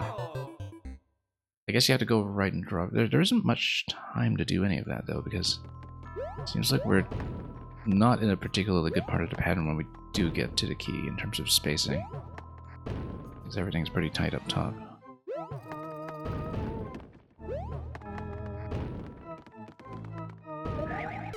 Whoops. And yeah, Merlin. I am, as you'll notice, back at my old stream time from a few years ago as well, which is a little more Europe-friendly. So, glad to have you back as well. I mean, I have been on, I just had been running Zelda for the past few months. More recently Pikmin 4, but like I was saying earlier in the stream, we hit some pretty significant milestones with both of those games recently, and so I can slow down on streaming a bit and do some other content instead.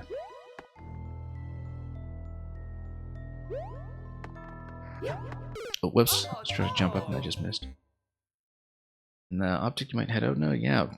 Thanks for the levels again today, and hope to see some more.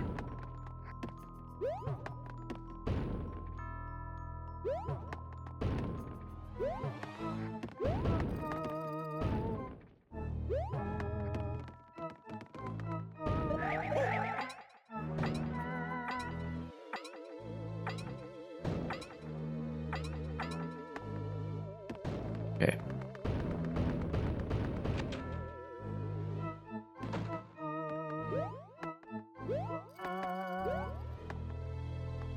Yeah, this one we need to jump. So far this pattern is okay. Yeah, we've been pretty consistent about this lately, except, of course, yeah, no, that was an accidental wall jump. I didn't realize it was still clinging to the wall when I button. I was trying to jump off of the block instead, so... The accidental wall jumps in such tight columns do need to be watched.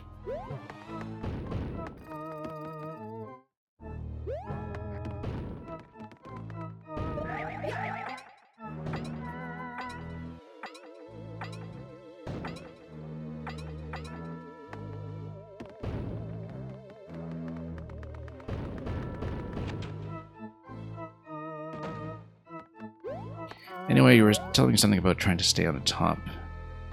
That next room, we'll see how that goes. Now let's just be careful about not pressing it into the walls. The wall jumps unless we... Oh, missed a slide. It was almost a squish.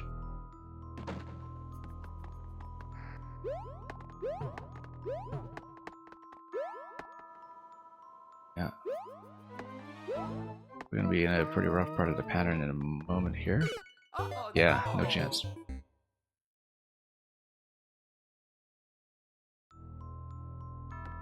Better stay on the top block, you're saying, We'll see.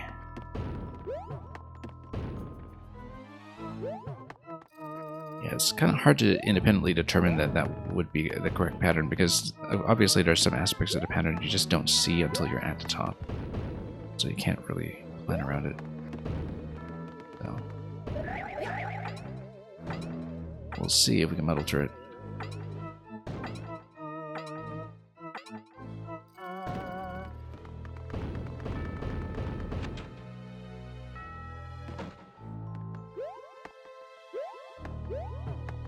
Nope.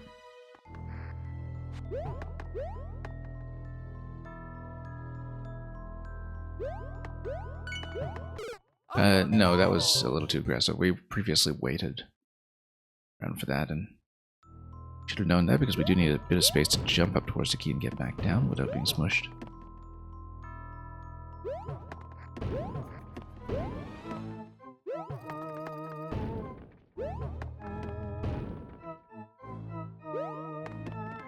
Okay, here we go. Free pass extra 1 on the first path with an unseen error. I'm not exactly sure what you mean, but I'm playing this at the same time, so I can't count as competently as usual.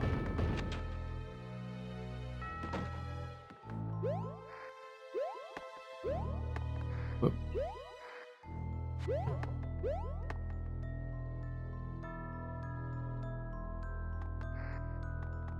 Whoa. Oh, that's gonna be a problem. Now we're way off. Oh, now we actually have some room. That's interesting. Right, because everything that was going down on the right side started coming back up. Which previously wasn't the case. Stay at the top block, that's not happening this time. Might even need to go a bit further down, actually, and just wait for everything to come up if we can. Since the blocks do seem to go up and down. Yeah, if everything is heading this way, then you just grab the key, and then you basically let everything synchronize. Since the blocks come up and down, once you recognize that, you let them run long enough that they're all going in the same direction instead of in conflicting directions. That seemed a bit rough. It seems like you need to hold right immediately when you get into the room. I didn't see that.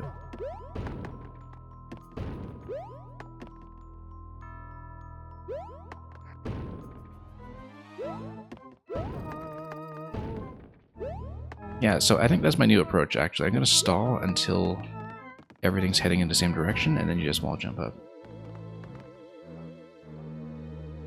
Try jumping there in that latest room, we'll see. Sometimes I have to read something a few times to really determine which approach feels most comfortable.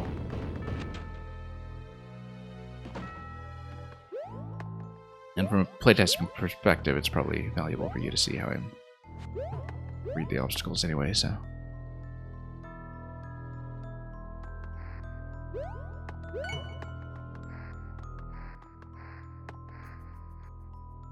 Whoops, missed that.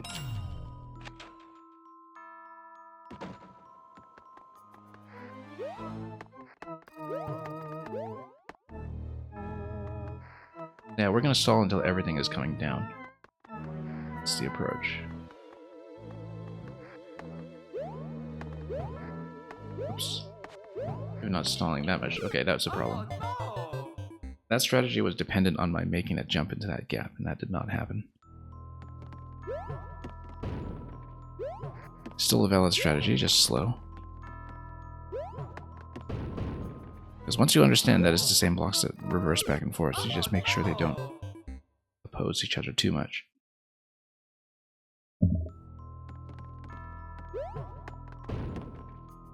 Yeah, the thing is, when I see blocks descending towards me, my tendency is to keep my head down instead of jumping. And you are right that you would get a bit more horizontal movement that way. It's probably necessary. Definitely my instinct is to just keep my head low, though. Perhaps that is wrong. L64, it's getting extremely late for you. Yeah, thank you for all the playtesting today anyway. And I trust it was useful.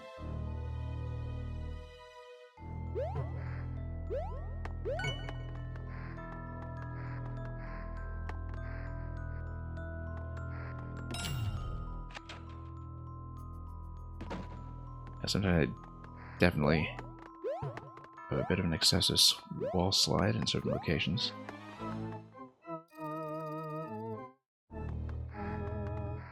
Down. Stay afloat. Okay, this is how we'll do it. It goes up, and then we'll jump up, go down. There are a few tight jumps for this strategy, but it works because you get a lot of space. Oh, whoops. Jump here. Okay, you know, I was instinctively thinking jump, and then I just ended up getting squished by the first block. Because I've forgotten how that actually looks in the first pass.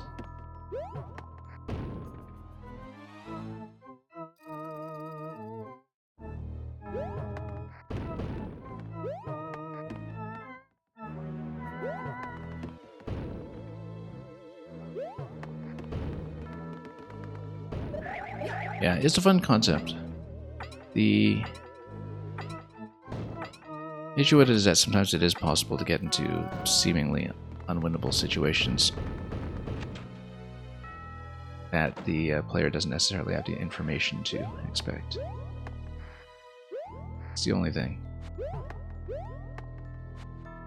Because you only see so much of the layout initially, right? So.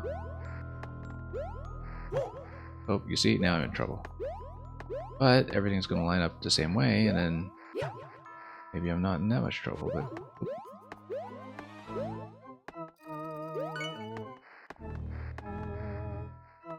Let's kind of go down this way and leave a lot of space.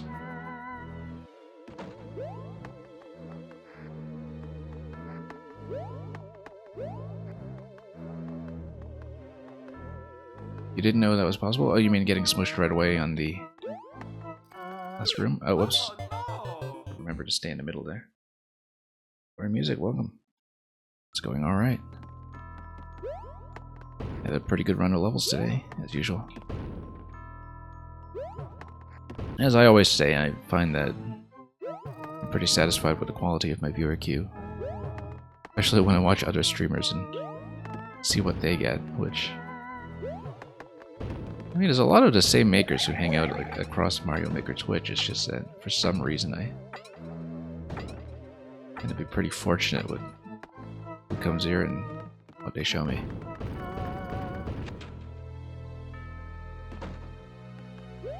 Yeah, I'll catch up with your message after I dodge a bit about how it lines up.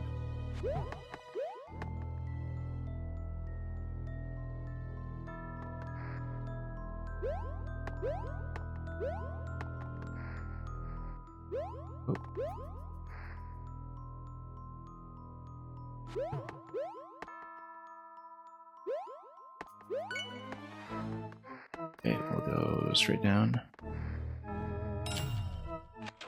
Let's see this pattern again. Let's not bunched up towards the top too much. Let's stay in the middle and just survive until things line up more conveniently.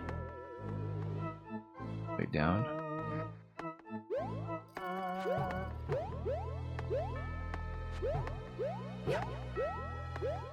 Okay, lots of room. Oh, everything comes up. Good. Now you let the right side block come down. Yeah. I see. And then you just ride the elevator up this way. We'll jump up as soon as possible is typically a good idea, I think. This one lines up quite nicely. Now I don't know what this is going to look like on the initial pattern. Whoa.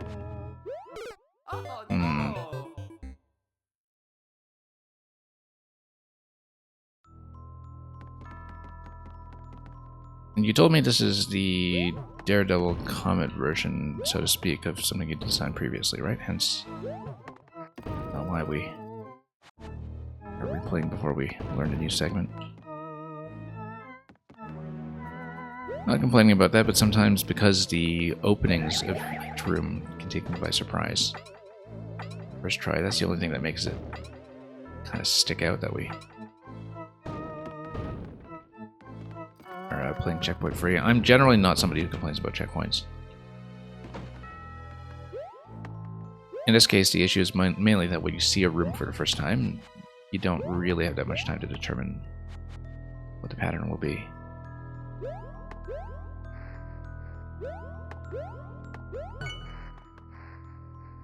Okay. Very close shave over there, but we made it. Oh. Oh, I just ran into the block and I didn't make it to the center.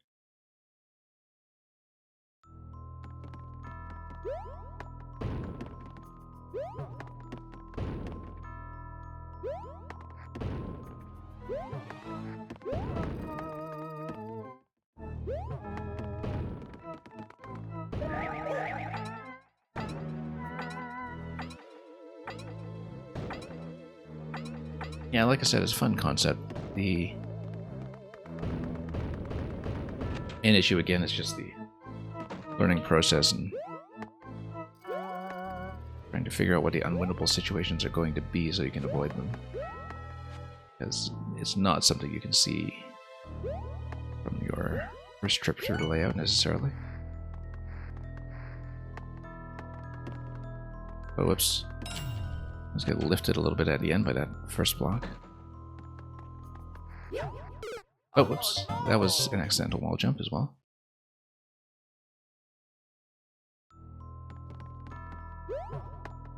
Say there's one checkpoint that's very nearby, yeah. I don't know if I'll necessarily finish this on this sitting, but we'll definitely make a good try at it.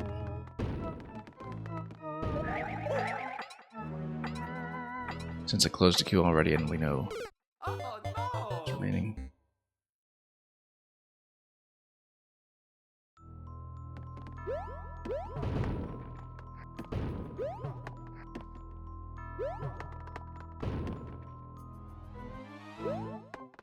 Yeah, Laura Music, you were saying your experience in this game was similar when it comes to level selection.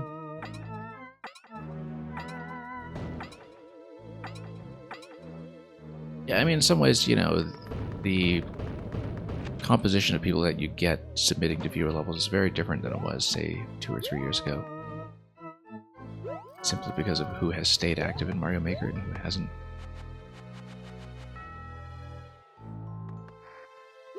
It was wild times when this game first came out.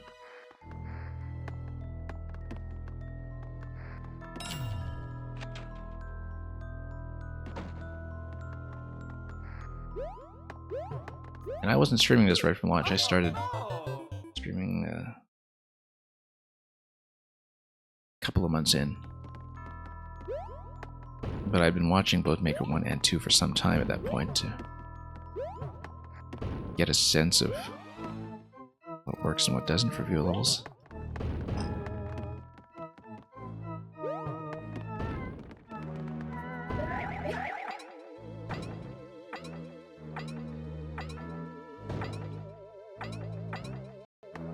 Okay, let's keep going this way. Catch up in your message about the music level in just a moment. We'll survive this first.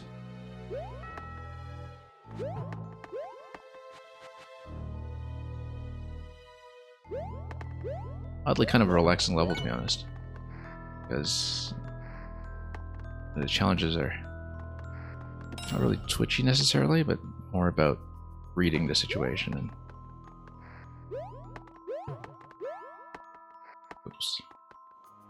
understanding what mistakes you have to fix. Let's keep going down until... No, we got stuck. Again, unwinnable situation there. Stay a bit lower until everything comes down. We had the strategy for that mapped out, we just didn't follow it.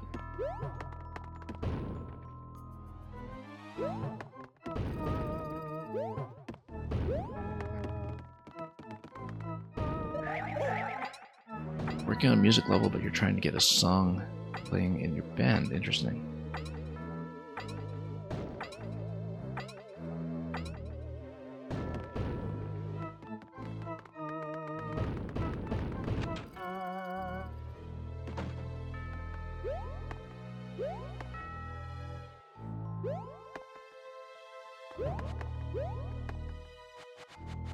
And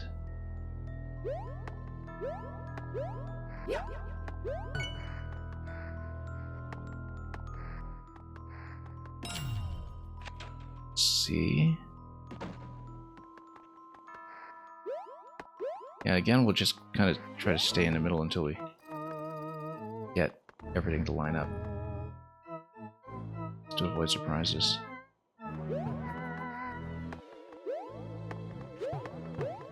Oh, nope, we're getting in trouble here. Nope, took too long. And blocks start coming back up. We need everything to be going in one direction to open up the most space.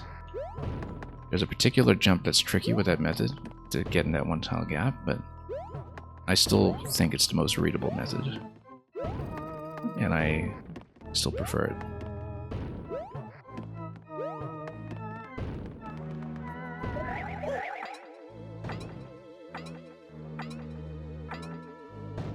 Very nice to have a relaxing stream to pop into.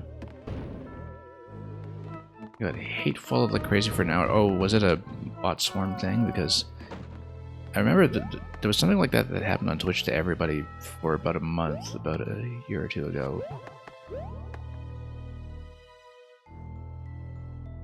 Where there's tons of bot spam going on all of a sudden. And I had to disable things like incoming raids, like it was a big problem.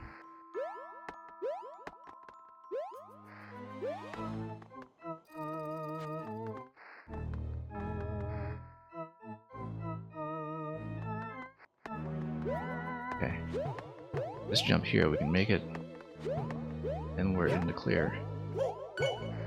Nice open spacing for that, and then everything comes up. And you got lots of room. Here we can probably do something similar. Just grab this right away if we can, and then drop in. Yeah. Next room, didn't really have time to read it. How it's gonna work initially. No, not enough room to drop in.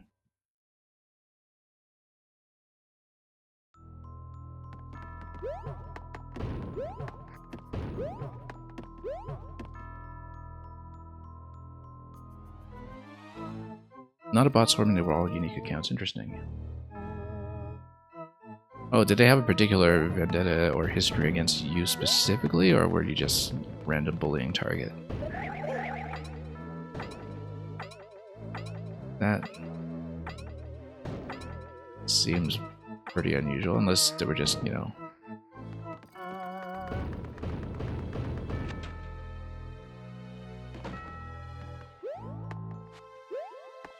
I mean, it could still be a bot swarm. It's not like that level of intelligence is difficult to simulate these days.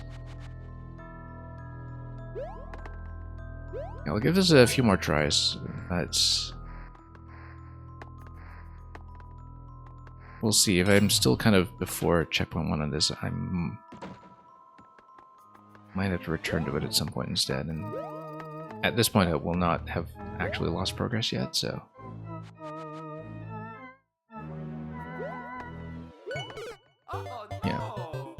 I don't mind playing it and figure it out, but it will take a little bit longer to pick apart, I think. Particularly because I do need to get back to that last room a few times to really find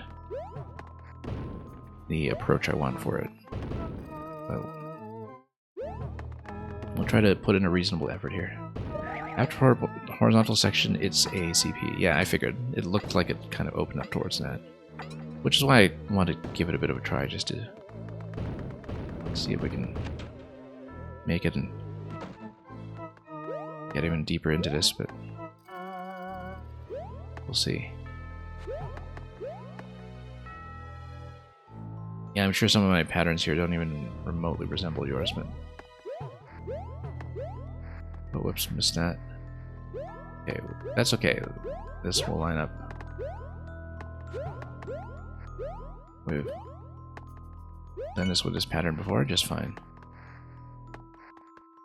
Here we go. For some reason, level 2 is harder than 3. Interesting. I mean, you know, it really depends on...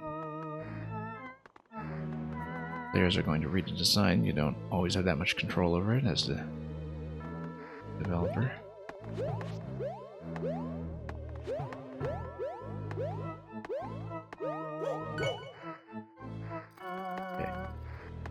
Go.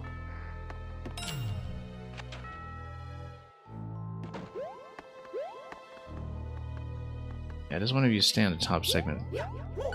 I'll jump up quickly, and it's easy. Just get ahead as far as you can. This, I feel like, yeah, we got to go top as much as possible on. Okay.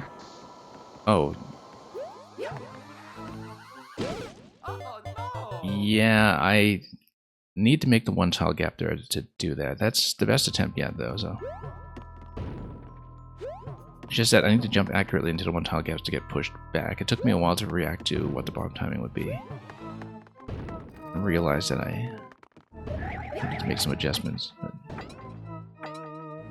a lot better on the way in that time, though.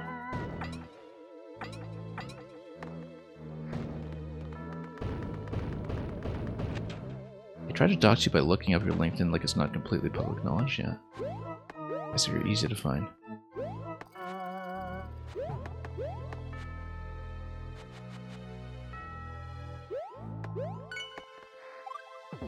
Whoops, that was an accidental ground pound, but it actually saved me the usual wall sliding problem that I have. So, maybe that's not all bad.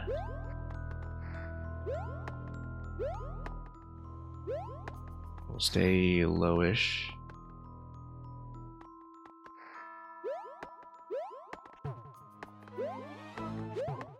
Get out of here before we smushed.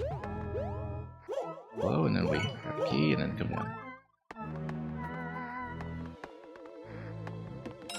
Very satisfying to do that smoothly, I would say. Yeah, you ride one going up, everything else is just opposing, so you jump and then go down. Okay, here, let's try it again, and try to gain, whoop, as fast as possible. Now, the problem is those one-tile jumps that just isn't very reliable for me. Actual precision players might have a pretty easy time with it, but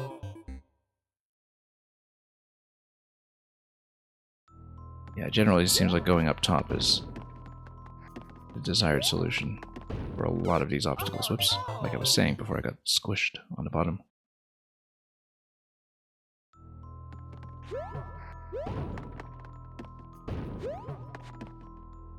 Yeah, I'll try to get to that last room at least once more. We'll see if we can pick it apart, but since we're not at CP, I might have to fail, but because, you know, we gained a lot of knowledge along the way, I don't mind if you resubmit sometime when we're open. You still want me to continue testing, so.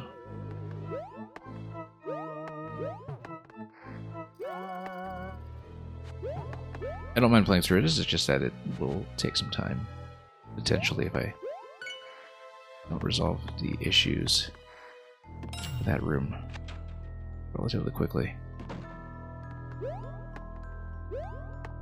I do have a favorite pattern here, so stay low until we see the single blocks come down.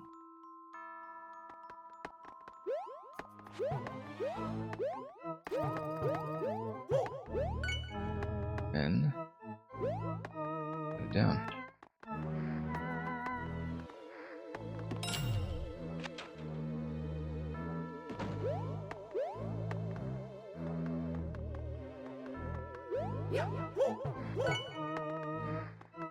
Down we go. Getting much better practice at the early part here. Okay. That's a lot better. Spawn bomb, and then... Oh, we should have stayed on that block and gotten pushed, maybe, or just gone left. Yeah, no, that was just a poor reaction there. I got in the one tile gap. I should have just gone left from there. We were absolutely in great shape.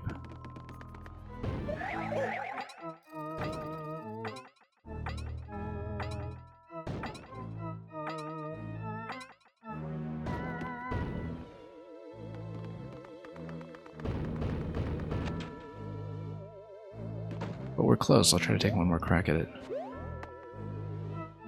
But even if we do hit the CP, I don't know if we will necessarily progress too far past that, but I feel like what we've done so far is not too difficult to recover.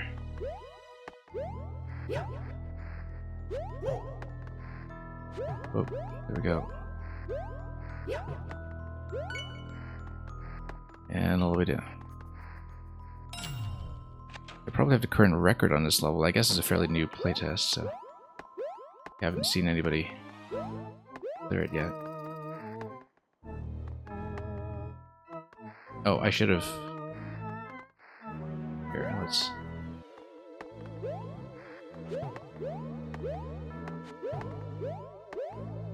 This, yeah. I don't mind arcade survival experiences like this where you... It's not so much about clearing, but about just making it as far as you can and getting some consistency in you. Don't feel too bad about it. I don't think I will, but even if I don't make it too far. On here.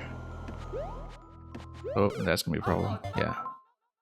We'll bail at this point. Like I said, I don't mind revisiting it at some point. The fact that no one is past me is good news because it means we still have an objective ahead of us. But thanks for sending it. And we'll...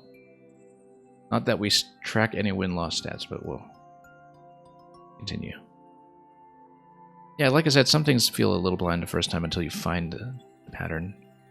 So it just takes a little while to learn, but the mechanic itself is pretty satisfying to play around. It's not super tight precision, and I'm not good at super tight precision, so the fact that I can actually find patterns and still have some margin of error to execute them is a good kind of balancing, I think. Ickbins, well, yeah, you are here. Thank you for waiting so patiently. I know it's been a long wait for you.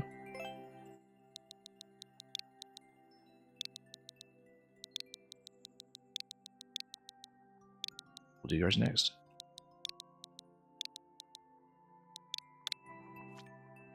Who are we looking at after that? Just Greggy Spike, okay. Great, we'll play both. Start a timer. Oh, in terms of trolling.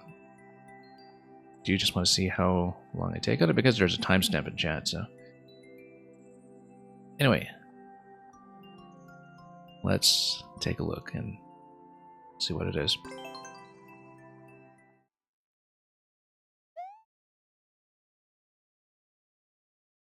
No, we don't do timers around here for viewer levels. I just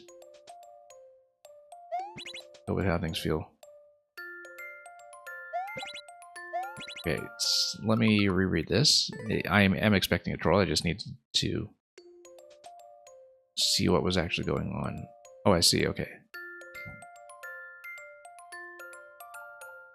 So instead of tapping it immediately, you just go straight, and then that falls. Okay. Some of this looks potentially deceptive. Fish. Okay. Need to explore this first time. And this is, yep, death. Okay, we just need to see what to avoid then. I was expecting something like that. We just jump back to the left, but then we don't have a way to get through, so... Let me just find where the exit will be then. Because we're through here, we're not through any kind of one-way yet. I think we used a spring. If we kind of double tap on off, we can probably kill the muncher using that block as it comes down.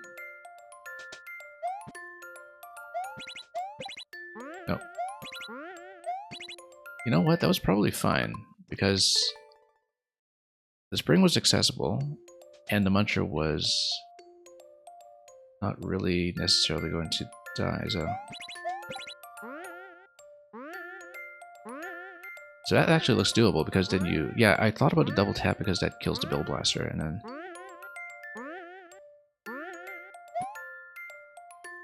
Yeah, at this point, the POW can get rid of the muncher, and then you can go left.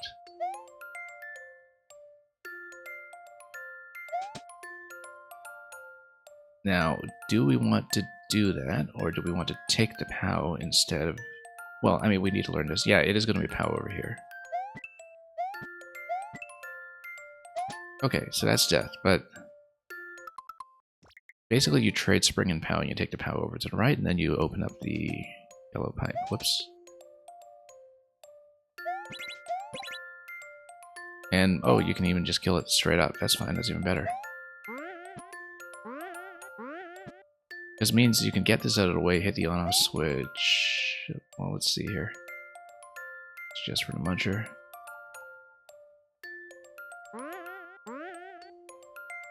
Now this will get lowered, of course, unless... Okay, maybe not.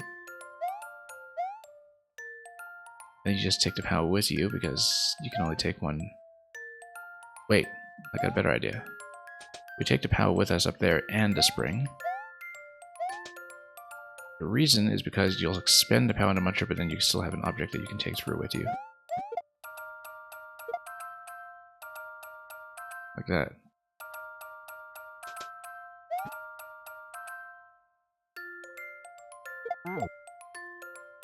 Oh, okay.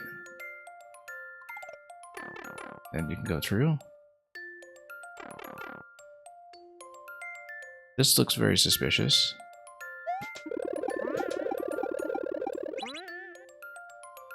Okay, tosses that.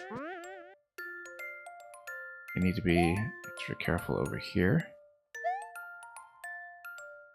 On-off switch over here is going to do something for me. Let's figure out what it is.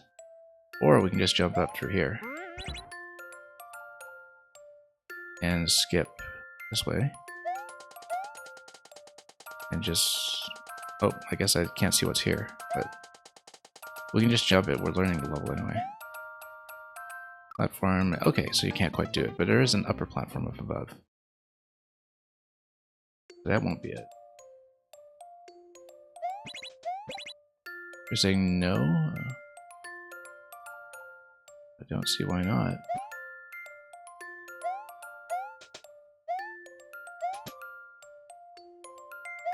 It's a playtest for a reason.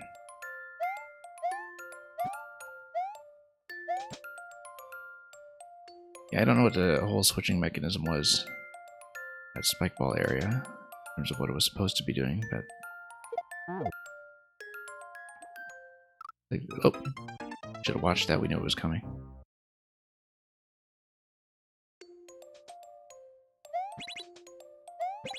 No, hang on. Let's do it again.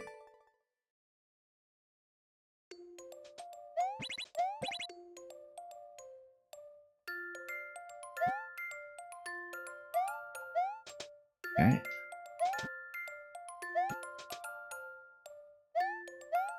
We'll continue to take this with us. There's no reason not to. If we don't get much use out of it.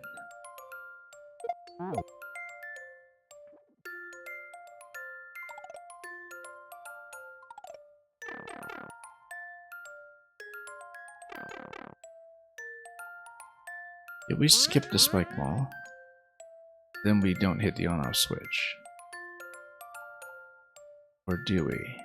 Because let's say go here. Yeah, I guess we do need to hit it.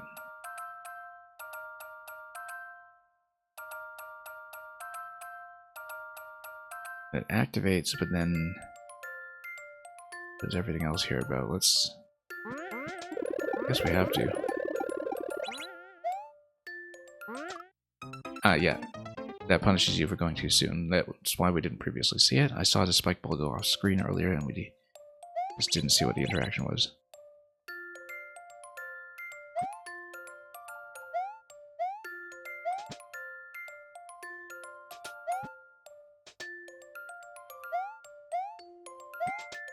Oops.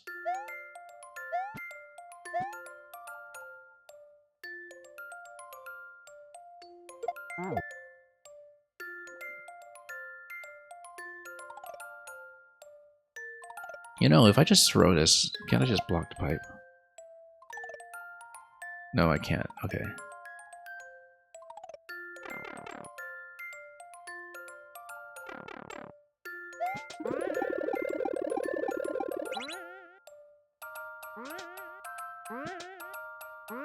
Oh, I wonder why I didn't run into that previously.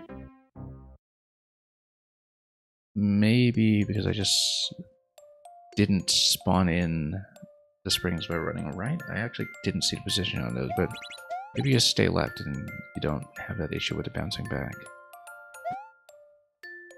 Lucky for me that I saw go by safely the first time, unless I just broke it or something.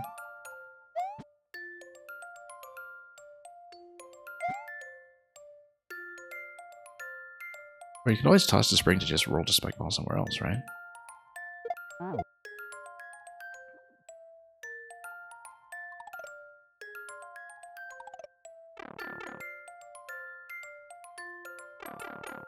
Yeah, but if I'm standing here, maybe the springs just don't spawn in yet, and you just hit and wait. And, yeah, it doesn't bounce on anything because you just haven't spawned it.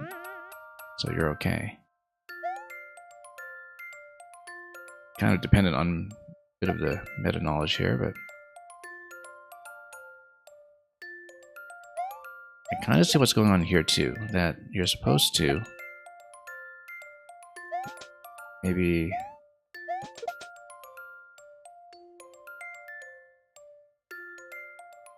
yeah. You need to stay low, otherwise you get trapped, right? And then you toggle the on switch this way. That's interesting.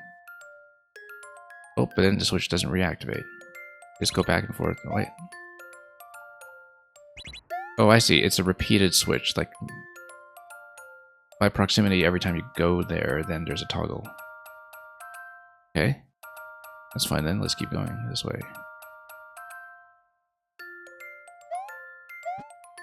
Yeah, unless there's a way to go up with the spring in tow, but I don't necessarily expect that, so... Let's just let him pass. This is going to spring something over. Doesn't look like we can progress without whatever this is, so...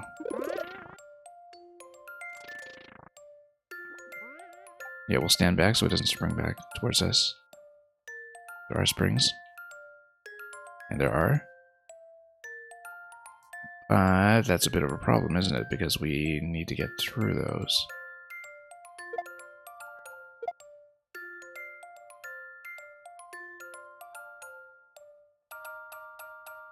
Okay, then I think I'm dead here, but...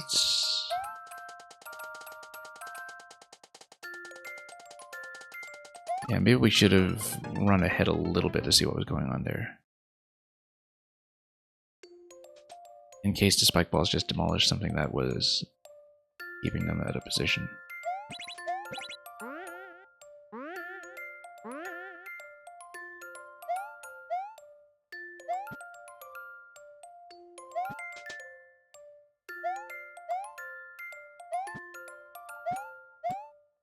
Okay.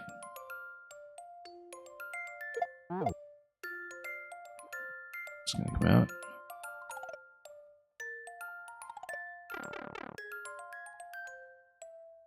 Yeah, it's meant to kind of fool you in relation to this one that you saw earlier with the spike ball, I think.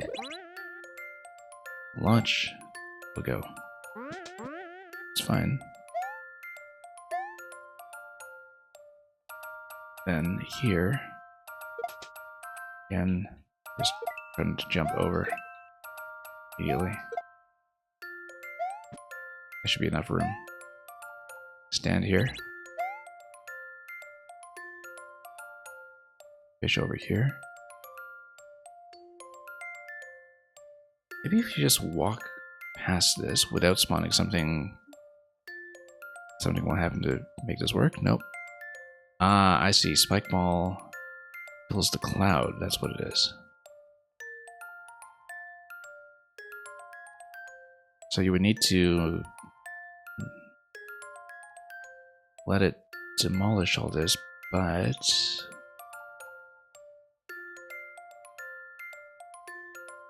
And then you would need to get ahead of it, maybe, by jumping over it. Or... Yeah, basically it demolishes the cloud, and so you need to get ahead of it and get to the other side. Let's try it again.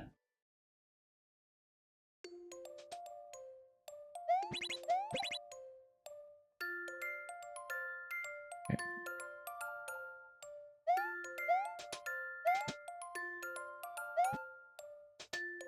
Still assuming I did this, but...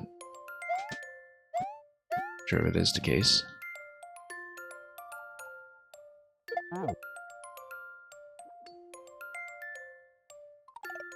Okay, through we go. Release this one.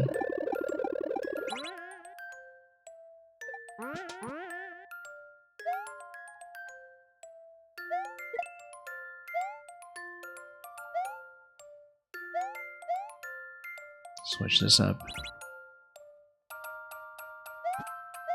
Well, I wonder if you release it again at this point, whether if there's anything useful.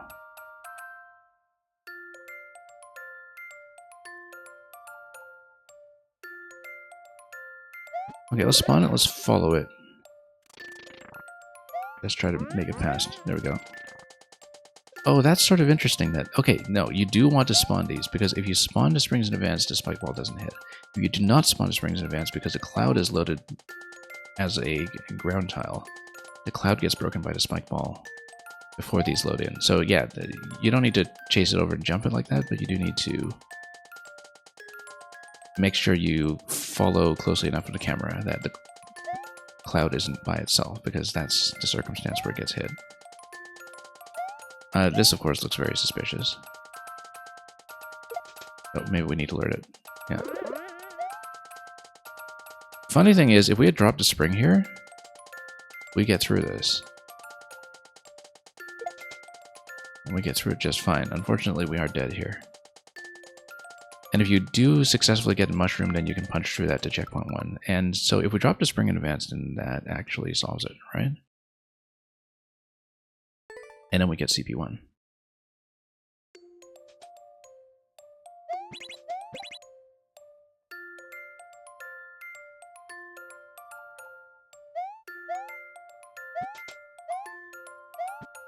I knew the spring would come in handy for something.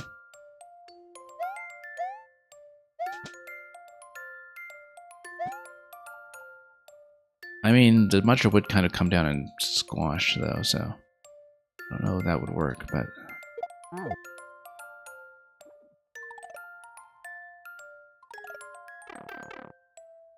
At least we know what we're doing at this point. All the way up to that point, so let's let this spawn. It's gonna go through.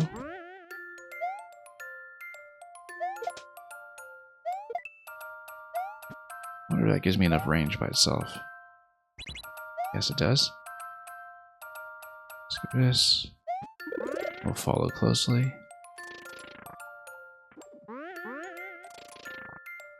Okay, you do need to jump over it. Okay, now I know. We had it right before. Just need to get ahead of it.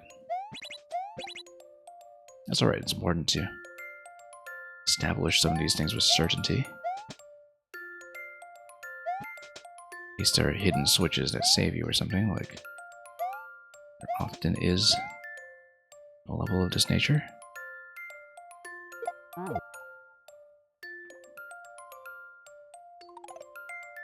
whoops, too late.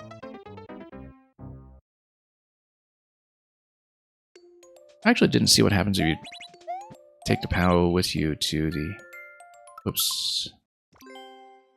Next segment. You know what? Since we blew the spring on this attempt anyway, let's just see it. Oh, I see. Yeah, that's right. Because you can't actually stand there. Yeah, I remember now.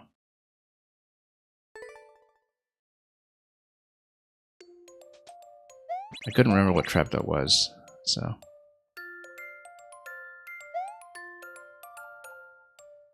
You know, I bet there's something down here to the left. Look at that.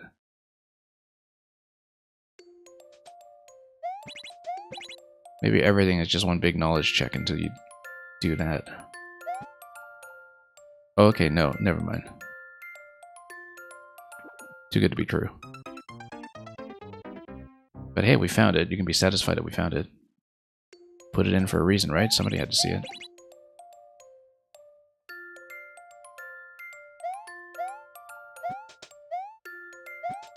Whoops. But no, I mean, you know, we've all played pro levels of that sort at this point, right? Where everything is just one big knowledge check for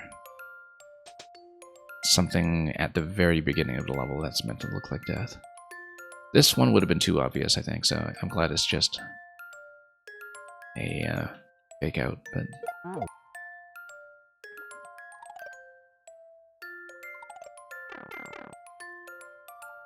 But it worked.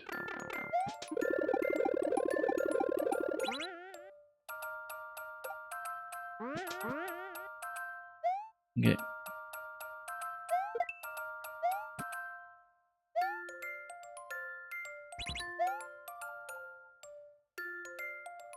Yeah, and we'll follow it over closely and we'll jump over it. Okay, now this.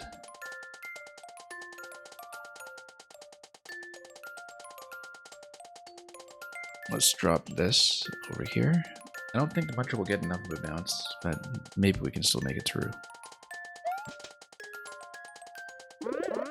Actually, as long as we're ahead of the mushroom. Oh, okay, that's the problem. Yeah, as long as we get ahead of the mushroom, we don't run into that problem. We don't even need a spring for it, in fact. It's kind of extraneous.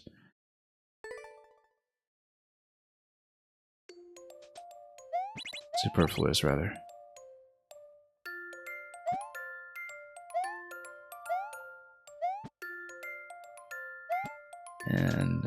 But we'll take it anyway. You never know. I want to use it. Our little secret weapon.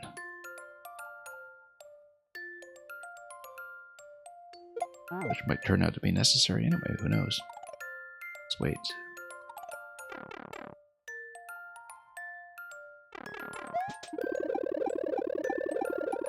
Let them all pop out.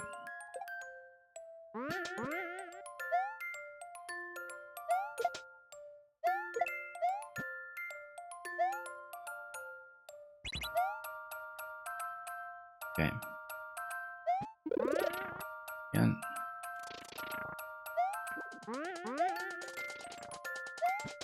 Get ahead. We're good.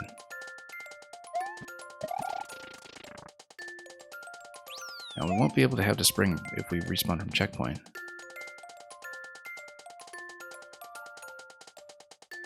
So yeah, we'll have to take damage over here.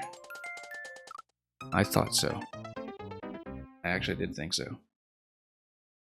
Well, we'll proceed from checkpoint at this point, but if we see something where the spring might be useful, we'll definitely keep it in mind.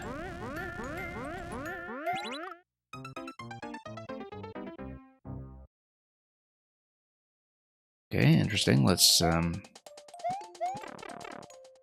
what we can do about that. Trying to hold left into the pipe there, but that was not it.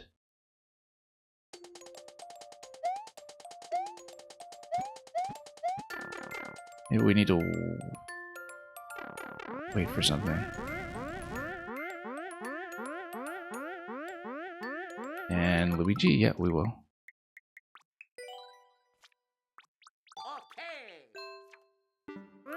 Be his turn to shine soon enough.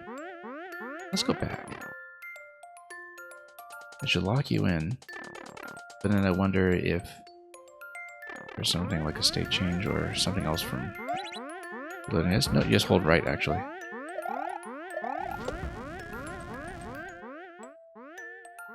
Suspicious.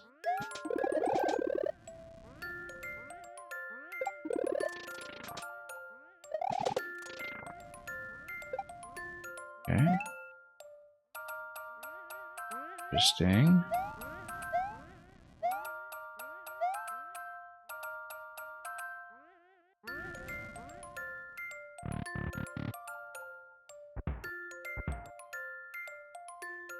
Well, something's going to come out of there that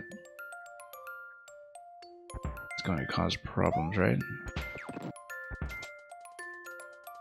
Oh no, you just need to go fast, alright.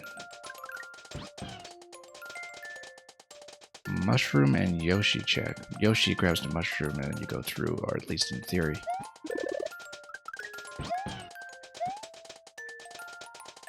In theory. Oh.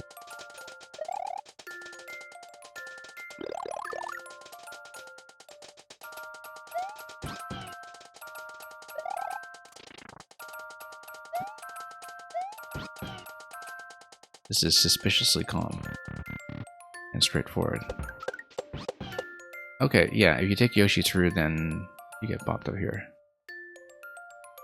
Okay, then you just drop him then, right? That's all there is to it. No Yoshi, yeah, that's what it says. No, let's take the death. Oh, and of course... You know what? Yeah, let's just run him. We could have just run him and take damage.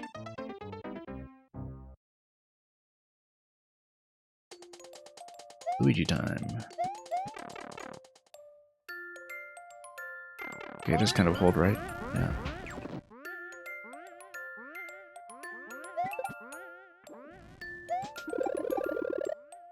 I don't actually know what the bottom block does anything useful. I guess it forces direction on this guy.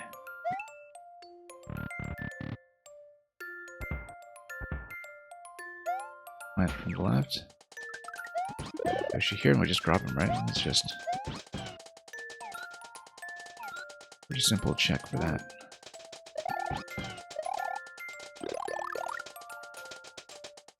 I actually kind of wonder if there's going to be some kind of mushroom check as well. If there is, then we just take damage onto Piranha. Come back. It's a very simple adjustment. Actually, no, we do need to take damage from the mushroom to get through to Spiny, so...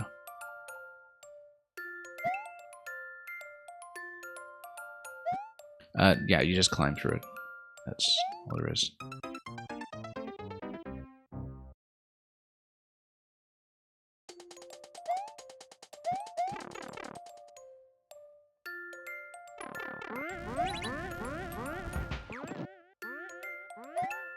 I just see no reason to not hit that, rather. Just through it for now, and then yeah, that's just a coin. We know that. I mean, the plant is here for a reason, not just to obstruct you, perhaps. But no, we know we are doing this correctly. We do need to take damage, but not with Yoshi in tow.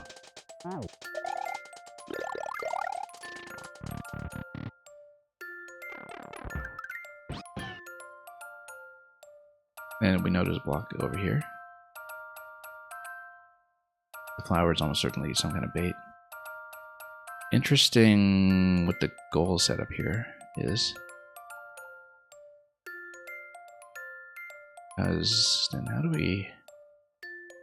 Well, is that other 2-tile slot that's underneath the goal on the other side, right? Like, there's going to be some kind of door.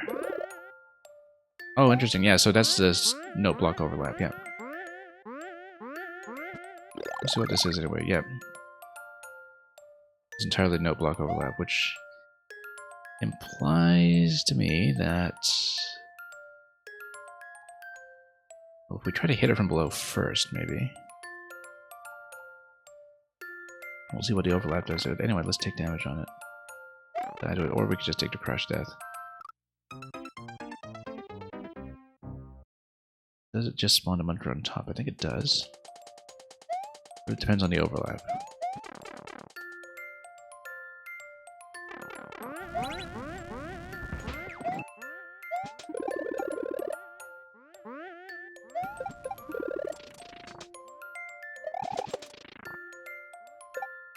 Okay. Here we go.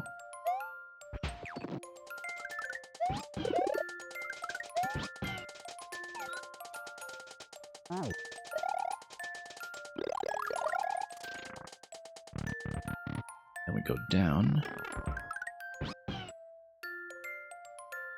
Like this. You know, it might actually be possible. Dangerous, but...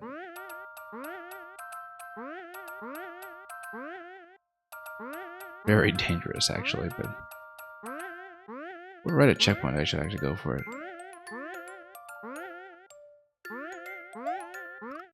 No.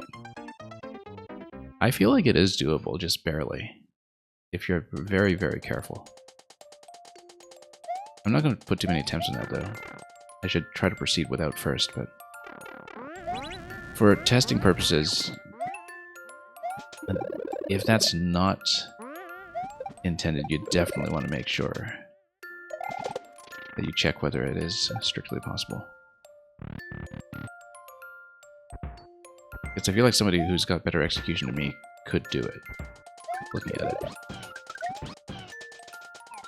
It's a bit more execution heavy than you would expect of a required part of a troll level, but I think somebody would try it.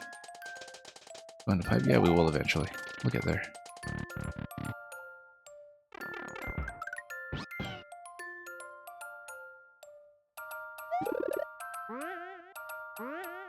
Might as well see it.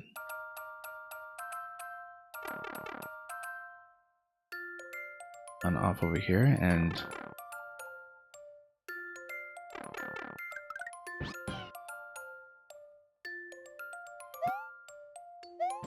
oh, interesting. No spawn on the muncher. What would that be? Because it has spawned already, that's right.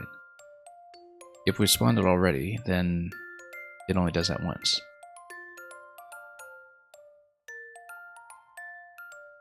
And then there's probably going to be some kind of power-up check. On off here, I suppose? Nope, there isn't. At least we don't think there is, but now there is.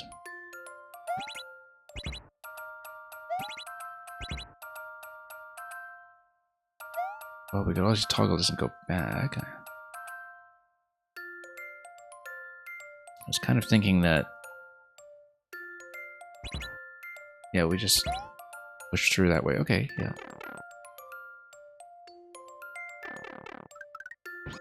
This looks like it's almost certainly like spikes down here or something.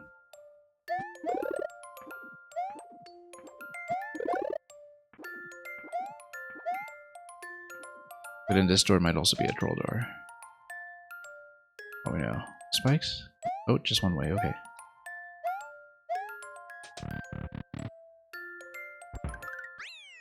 Oh no, that's the goal. Okay. 30 minutes, yeah. I don't know if that's within expectations.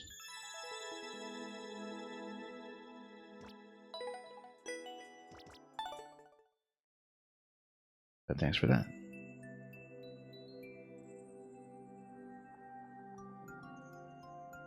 Okay. Yeah, no, pretty reasonably paced. I mean, some of the trolls, like the very standard fish stuff here and there, you know, they feel like they just kind of fill the time a little bit as you do some trial and error. But, and of course, it did look like taking the spring through the first pipe was probably not intended, given that I just got it all the way to checkpoint and dropped it. So I wonder if that does potentially break something. That would be worth looking at. So, other than that, though, pretty clean experience. Thank you for that, and let's take a look at Greggy Spike now. Thanks for staying so long, Greggy Spike. It's good to have you here.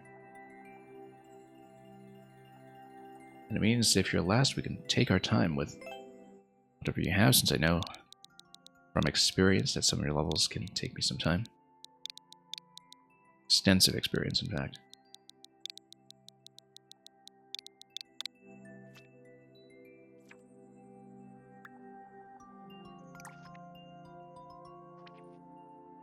Tried the new Sonic levels? Yeah. Yeah, I haven't caught up on these in a while. I played the ones in World 1. And I know the point is to replay them, right? Like they're supposed to be a high clear rate and you play for time. Yeah, sure, we'll try to push it.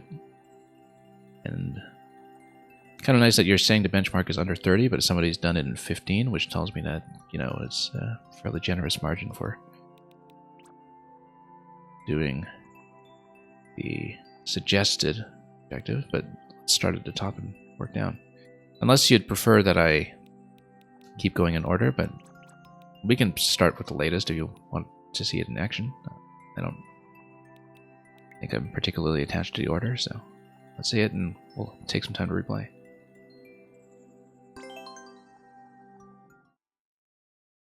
And we could even potentially do more than one. Oh, you want me to do it in order? Okay, sure, let's go back and do that. Okay, let me just exit this one first.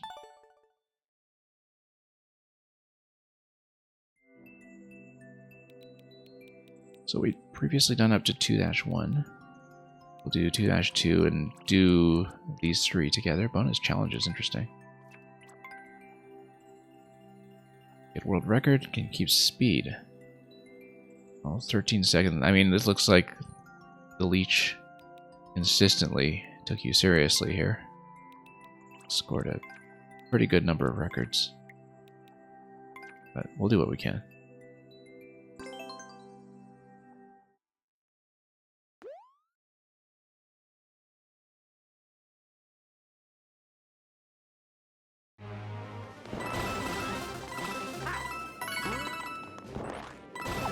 Okay. Oh. That's probably not the way. Although I guess if you're doing the challenge version where you're trying to get coins, that makes sense. And that is why when you hit something in Sonic, you just lose the rings. Because it is actually very easy to hit something if you don't know the level.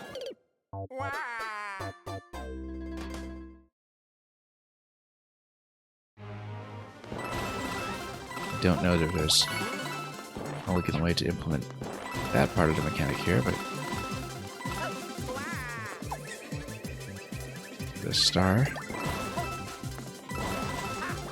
Okay. Right, you were saying something about trying to keep the stars. Because then you can just go over the spikes, no issues. Oh, it's too bad. Yeah, because if you keep the stars, then you get a speed path over the spikes. And we could have done that at the very end. Like, if we didn't flub the last jump, we could have really shrunk that time. And we can try it again. Let's...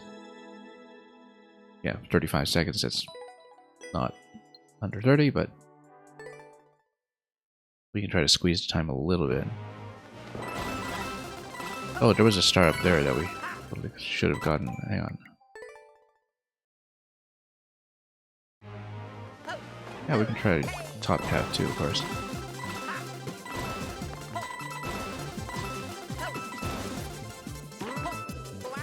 Oh. Hang on. Slow it down a bit, but... Oh yeah, you can just beat all of those blasters instead of... Yeah, I guess if you have to start and you just outpace them. You actually beat the previous time then. Despite the mistake at the beginning.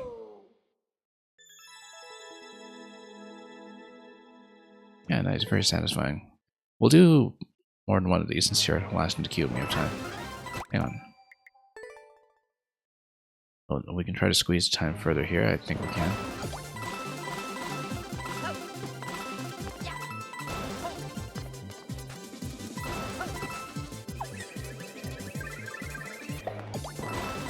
And it is pretty gratifying to see some of the shortcuts in action.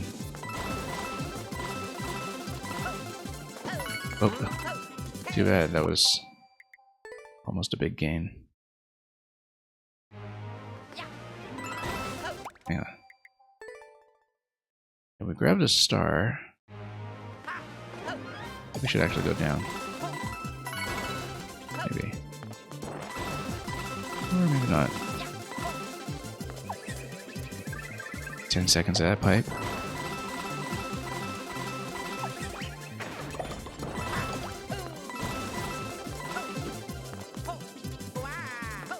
Oh yeah, I was anticipating this platform way too early.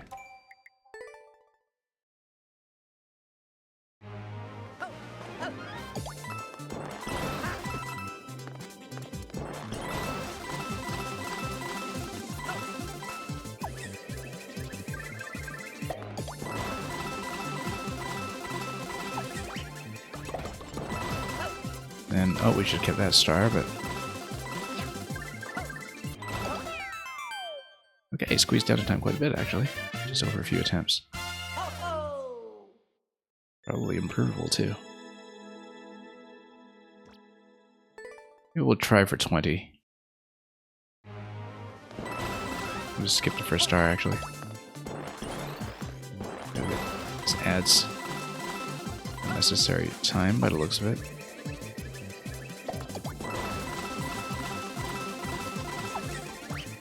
Try to grab this one. Not quite 20. I think it was similar to my previous time.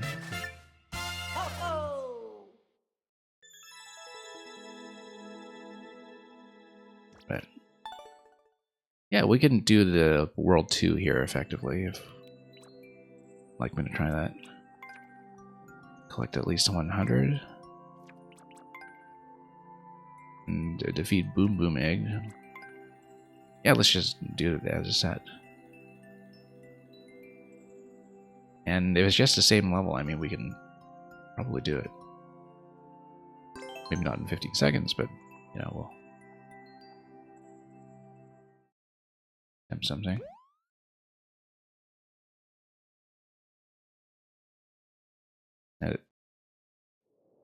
That's a little... Oh, it's actually it's slightly different.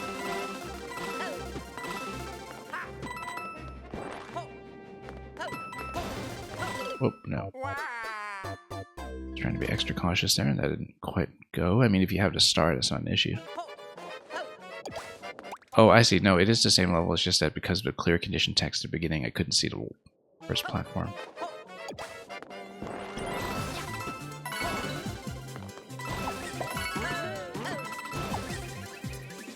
I see. And you have the time condition here as well, just for clearing it, which doesn't seem to affect the clear rate.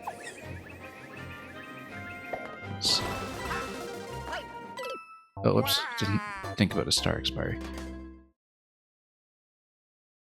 You know, if you just go for the 50 coin at the flag, it's fine, because the clear condition just allows you to skip the flag, right? Oh, because then you can just go like this, and then pass through the flag and get back up to it.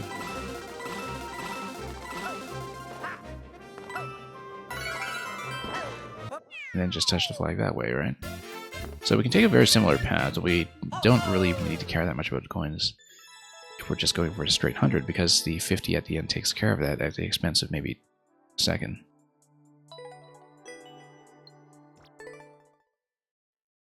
So we can try something.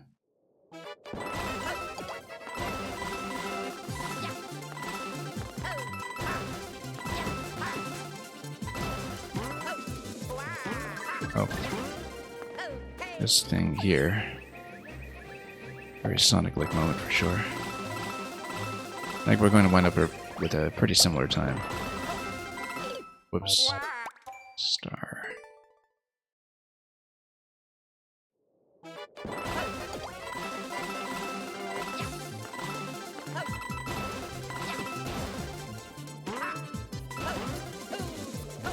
This moment here really, really feels like Sonic. It's getting repeatedly bounced in that thing while you're trying to go somewhere. That is very much the authentic experience. For the top path, yeah, I'm certainly trying to stay in the top path, but maybe not with much success.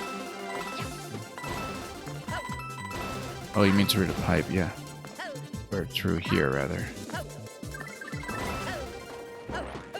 Long jump would have done that too, actually. Oh, that's 100 right there, okay.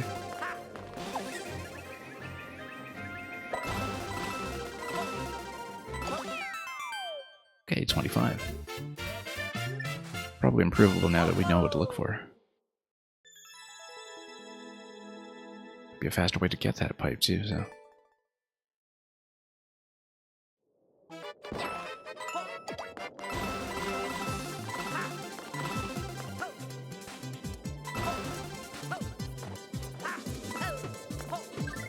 Come on.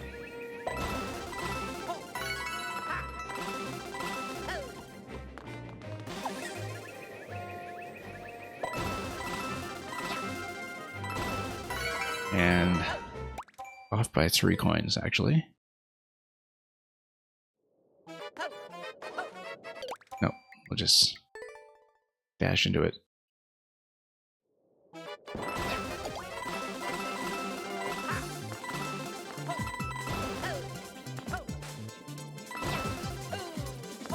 You know, wall jump actually probably is the way to go here. Yeah, still losing a bit of time there, but at least we know what to look for when it comes to improvement.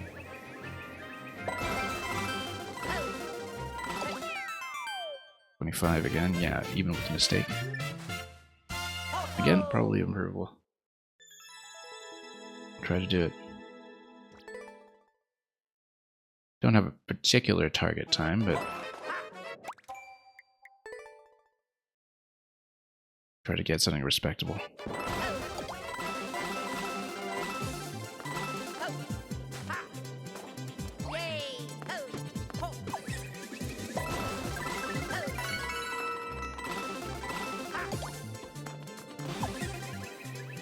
I got a star over here, that simplifies things a little bit. And once again, off by 6 coins. That's okay, we'll actually still be ahead on time even with that little mistake there. We could have done it to 20 if we had made up for that shortfall on 6 coins.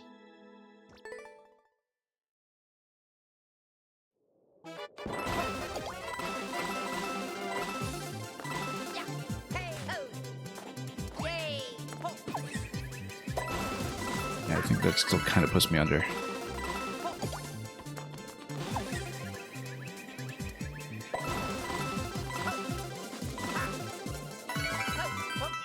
Okay, improved it by so a second. I think we'll keep it. Clearly not quite optimal. There were probably some coins we could have grabbed along the way, but close to 20 seconds. I actually beat my other time, which is not bad. In fact, the fact that it beat my other time makes me think I should go back to the other one to go sub 20, because if coins aren't an issue, we just hit the top of the flag, right, and we're done.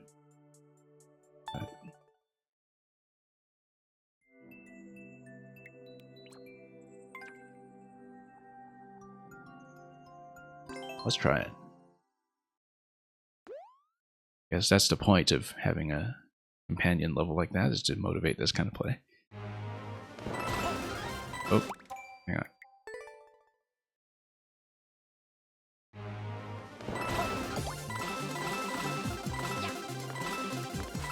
No, that's not what I wanted. I want the middle path. We'll just fall in.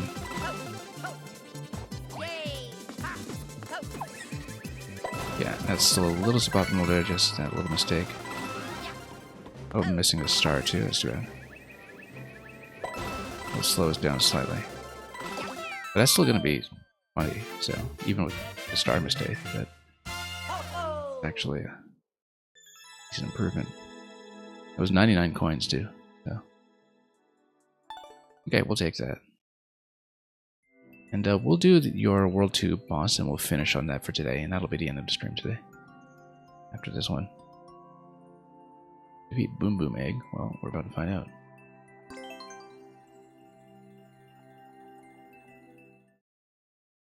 Yeah, nice to do these as a set.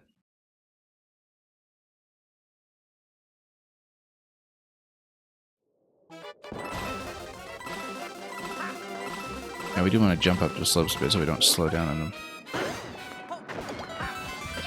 One-ups for Endless, of course.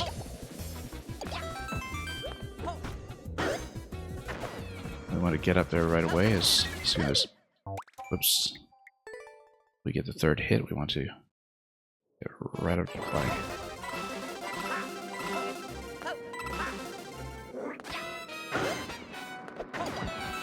Whoops.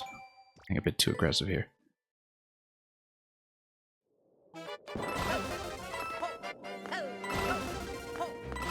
See if I recognize the boss. I mean, I don't know my classic Sonic that well. I actually recently got back into Mania after a few years away from it, but... Let's see. Don't know if I'll make time for Sonic Superstars when it launches so close to Mario, though. Like I said, I was never really that much of a Sonic person for the longest time, and then I've come to appreciate it. Should get back to revisiting the older ones at some point.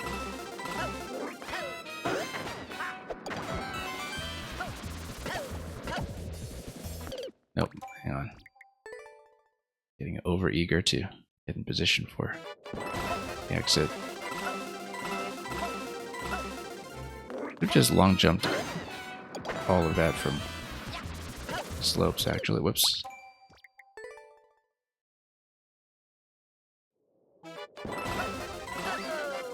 Okay, maybe not.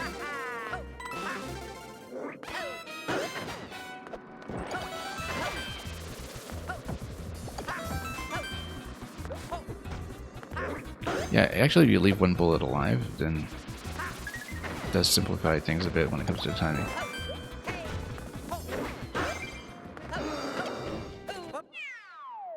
Okay, 25 seconds, not too bad. I don't think I'll improve on that too much, because it is dependent very much on getting Boom Boom into the position I want. 10 seconds, though, wow. How did that happen?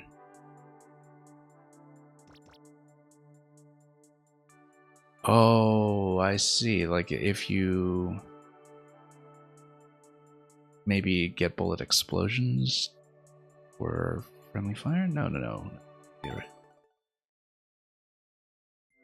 Simplifies quite a bit, yeah. Oh, Sonic 2. Yeah, that's right.